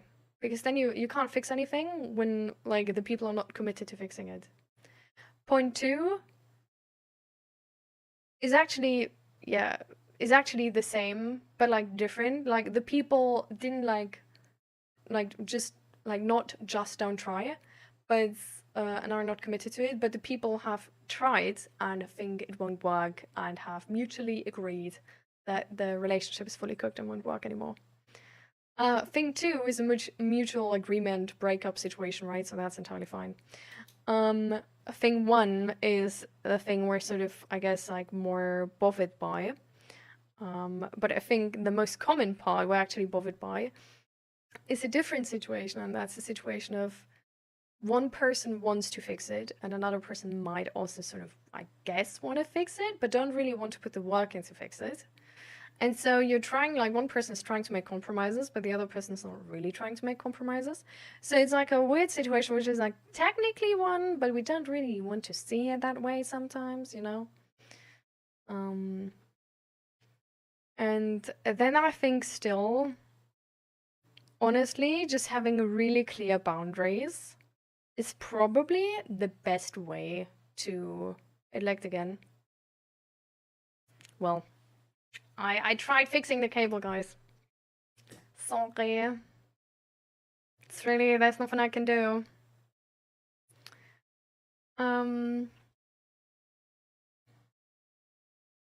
But yeah, I think in that case then, like, both, like, really, like, clear boundaries is, like, really amazing. Because with clear boundaries, you might not have contact, right?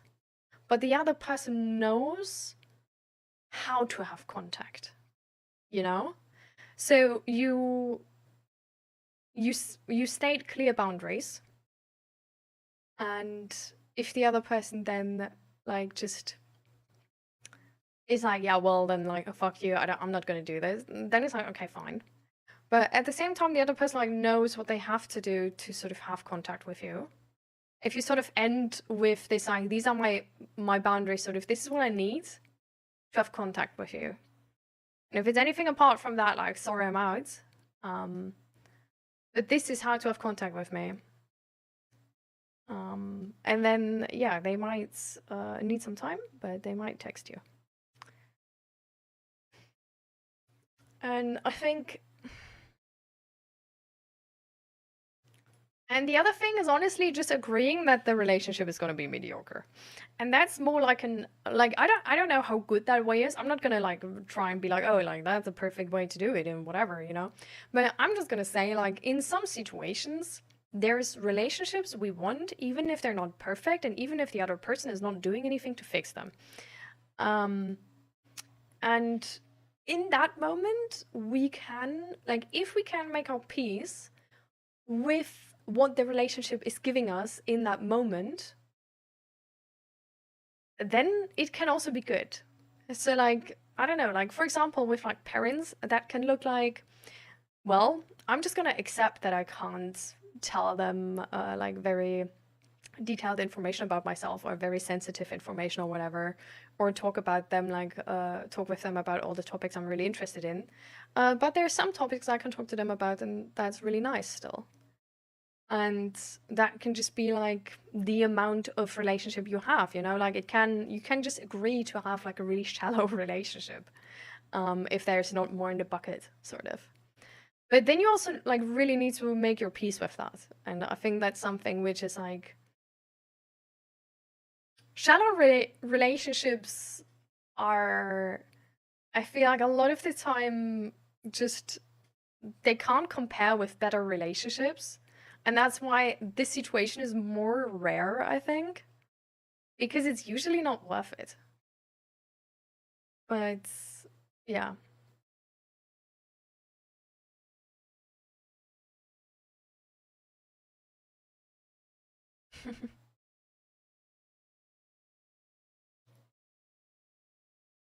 All right. Bye, followers. Thank you for being here, and see you next time.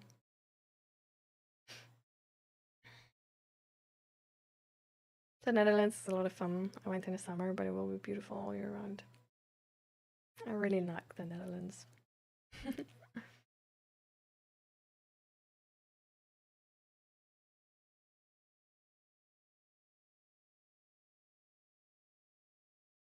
Hmm.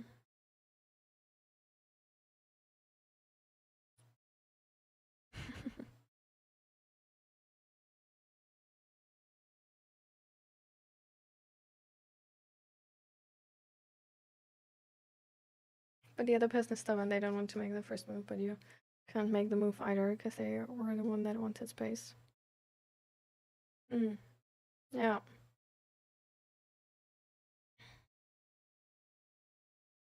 I mean, you can still sort of like text them this like last alternative, right? And be like, you know, like, I don't expect you to change.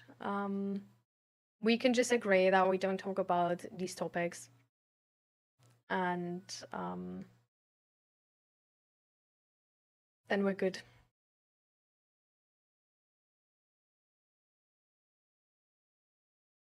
Yeah.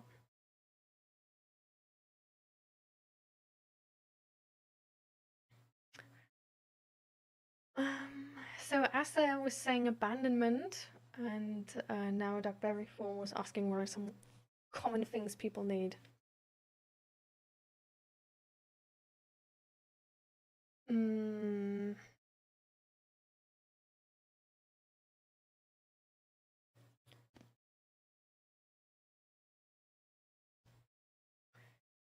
So abandonment, is there like a specific question about abandonment? Because it's a really big topic, I think, and you can start it from like many different perspectives.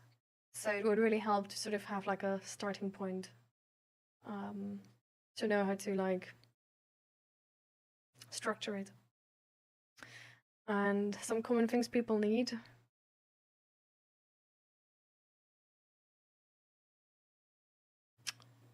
Like, people need safety for sure. And connection, I think. Like, of course, we also need like food and water and stuff like this, but I think honestly, like safety is like really more like having like a like certain rules which are foreseeable, like knowing where the boundaries lay, of like what to do and what not to do, and what a certain behavior will, like what consequences that will have.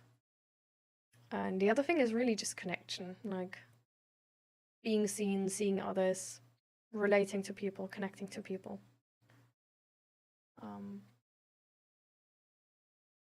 Yeah. And I think maybe, I feel like in nowadays world, a big one is also a space to know who you are. And I know this sounds ambiguous, but it sort of means that there's so many things in our world today which tell us what we want, and what we need. And I think we just need enough space in our daily life to really know what we want and need actually ourselves, that we don't need the car from the advertisement or the new phone, or that we need to watch this new series because otherwise we're gonna be behind. It's like so good, blah blah blah. But just time for ourselves, where we can find out what we actually value.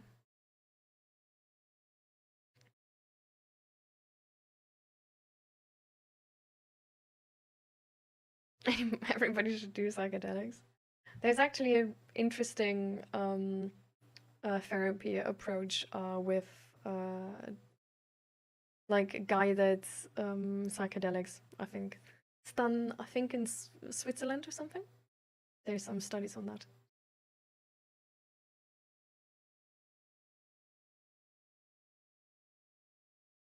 I've massive abandonment issues because of my childhood. I never felt loved, safe, and a lot of people left me in that period.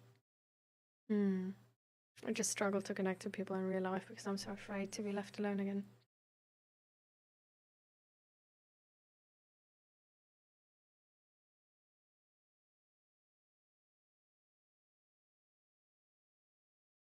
Yeah.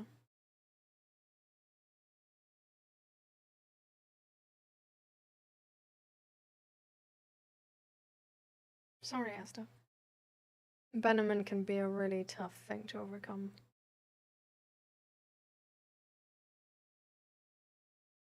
But yeah, I think in the end,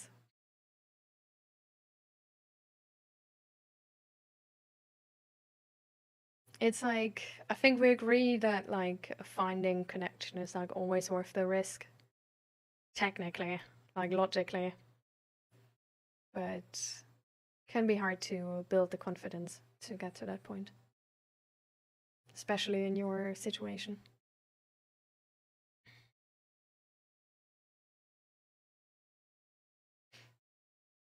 But yeah, we're not gonna recommend anybody drugs here.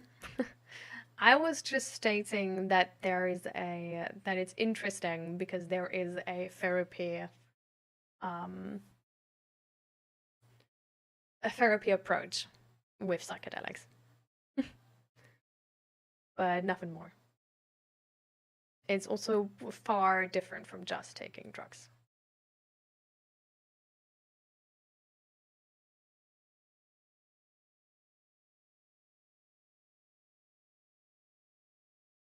Welcome back.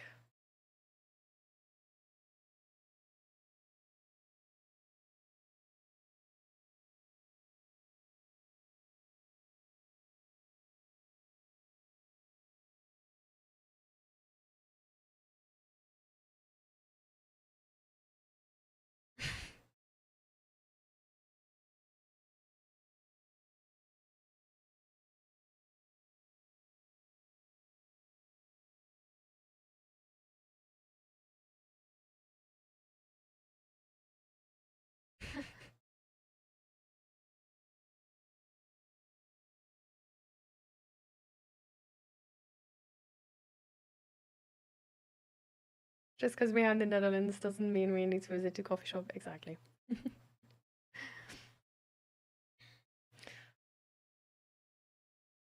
But yeah, it's like drugs people can decide on their own. It's not a thing we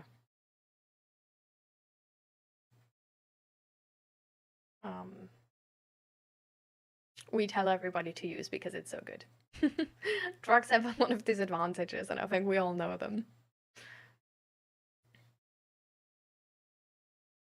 In the Netherlands, I think like weed is legal, or like, well, it's not legal, it's decriminalized. And the other drugs I don't even know. I don't think the other drugs are legal.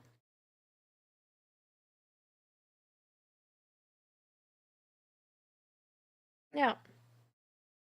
I think we stay away from the drug topic as sort of like telling people to use drugs. But drugs can be a really interesting topic in terms of how people react to them, right? And for example, with this study which is being done in Switzerland. But yeah, we're like at no point where this is like official advice or anything. Very far away from that. Yeah. Exactly. Like psychologists, on the other hand, that's official advice right there. No, I haven't, but I'm also like really not into drugs, so.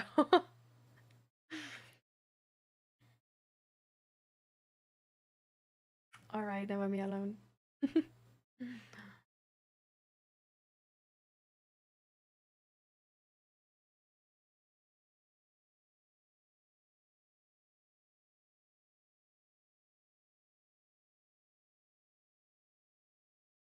Do works for most of our problems. Drugs? Oh, I don't think so, actually.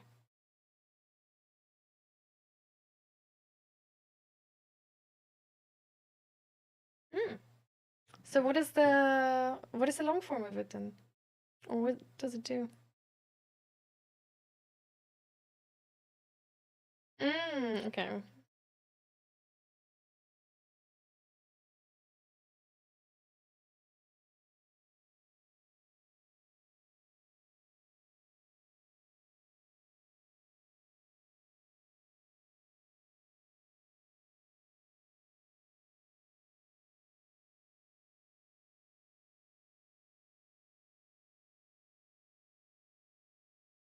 So there's also studies about this actually, in like connection to like schizophrenia or near-death experiences, or other things. But yeah.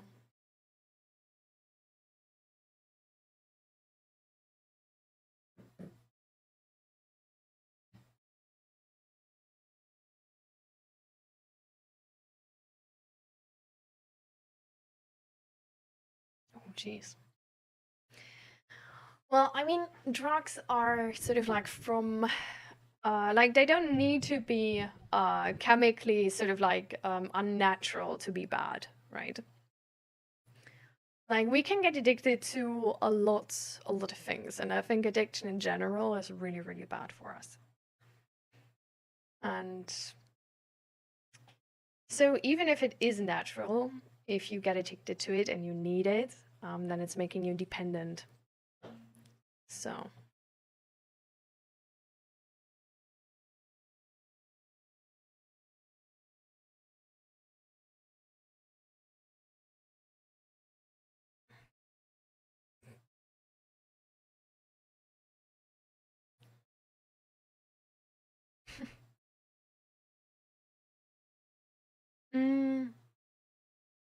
Well, Blcd, they're not. So not all of the drugs are legal in the Netherlands, right?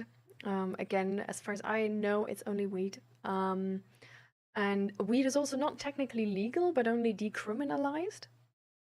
I think in Sweden, though, like a lot of like more drugs are decriminalized. But yeah, it's more of a thing that like it's not like sort of like, oh, like everybody take drugs now and like encouraging, but it's a measure to actually be able to like properly inform people and keep them safe while they are addicted. so that they don't need to, well, give their money to the black market or get stuff like drugs from the black market, which are laced with like way more dangerous stuff and things like this. So it's actually a measure of like controlling it better instead of like making it like make more people take it. And it's working really well actually.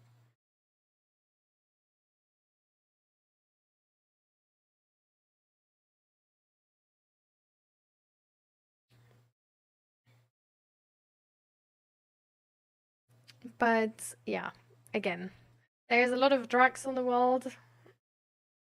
Addiction is the thing which is like, which is usually actually the most annoying part, right? Because, for example, like drinking a beer once is not really an issue, but being addicted to alcohol is. So.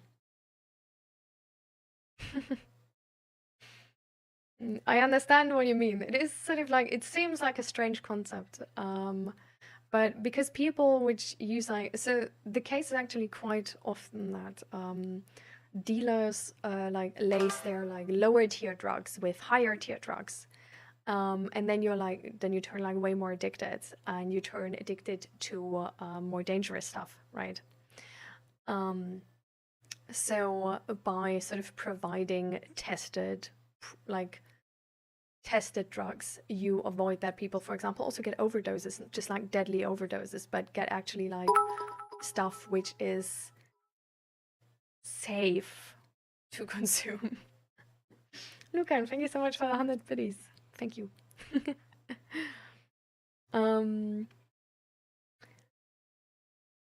But yeah, because people can ask for support and people can get help, it's like there's these sort of like so in Sweden, I think is that they have these like rooms where people can go and actually take their well, illegal drugs without being arrested, and it's just a thing where they can like, they are supervised, so they die less on overdoses, they get less other health problems, they can talk about their experience, because usually people which are like heavily addicted, they're not heavily addicted because they have such a great life, right?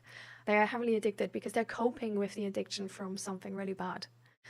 And by having people there they can talk to and get support from, and literally just like being able to just say the word like, hey, I want to actually try and get off these drugs. And then having a person right there, which is a medical professional and who's going to help them, is actually helping a lot of people get off of these drugs and not die from these drugs. So this is how this sort of like system, like the idea behind the system. And yeah, again, the numbers actually show that it works really well.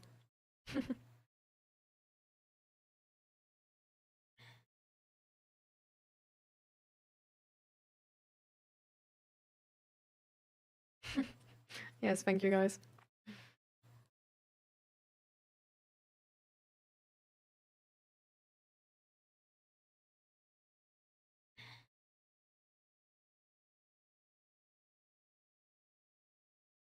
Mm.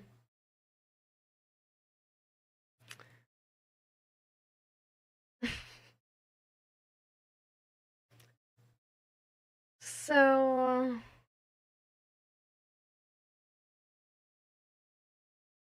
we do really want to keep this stream a safe and nice space, which actually also means taking care of me, right? So considering White Knights is connected to a negative stereotype about men helping women, I don't really want, like, appreciate seeing that on my stream.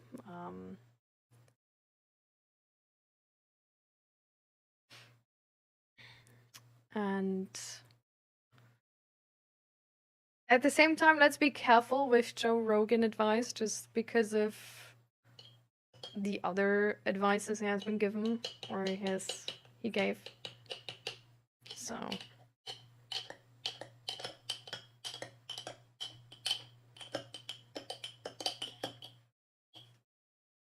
I think everybody needs help in life, and I think we should help everybody who needs help.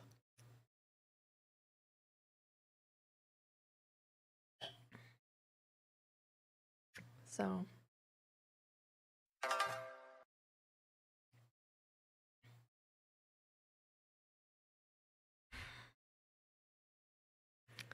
So let's make sure that, actually, you know, like,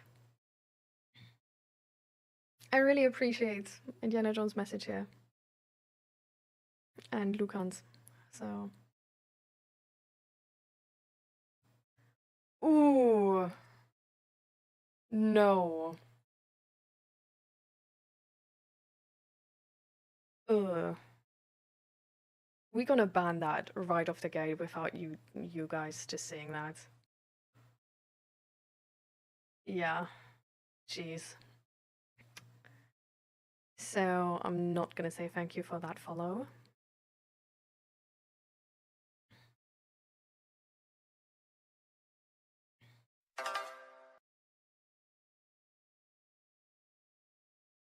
Do you have any advice on making more friends outside of work? I cut off a lot of bad friends and moved to Chicago, struggling to make and keep friends still though. Made on really close friends through though from work. Outside of work, I think really just joining clubs, like doing the hobbies you really like, and finding any type of like club for it, you know. Joe got me hooked on psychedelics and gym.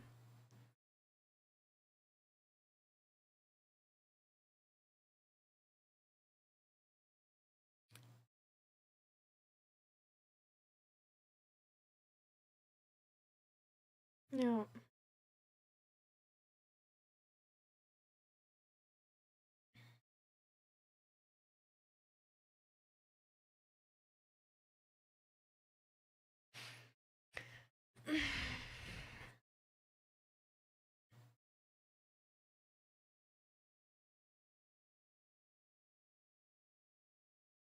Hmm.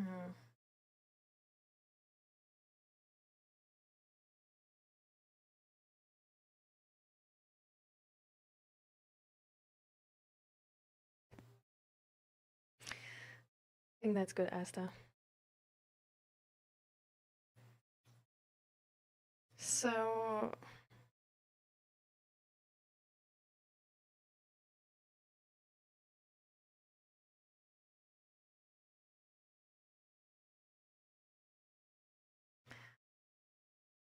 okay, no, we're not gonna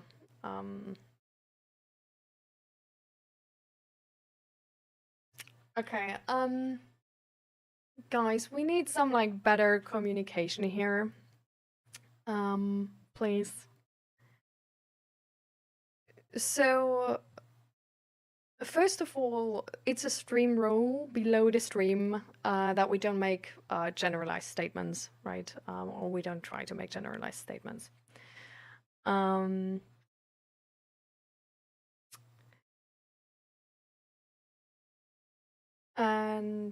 the other thing is really that we don't dismiss or make the experiences of somebody smaller than they are.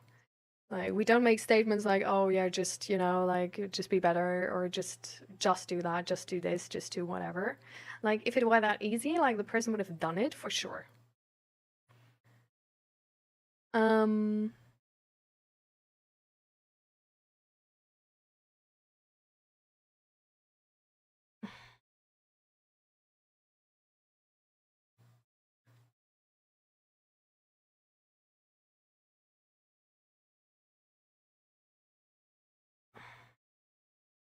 This is what happens when it gets too raw about mental health. No, this is what happens when sensitivity is lacking about sensitive topics. And I'm just gonna ban young Daggerhead out with that. I really tried to explain what sensitivity, how sensitivity matters here. But I don't appreciate this like passive-aggressive weird undertone here.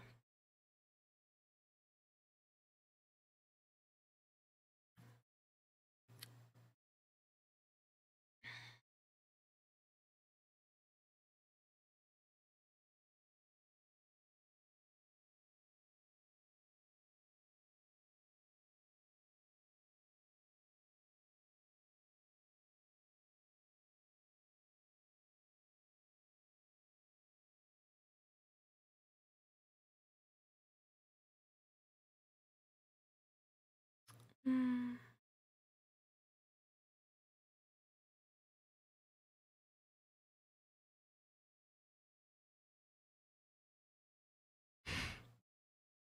Yeah, Pyro.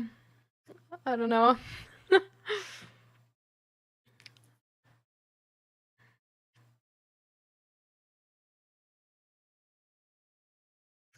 Okay.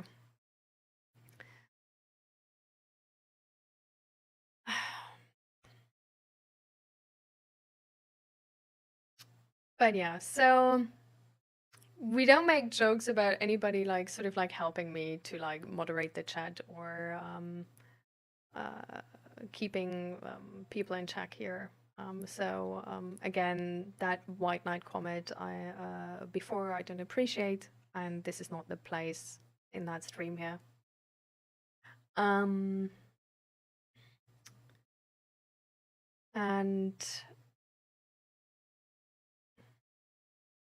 yeah, I think with Whammy, like I really do appreciate that you like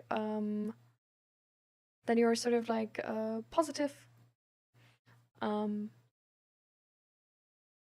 think we need to be a tiny bit oh my god,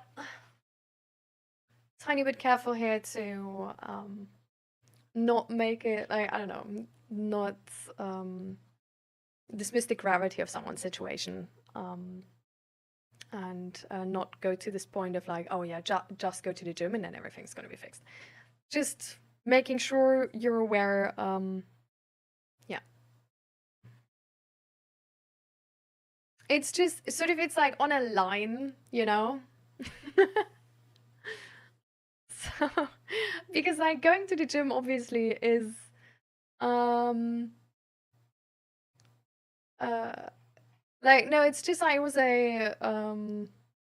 was an example of the line you're balancing right now. It was not a direct citation.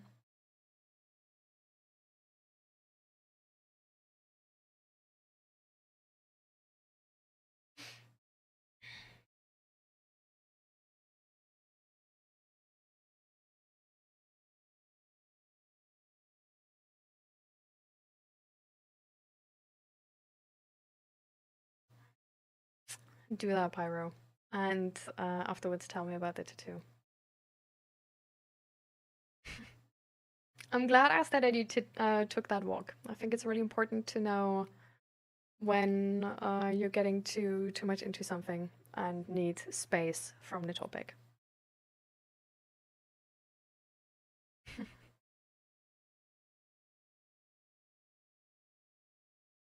Yeah, I mean, that's also why I didn't ban you, Wemmy, right?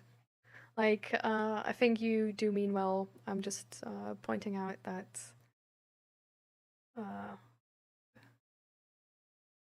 some of the statements are sort of like, could be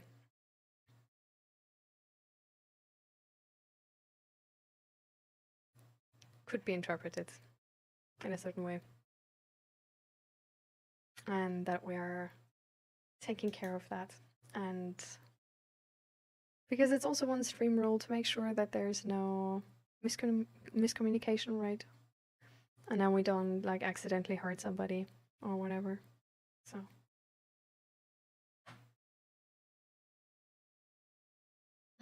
she was planning me banning here? No, I didn't. I mean, otherwise I would have banned you and don't talk to you, yeah, right? So.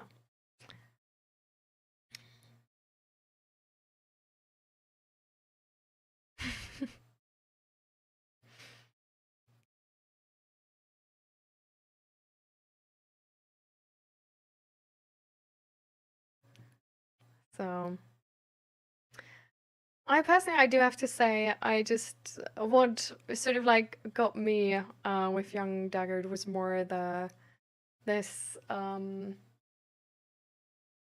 that there was like little space for disagreeing, right? Like the statements were more like oh, like I know this is best, like this is the best way, period, and this works, period, and this is good, period. Like there was no, it wasn't sort of like the statements weren't in that way where it's like this was my experience, And I think this could help. Like, do with that what you will. But it was more like, that's the way to go. Suck it. And if you don't agree with me, are you stupid? You know what I mean? Like, this is like, there's sort of a difference between statements which are made in a way of like, hey, this is my knowledge here. Like, what do you know? But like leaving space for the other person to disagree, to have different knowledge and stuff like this. And then there's statements where there's not really much space for the other person to be not on the same page as you are. And yeah. When we're then talking about the use of drugs, that turns to me low-key problematic. Especially when then when we then talk about, oh, like everybody's way too addicted to medication, while one sentence before, like, I'm like taking drugs the entire time. Like, yeah, but that's not medication because it's illegal, so. So, yeah, I don't know.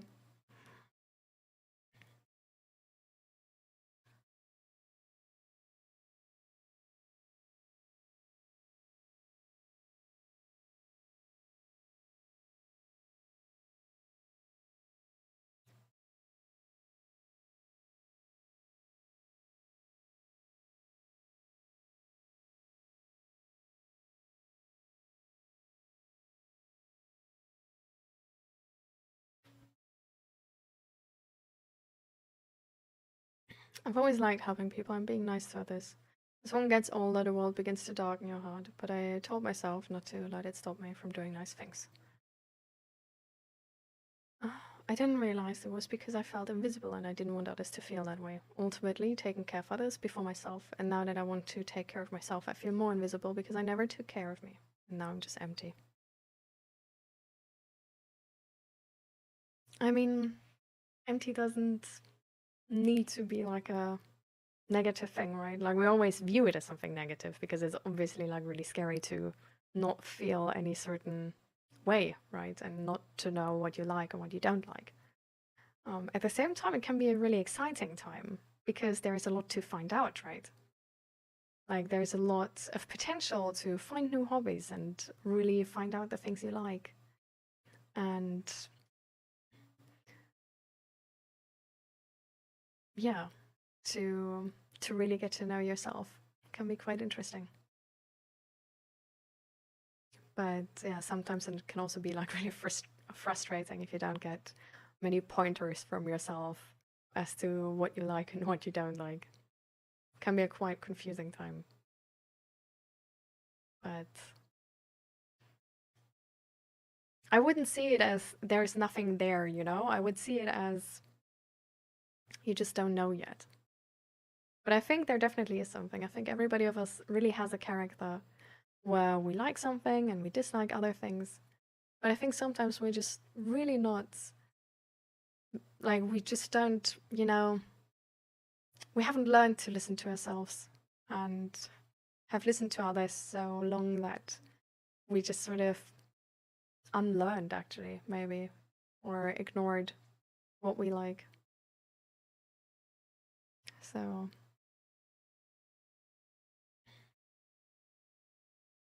I don't think there's nothing there. But it is frustrating to build, and it will take a little bit. Not wanna like make it sound too romantic here. But I'm glad you share.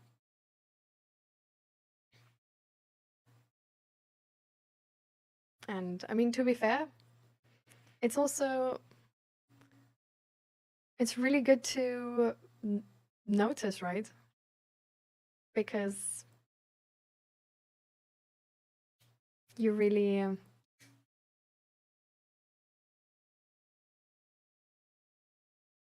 apparently it's something you haven't done before and now you're doing it for the first time.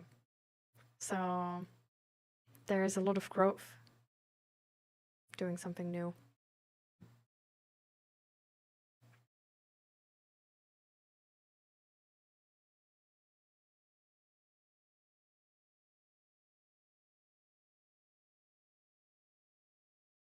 Oh, that's really cool, Pyro.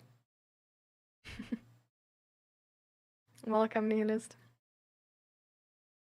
Well, I guess you can call it that. But it's a mental health support stream, yeah.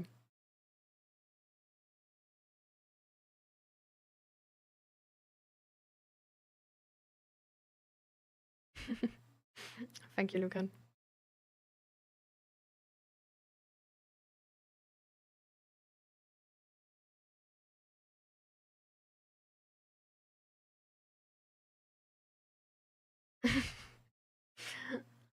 So, you don't like the others, Vami, or like?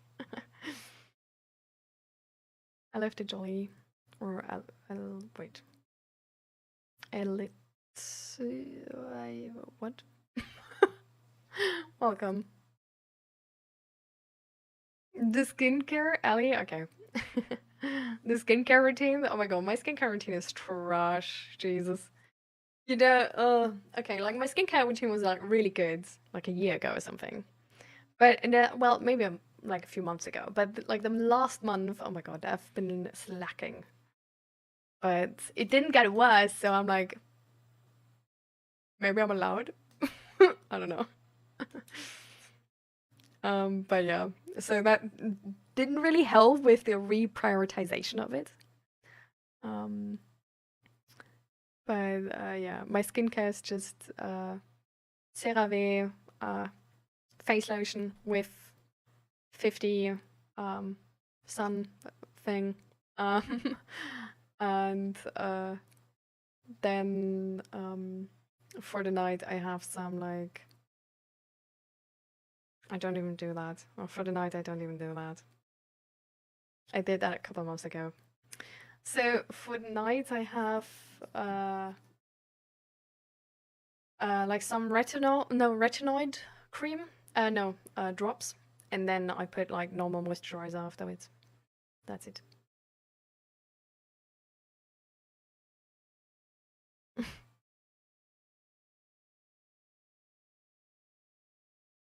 Hmm. All right, Pyro. I see the idea here. You're being serious about this. If you have any designs, you can send them in Discord if you like. I'm curious to know what made you want to do this type of streams. I'm sure you've talked about it before, and I think I appreciate that. A bit ago, I was just sitting in my room in silence, thinking of what I want, and just bawled my eyes out, feeling sorry for myself instead of doing literally anything. Lol.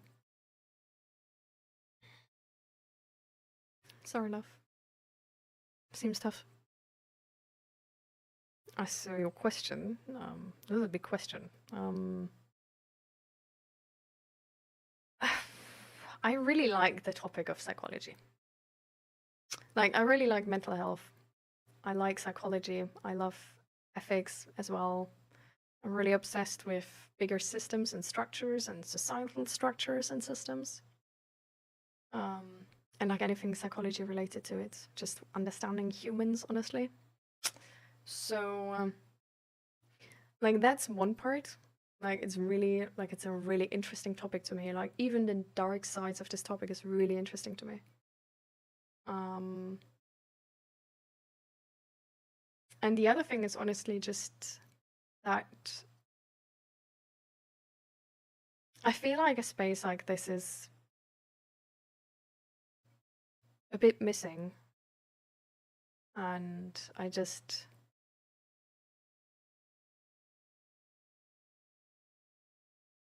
don't know, I've been at some bad times in my day. And I think I would have really liked somebody to empower me to seek out therapy. And to, I don't know, like support me through the waiting list and stuff like this. And I also just honestly like really like talking about stuff like this. So it's more like every time you talk about it, there's more knowledge you gain from it, I think. And it's also conversations which are just not boring. Like they're really interesting. Like it's really complicated topics. But it's also really, really interesting. So I don't know, I thought a little bit about if I want to just study psychology, become an actual psychologist, or if I want to do this stream. And I just started with this stream because I feel like I already have a stream. I don't game as much anymore, but I do really like streaming.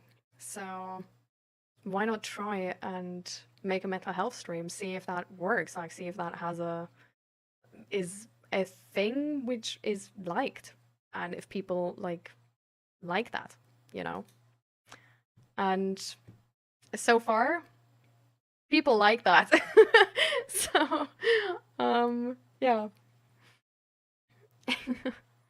Yeah, I know, Esther.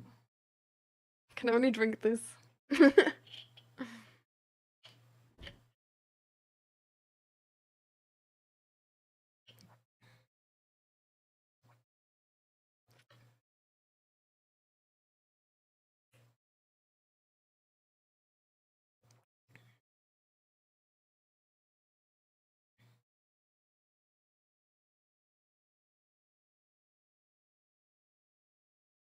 My forearm from inner elbow to wrist.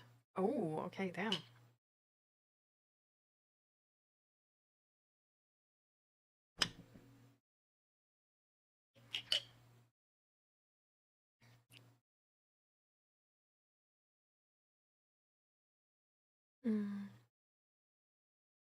It's good at getting to know someone else, then you don't have to think about yourself so much.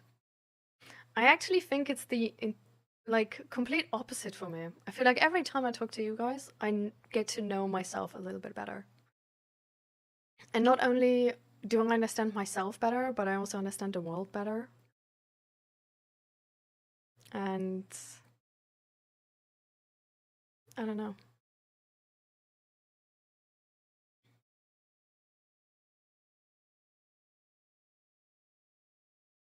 Oh.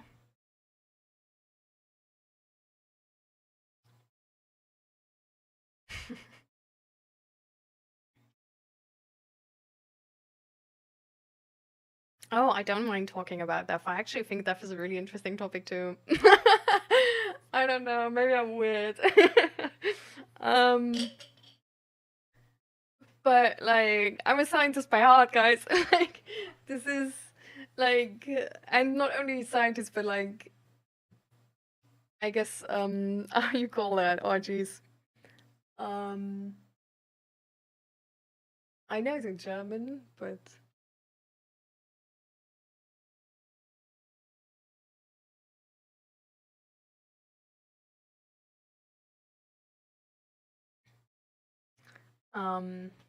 like ethics and stuff. I don't know. I don't know the word for it.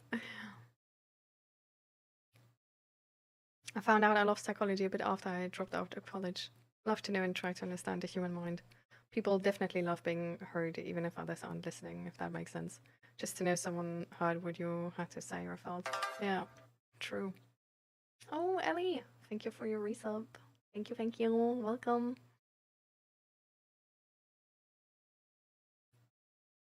Oh, art. Interesting. Really appreciate your support, Ellie. How you doing?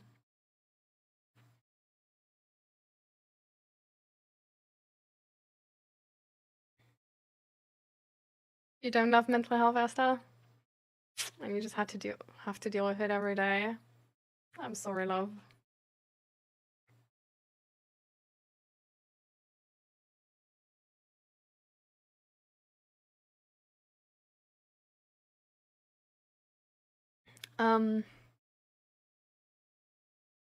Now I lost it in German. No, wait, I'm gonna get this.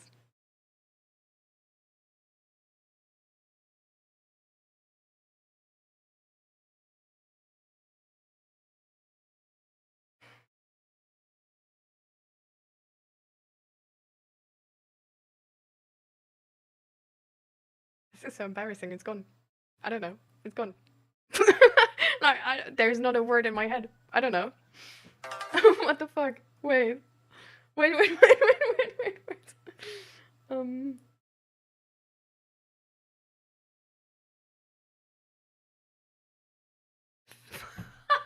my close the entire time. I was like, it's not psychology. It's you write it with PH and then nothing. And yeah, it's philosophy. It's philosophy. That's the word I was looking for. It's philosophy. Anyways. Thank you for the follow. How are we doing today? Oh, we've had big topics today. But I'm doing good. How are you doing?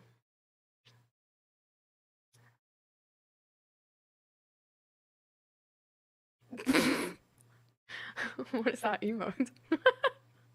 Is that I don't want to be mean, but was that like, to me it looks like it's a horse screaming.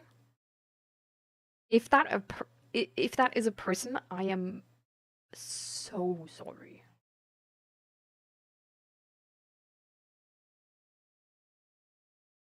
I can't see it anymore. Anyways. Oh, God, thank you so much for the 30 biddies. Thank you so much for the support, guys.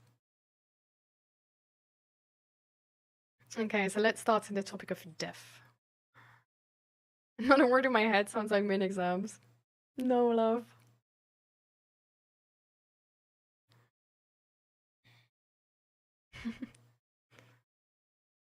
I've been putting in some thought to that and making sure it's inclusive to how motivate others, but drawing is so tedious despite how much I used to love drawing. Oh, I feel that though. Oh my god. Like, there's always, like, I don't know if that's the same for you, but there's like a fun part and then the tedious part. Like, it's two different parts for me.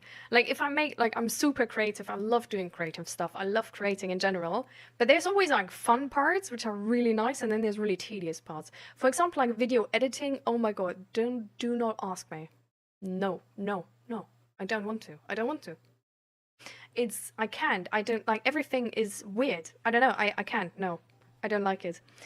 Or like, for example, like I created like D&D character sheets and like Stormlight, Cosmia RPG, like Daggerheart, like just character sheets for like TTRPGs, right? And like merge and stuff. And there's always like a fun part of like creating the like initial piece. And then there comes like the detail part at the end where you have to like snap every box to the like specific field, and then sometimes it doesn't work and you have to like zoom in and then see it's like 1 pixel off and stuff like this. And then it's like, it's not snapping, so it's always like one below and then one above and then one below and then one above. And it's driving me nuts. Or like you crochet something and you have like the perfect normal pattern, and then it's like you're at this point where like the whole thing was like relatively quick. But so, for example, with the jellyfish here, I don't know, you can't probably see that, but the thing is, the like outer brim here, is like, it's like 450 on the first thing, and then it's times 3, so 1,500, and then it's times 3. Yeah. That's the part where I'm like, I can't take this anymore. It's like, I'm starving. I don't know. That's the tedious part. Like the whole other thing, no problem whatsoever. But then like this riffle ruffle thing for like 400, like 4,500 chain. Jesus, no.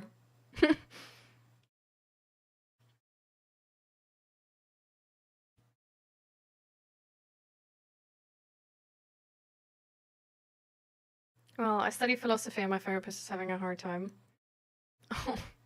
But like, are they personally having a hard time, or with you because you're studying philosophy?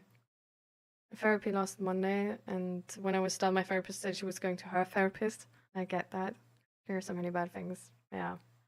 I think it takes definitely a lot of effort to just stay like, because as a therapist, I think, like, even to extension in this stream, like for me, I need to take care that my mental health is good and that I'm emotionally stable, because otherwise I wouldn't be emotionally available to you guys, and I wouldn't be able to like give you like good care, if that makes sense.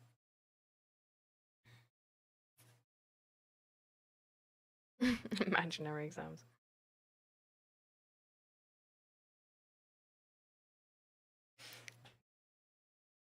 Yeah, exactly. Tainted wisdom. Exactly this. Jellyfish? You wondered what that was? Yeah, it's a jellyfish. Yeah. I like to make a D&D character sheet, but I always get stuck on the backstory. Oh, Sarah, I can't give you help in any way there because I make that up on the go. Like, I never spend more than 10 minutes on a character sheet, and I could, like, I make like backstories stand up, like stand-up comedy type situation, you know, like stand-up backstories is how I do it. I also like I even DM like this sometimes. Like when I DM, I never prep. It's like always sort of like I'm the person you ask for DMing if your DM like is sick, you know? Like and you had a session planned or like somebody else wanted to DM but they don't feel like it anymore and now you're like 10 minutes before the session and you need a DM, that's when you ask me. Because we're gonna have a great session. But yeah, I don't prep. Nope.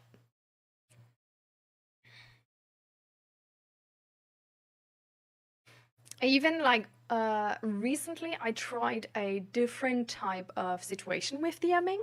It's like I don't know if you've ever heard it, but it's essentially like DMing for people who have played D&D, have like low key like an idea about D&D, or like some people at least. Like it doesn't need to be anybody, but essentially it only needs to be me, to be fair.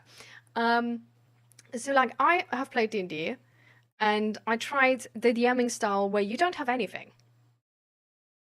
You don't have stats. You don't have a character sheet. You just have the dice. And we start into the story, and you tell me what you want to do, and then I'm going to tell you roll a d20, and then I ask you how good your character is at this. Like, is this something you have trained for years, or like, you know, like, is this something you're like now doing, but you're not technically like you haven't done this before?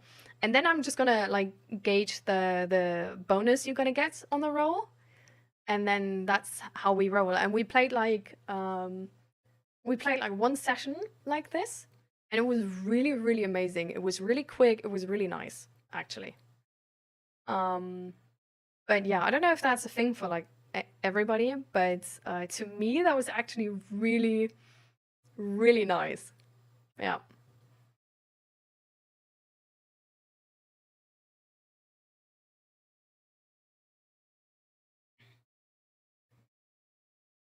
Would you recommend therapy, or do you think Twitch is a better therapeutic escape?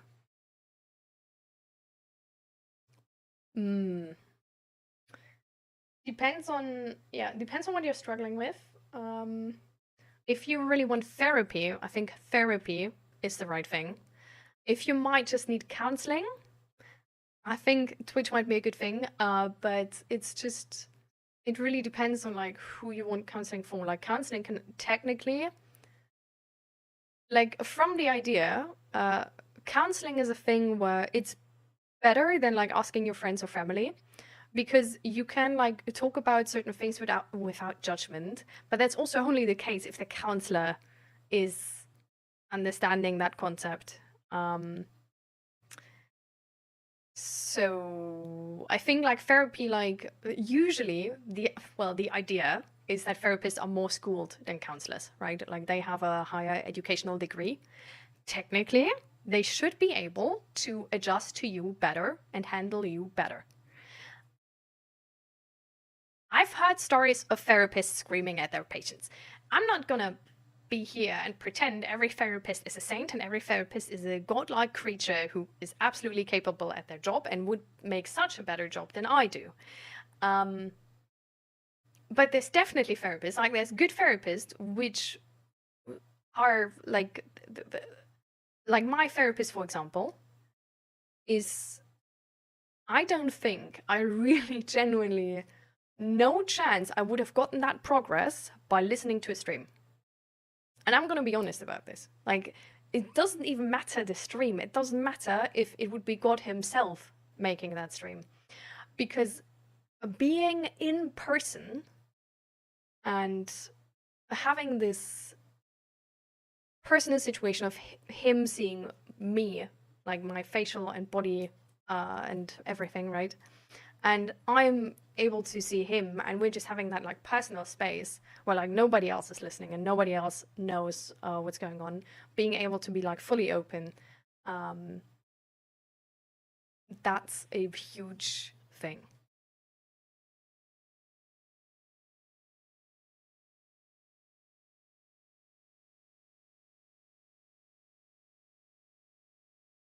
Existing.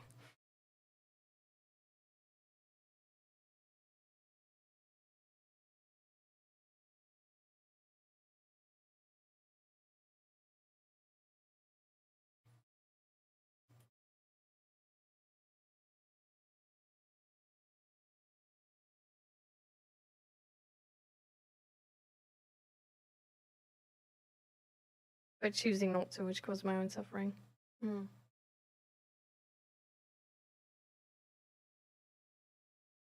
Hi, Spider.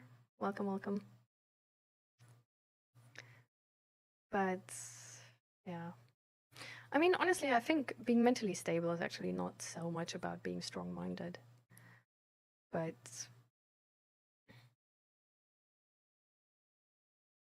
honestly, more so being able to take care of yourself really well, anticipating your needs, and taking care of your needs, fulfilling your needs, and not putting yourself in a space where you ever lack too many things at once. I used to play D&D for hours when I was a kid, but I don't really have much friend evenness to play this kind of games with. But it's great. In our Discord, there's a D&D section, by the way. You can always type there if you look for an online game, by the way. Like, I know of like 2 people actually in the community who sort of like considered starting one, so there might actually just be a space. And then there's always like the situation like when somebody wants to do a one-shot or something. So for example, just yesterday we actually did a one-shot on the Discord. So like if anybody is like, it's always like I would always like text into the D&D channel that you're interested in taking part in something. Because there's probably not gonna be much of a like at everyone like I want to start a one-shot, I need people. But it's probably more like I've heard this person is playing D&D, so I'm gonna ask them like personally. So like put yourself out there and then like see if anybody's gonna text you and stuff. But it can take a while. Like this was the like first one in months, so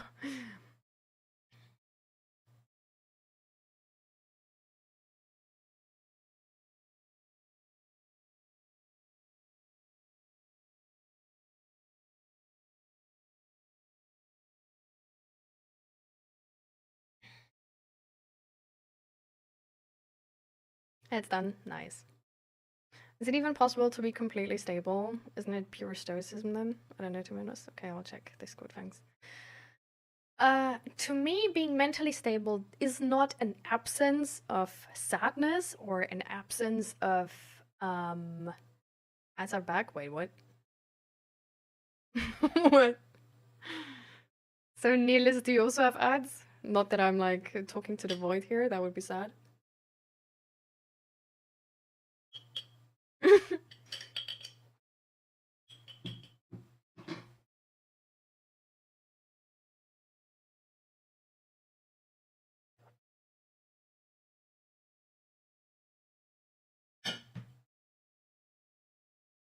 You don't have ads? Oh. Oh. So, yeah, exactly. So, what I'm trying to say is, to me, being mentally stable is not the absence of sadness or anger or like other negative emotions. But it's just the way that you don't like you can behave like you want to behave. Like you're never so overwhelmed by emotions that you do stuff you regret, but you're able to notice emotions sooner and then regulate your emotions in a way that you stay within bounds, sort of being able to like just be yourself and like normally behave in a way. So so essentially like not bouncing or like being like concerned with like suicidal ideations, for example, but just also like the sort of like how much something is like emotionally impacting you, being on like a level which is like you can handle it. It's like not bad. Like you don't feel like killing yourself when you like throw down your toaster, you know what I mean? Like that you're able to handle setbacks because you can regulate your emotion. And yeah, that sort of like situation is a combination of like precaution, anticipating your needs, then knowing how to like what to do in those situations, asking for support, or yeah, like it's a combination of a lot of things. And hi, Psychofusion. We're on today. We technically wanted to talk about death, but now we're now we're talking about the meaning of being mentally stable, I think. I'd say being stable is about being able to deal with what might life throw at you, and being aware of your environment and shortcomings as well as your advantages. Yeah.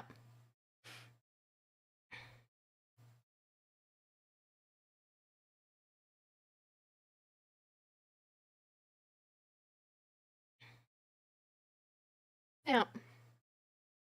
So like I'm, for example, I'm mentally stable since like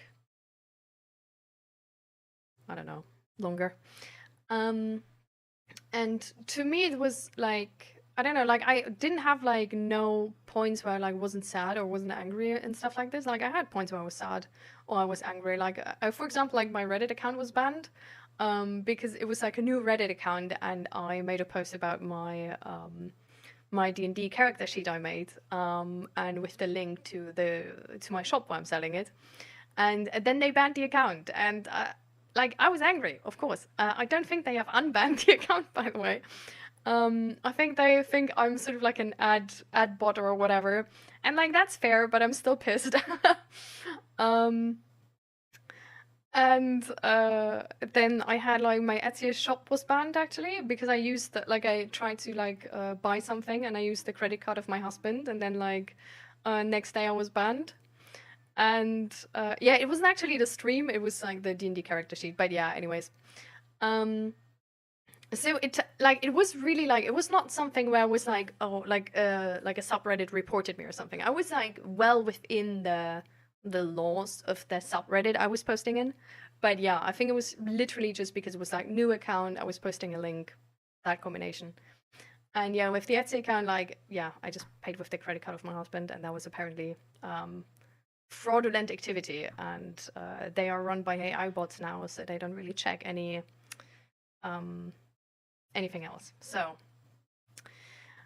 yeah, and that got me like also really angry and like frustrated and sad. But it's like, it's not making me frustrated to a point where like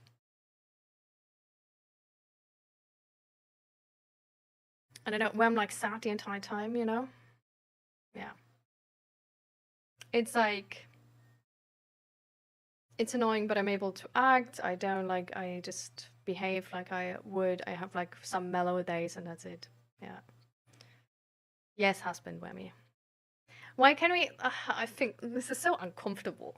Why is my relationship status important to you, whammy? I'm not even interested in you. Like, it's like the situation wouldn't change if I wouldn't have a husband, because you wouldn't be the husband in any case, you know? Like, ooh, I don't know, like, this is so weird. Like, this, like, odd entitlement to the, I don't know.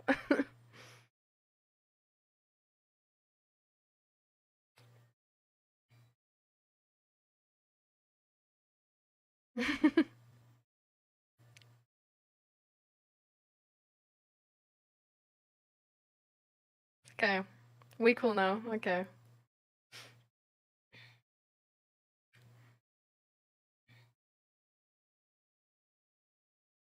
Yeah, how long before creators being banned when she's getting banned left and right? Honestly though, honestly, like, seriously, like, if you at some point, like, don't see me anymore, you know, like, and can't see the stream anymore, you know what's going on.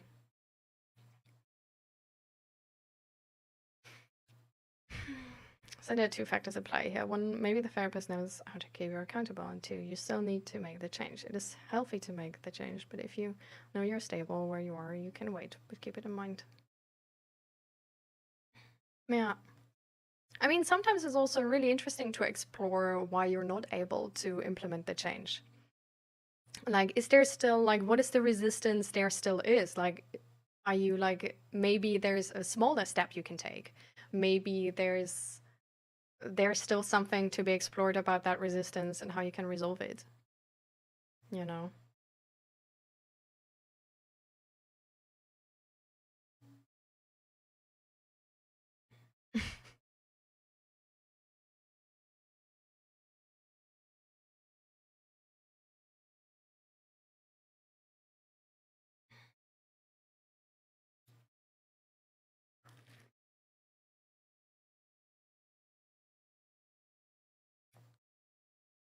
Mm-mm. I don't like the mods actually also texted me. Like they said like they didn't ban me or anything. But they said my account just got banned. So yeah. Because I'm banned like by Reddit. So yeah, I don't know.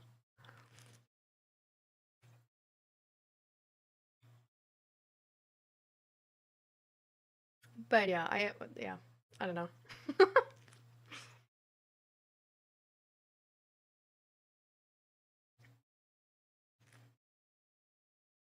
Hmm. I really don't think so because the thing I posted, like these like D&D character sheets and then the link to my shop, it's actually like it was a subreddit where this like there is a place for this. Like if you use like a very specific tag, it's actually like welcome that like people post these like character sheets. So yeah, like it wasn't against the rules of the subreddit or anything.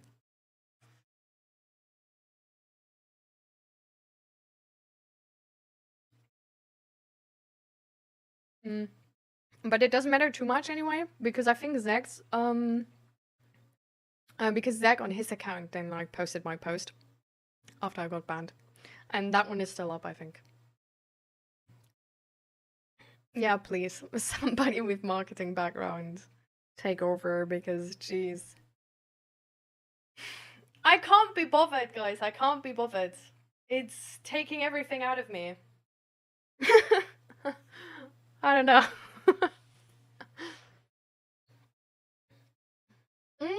Okay, guys, it's 4:45. So,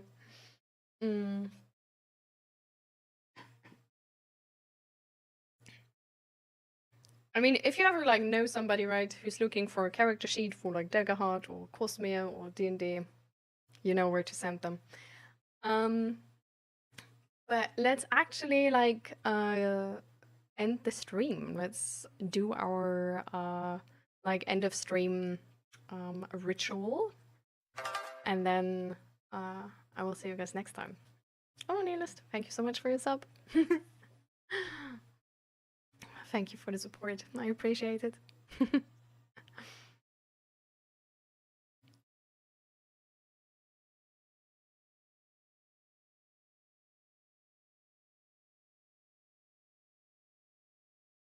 Yeah. Oh. Well, you can look at all the VODs of the stream on YouTube if you want to. So if you still want to hear me yap, you know, that is an option. But that's the best I can offer.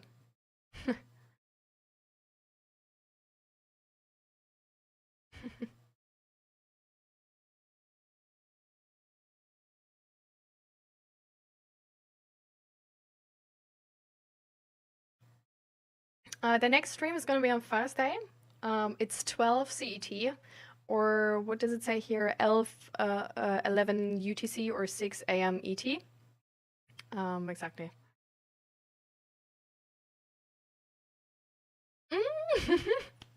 So you were the order, by the way?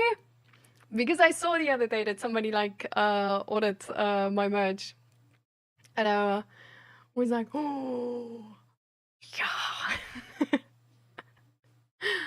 I can't wait. Oh my god. Like, I would love to see pictures of you with the merch, but if you don't want to, it's obviously totally okay. But I would love to.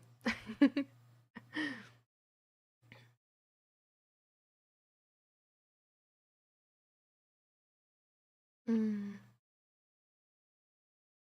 Is it a Central European time? Yeah. It's not summertime. It's normally normal CT. Yeah.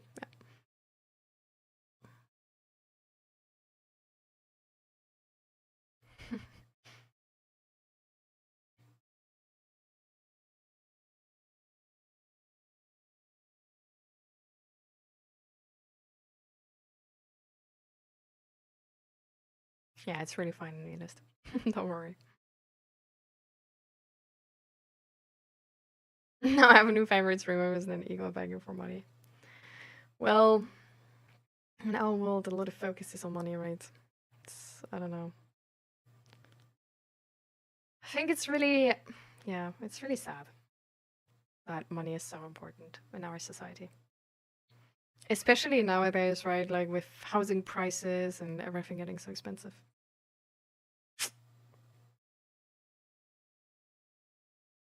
But, I mean, at the same time, you're choosing your favorite streamers. So, I have a explain. Yeah, exactly. Yes.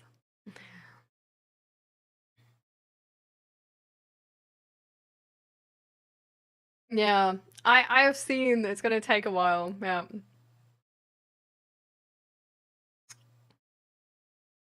Yes.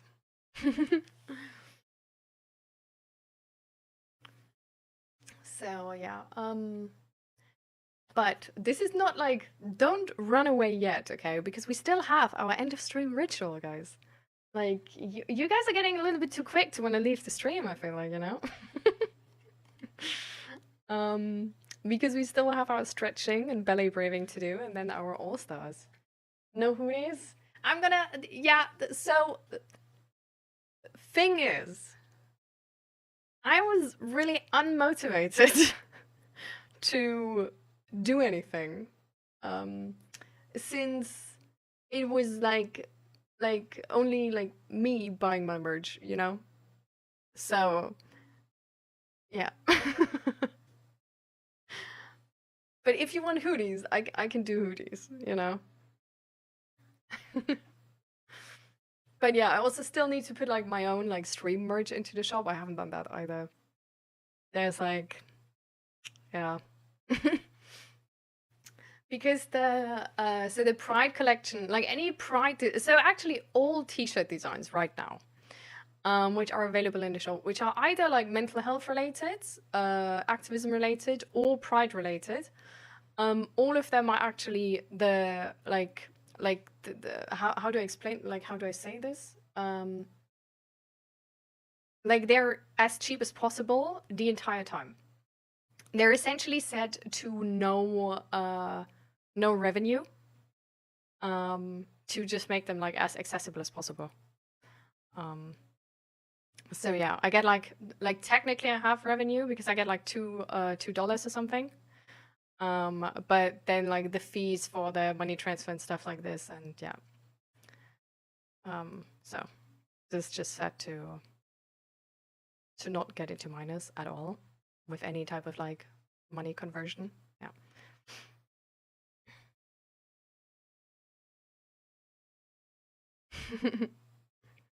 The D&D hoodie? All right. I got you. So, bonjour. Welcome, guys. But I'm actually going offline. I'm really sorry. We're only doing our at the end of stream ritual now.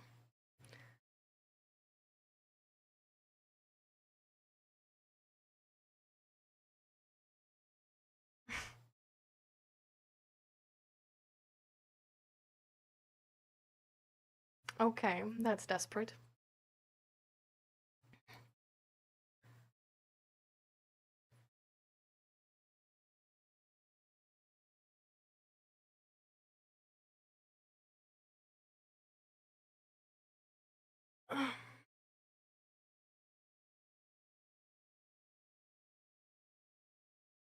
But yeah, the things I have, I meet up with friends today.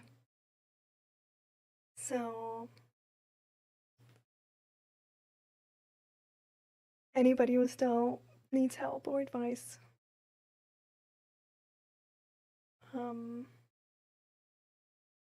needs to meet me in the next stream.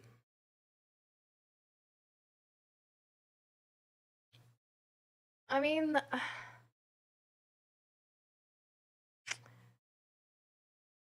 the question is really like, why can people? You mean like, yeah, DM? I mean, people can, but I'm not available via DM. I need my personal time for, well, life.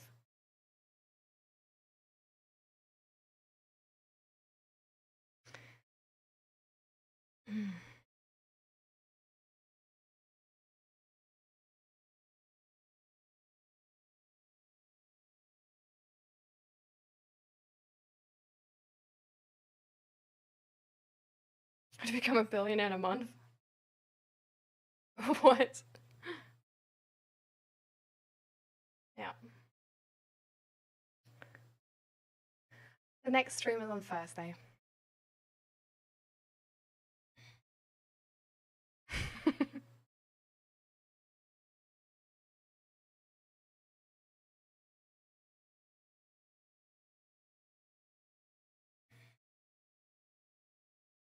But yeah, let's stretch, guys. We've been sitting for a while.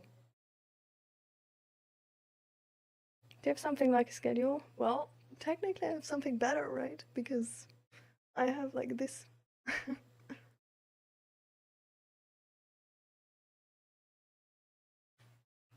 Yes.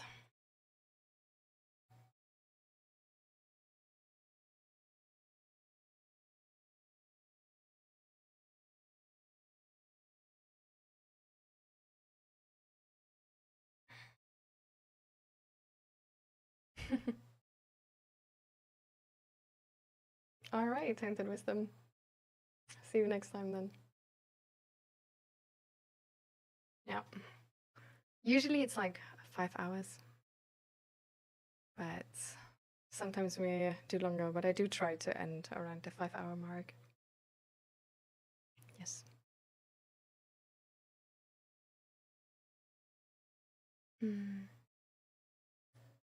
But I mean, Pyro, like others can just like look at this, right? Or no? Or like, how do you mean? Because it's like below the stream, it's also there, so I think that's actually better than the chat command, no?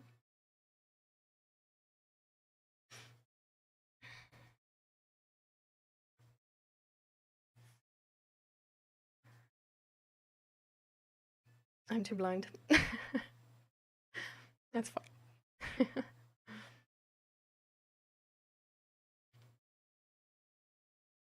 When is the next stream? New Year's? Is that New Year's? Wait. Wait, that is the first. Oof. Okay, wait, guys. That is the first indeed. Oh.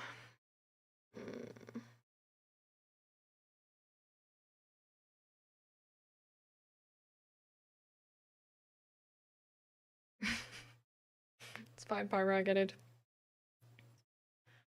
Oh. So we're with friends on New Year's. So it's gonna be like late, so I don't Okay. I think that's gonna be tough.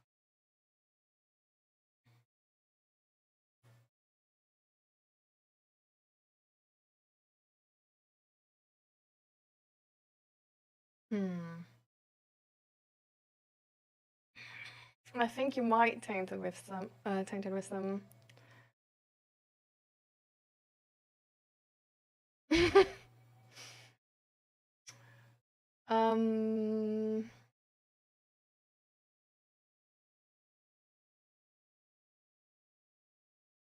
I think I might have to cancel the next stream, like the stream on the 1st.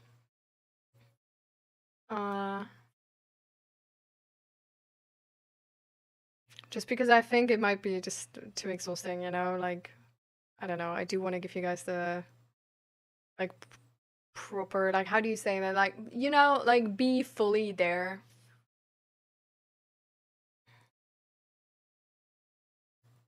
So, you cannot disappoint. That's a sort of low-key toxic sentiment, Darkberry. No? Like, isn't it more important that I feel like healthy, well rested, and I'm able to be there fully?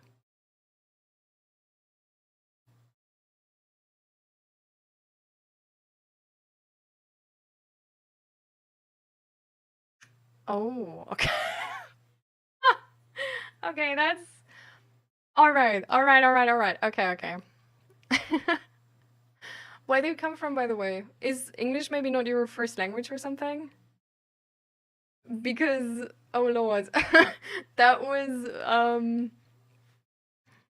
yeah.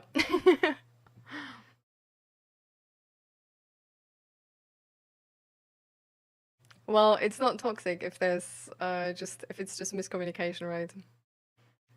But I will note that down. So.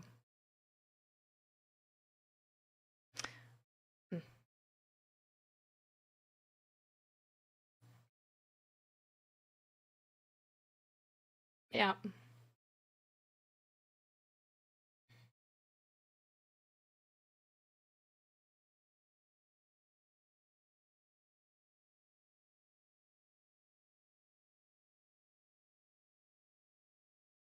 What? So you don't mean you're like, I'm unable to disappoint, so I have to do it. This is how, like, you don't mean that? Or you do mean that?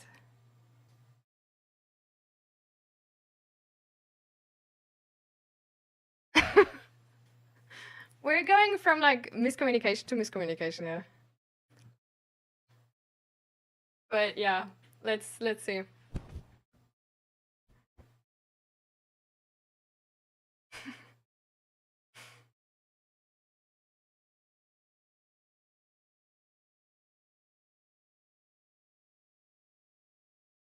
Mm-hmm. Exactly, Pyro.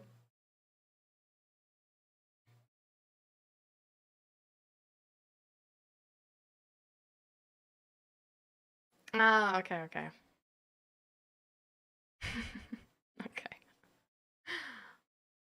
So that's a big difference then. Very good.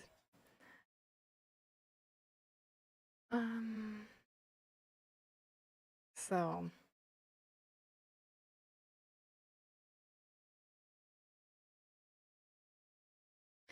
But yeah, so then coming back to the original sort of thing, right? So I didn't have in mind that it's the first. I don't know why, but I really thought it's the second. Like that the second would be first day. Considering that the first is the first day now is I don't think I can do that. So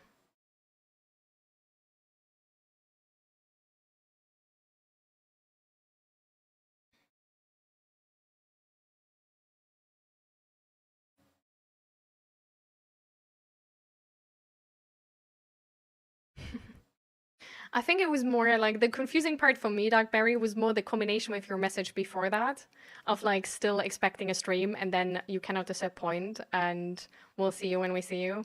So that sort of like the combination of that sort of made me think it's like, oh, like you can't not stream, you know. But yeah, I mean now it's explained, so that's fine. I mean that's why like clearing up miscommunications is like a important part of communication, really.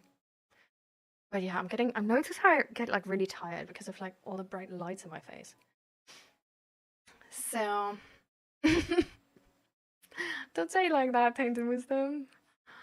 I feel bad. but we got to see each other on Monday already. Like, it's gonna be fine. And like till then, I'm gonna be on the Discord, so I'm not like entirely out of touch, guys.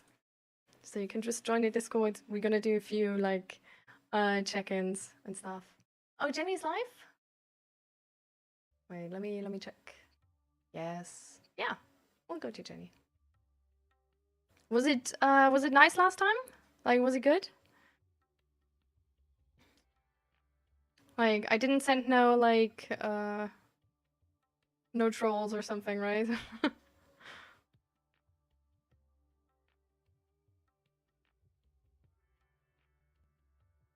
We have no use for binge drinking.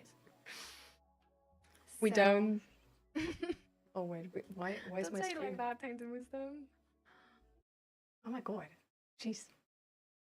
I don't want to like double voice here. Hell no. My eyes are really tired. I don't know if you guys can see, but they're really tired. So as the last point of action, we're gonna do belly breathing, which is also called diaphragmatic breathing. I don't know if I say this correctly, but that's how you write it. You put one hand on your chest, you put one hand on your belly, and you try to really like only breathe in your belly, so don't move the hand on your chest if you can. It's sort of as a control measure to be able to notice when you were to like breathe here instead. And then you breathe in, and when you breathe out, you like push your lips together to get a little bit of resistance to breathe out slower. You can also vary your breathing depending on how you feel. I usually start with some sort of like faster breaths out, but just, yeah, to like really let everything go and then go on to the slower breathing.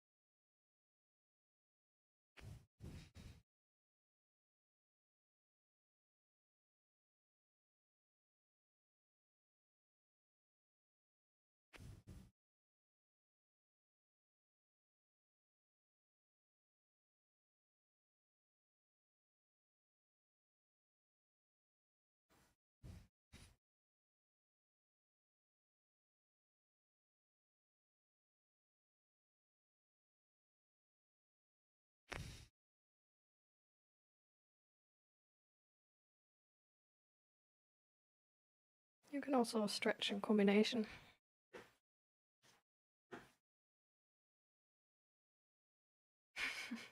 Try to listen to the music, how relaxing it sounds. Sadly, in my apartment, there is, I think, like 2 apartments up or something, there is a dog which is constantly barking since 10 minutes.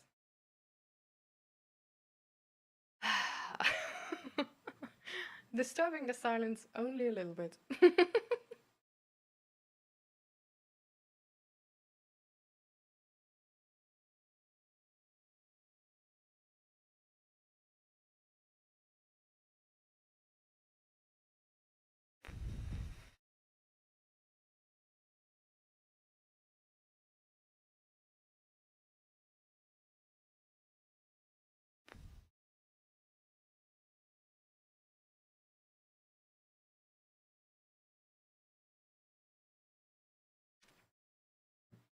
I need to acquire a larger, louder dog to combat it. Exactly.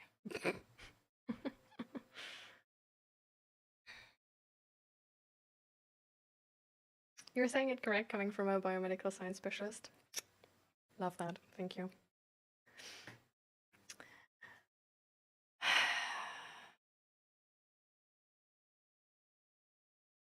My dog never barks. That's good. I'm like, oh.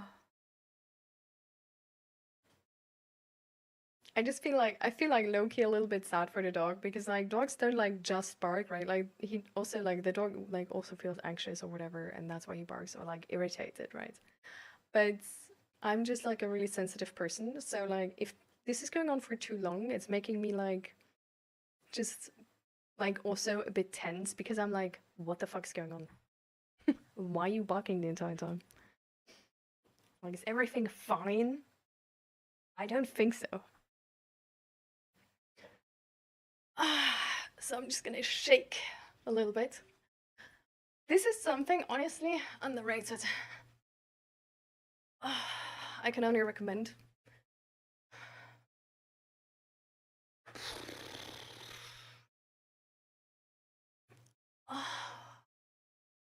Okay, so last part of the stream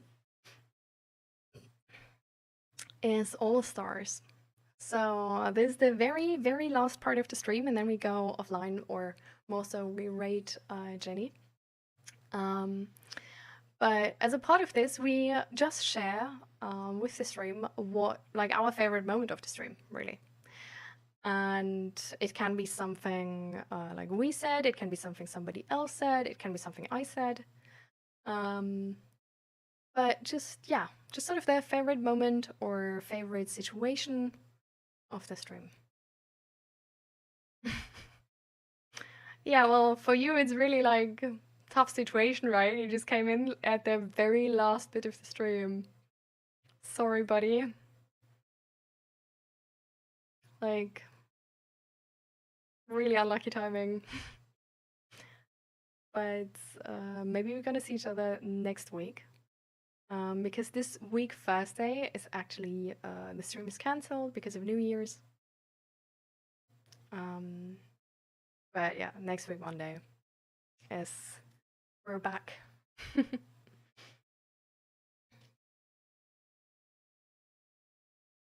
Meeting someone new. So just sort of like being in the stream and getting to know everybody. That was your favorite part, Dogberry? Or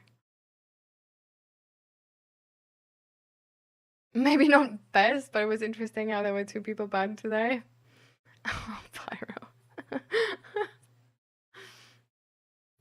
Sure. Yeah, perfect. A favorite part of the stream, the bans.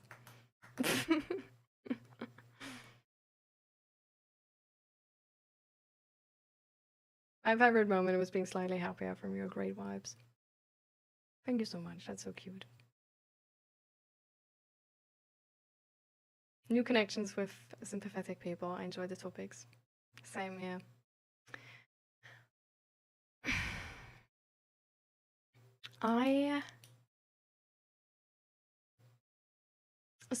So I had a couple of really nice moments. Like, so my like sort of favorite moments of the stream was first of all how I started stream and there were instantly like so many of you. Like that was crazy. Like I felt so famous in that moment.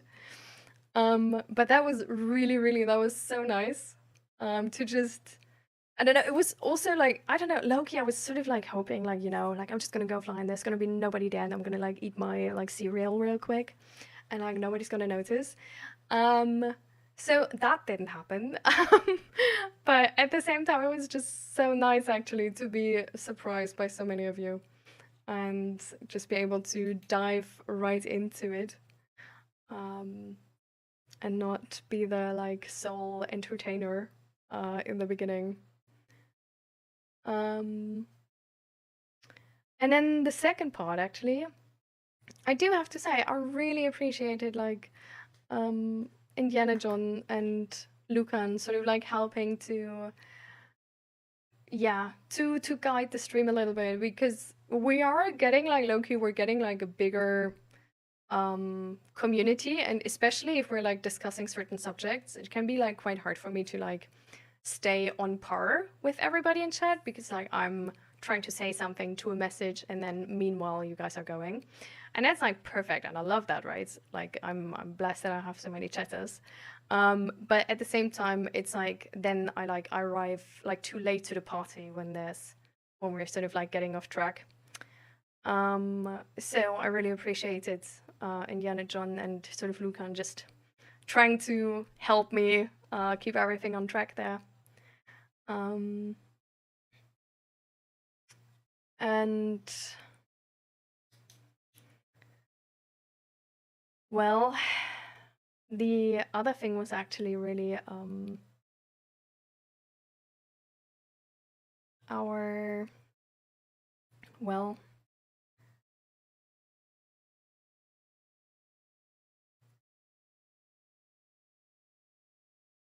the topic we had today, where we talked about SA and the sort of like implications of that and all of it. Because I thought, even though it was a really hard topic, right, it was a really tough topic, it was just, I really like the way we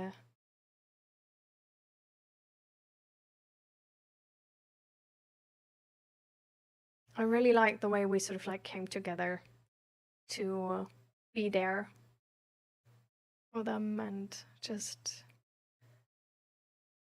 be able to like help them a little bit, you know. So that's also a moment where, even though the topic was so tough, it's just a thing where I really felt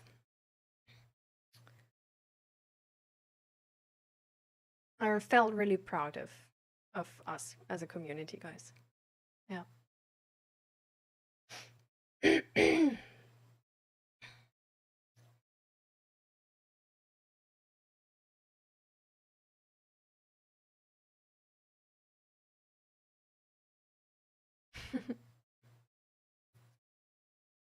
True, Indiana John, true.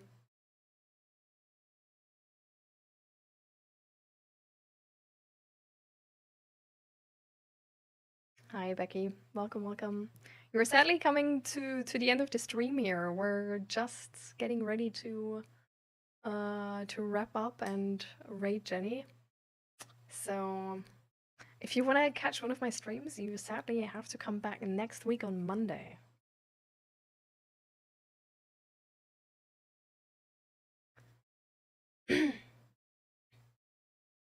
Yeah, honestly, like, Pyro, this is something like Twitch for sure does on purpose. Just kidding.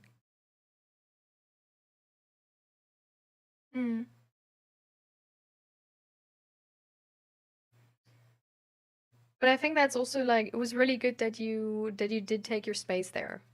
And I honestly, like, I can't say that enough, but I do love when you guys know your boundaries and you don't stay out of like a misplaced sense of like loyalty to me and like watching the whole stream, but then you just know like, okay, like this trigger topic is being brought up and I'm gonna take a pause right here, you know, like I'm gonna come back later.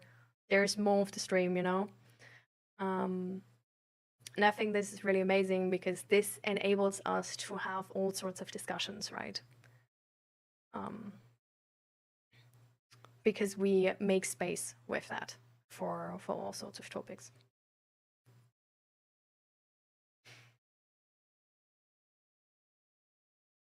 I have a poem from when I was a kid about imagining holding the head of the person who has wronged you underwater, but in a wholesome black comedy way. You can send it into the Discord if you want to. But okay. We're just gonna, sure. Let's see that poem on Discord then. Okay.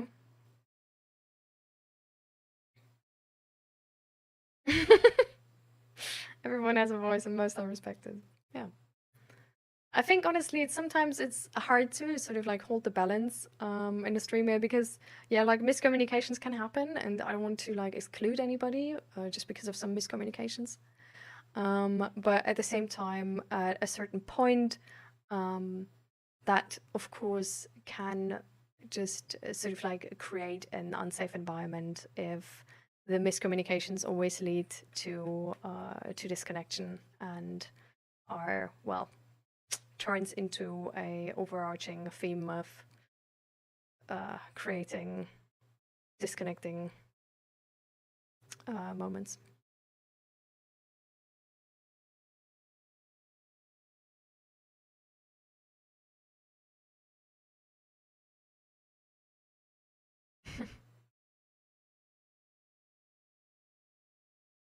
I really like the way you phrase things, Indiana John. I can absolutely, like, honestly, like, that makes a lot of sense that you work in customer service.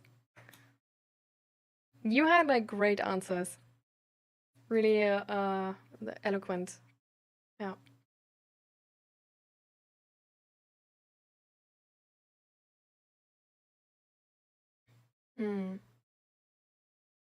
I see, Asta, okay. So I will, you know what, I will write this down. And I hope I'm gonna think about it.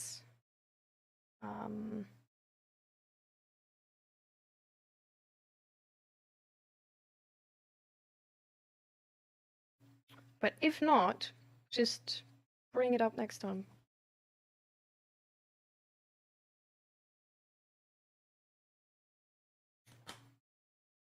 Watching from Ireland.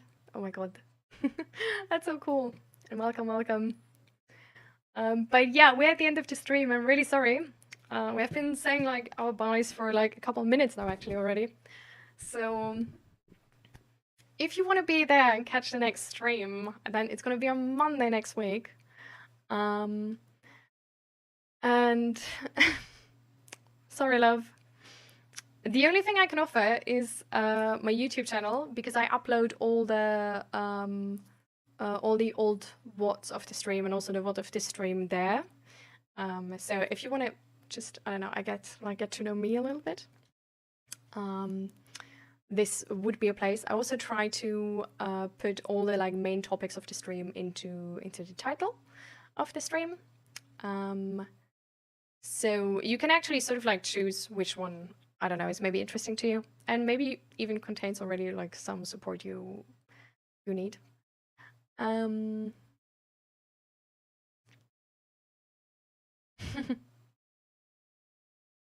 jeez. Yeah. I think you are, Indiana John. Yeah. It's a really really valuable quality in our society. So, and then the other thing is our Discord. So anybody who hasn't yet, think about joining the Discord. If anybody wants to support me, or this stream, or this mission, or whatever, here is my shop where I sell TTRPG assets, stream assets, and also have some like free shit and stuff. So if anybody, for example, is looking for like a resource list to like really nice resources on the internet, this is where you're gonna find it, or some free backgrounds, for example, like affirmation backgrounds I made a couple year ago, something, or maybe 2 years, I don't know. And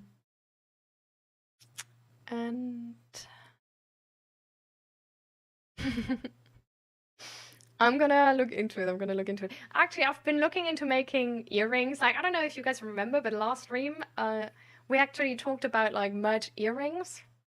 I've been looking into them. Actually, I do have some ideas. It's not like I never. It's not like I have ideas for everything, but yeah, I happen to have some ideas, and I'm low key considering it. Yeah. But yeah, I need to see. If I'm gonna have time for that actually. D&D socks. Ooh, that would be really cool.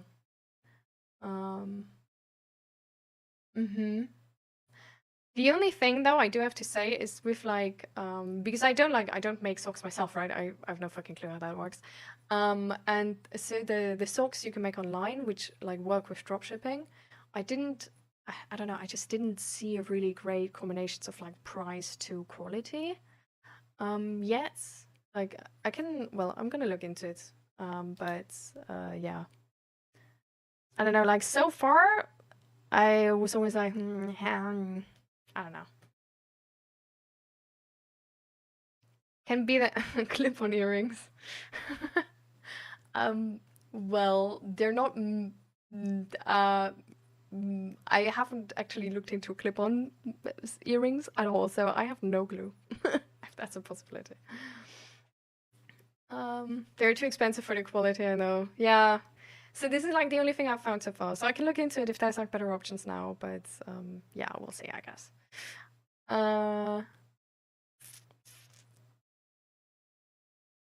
Yeah. Okay, but that's actually it. So we had the YouTube link, we had the Discord link, now we had the merge link. So we're good to go, I think. I think we can go over to Jenny. I'm getting so tired right now. I don't know what's going on. Oh, I might actually just be crashing out in terms of sugar. I did have like more as breakfast now, but I probably just need to drink actually. Like with the muscle pain. Actually, I didn't take that into consideration, but like your body's like healing, right? So you need more energy. And yeah, so well, anyways. So I'm gonna take care of my body now, and I hope you guys do the same. I'm working on my English. We'll see you try. We see you try. It's good. It's good. Yeah, exactly. I'm honestly like good that you remind me. I'm instantly gonna get some BCAAs. Yeah, for sure. I actually the thing I do want to talk about what I looked into is actually like colored t-shirts, not like t-shirts but like colored, how you say them, like the like, yeah, my brain can't work anymore. This is what happens when you don't take care of your body properly, guys. Learn from me, don't make the same mistakes. Eat some sugary foods. Yeah, I will. Like the BCAA drink I have, it's sort of like a sport drink. Or it's like a powder, but it's a sport thing. So it has tons of sugar in it too. So I'm just gonna do that, and then I'm gonna like instantly make some food. Also, just by walking again, I'm gonna like my blood is gonna flow better and stuff like this. So, but okay, so we started the race, and what I want to remind everybody of at this point in time is air out your room, drink something too, go to the toilet, eat something, and do some stretches, move, maybe jump a little bit, you know, just keep your like blood going again, pump it through your body a little bit, help your body to properly get oxygen into in your teeny tiny toe and into your hands and everywhere where it needs to go. And then we're gonna see each other next week on Monday. I'm gonna put that into the Discord as well, which is so much to remember. Yeah, but I'm gonna do that too. And also, quick little update actually. We're sort of low-key getting there that I can finally like make D&D dice again. And I'm gonna like sell some D&D dice too. So just putting that out there. Yeah.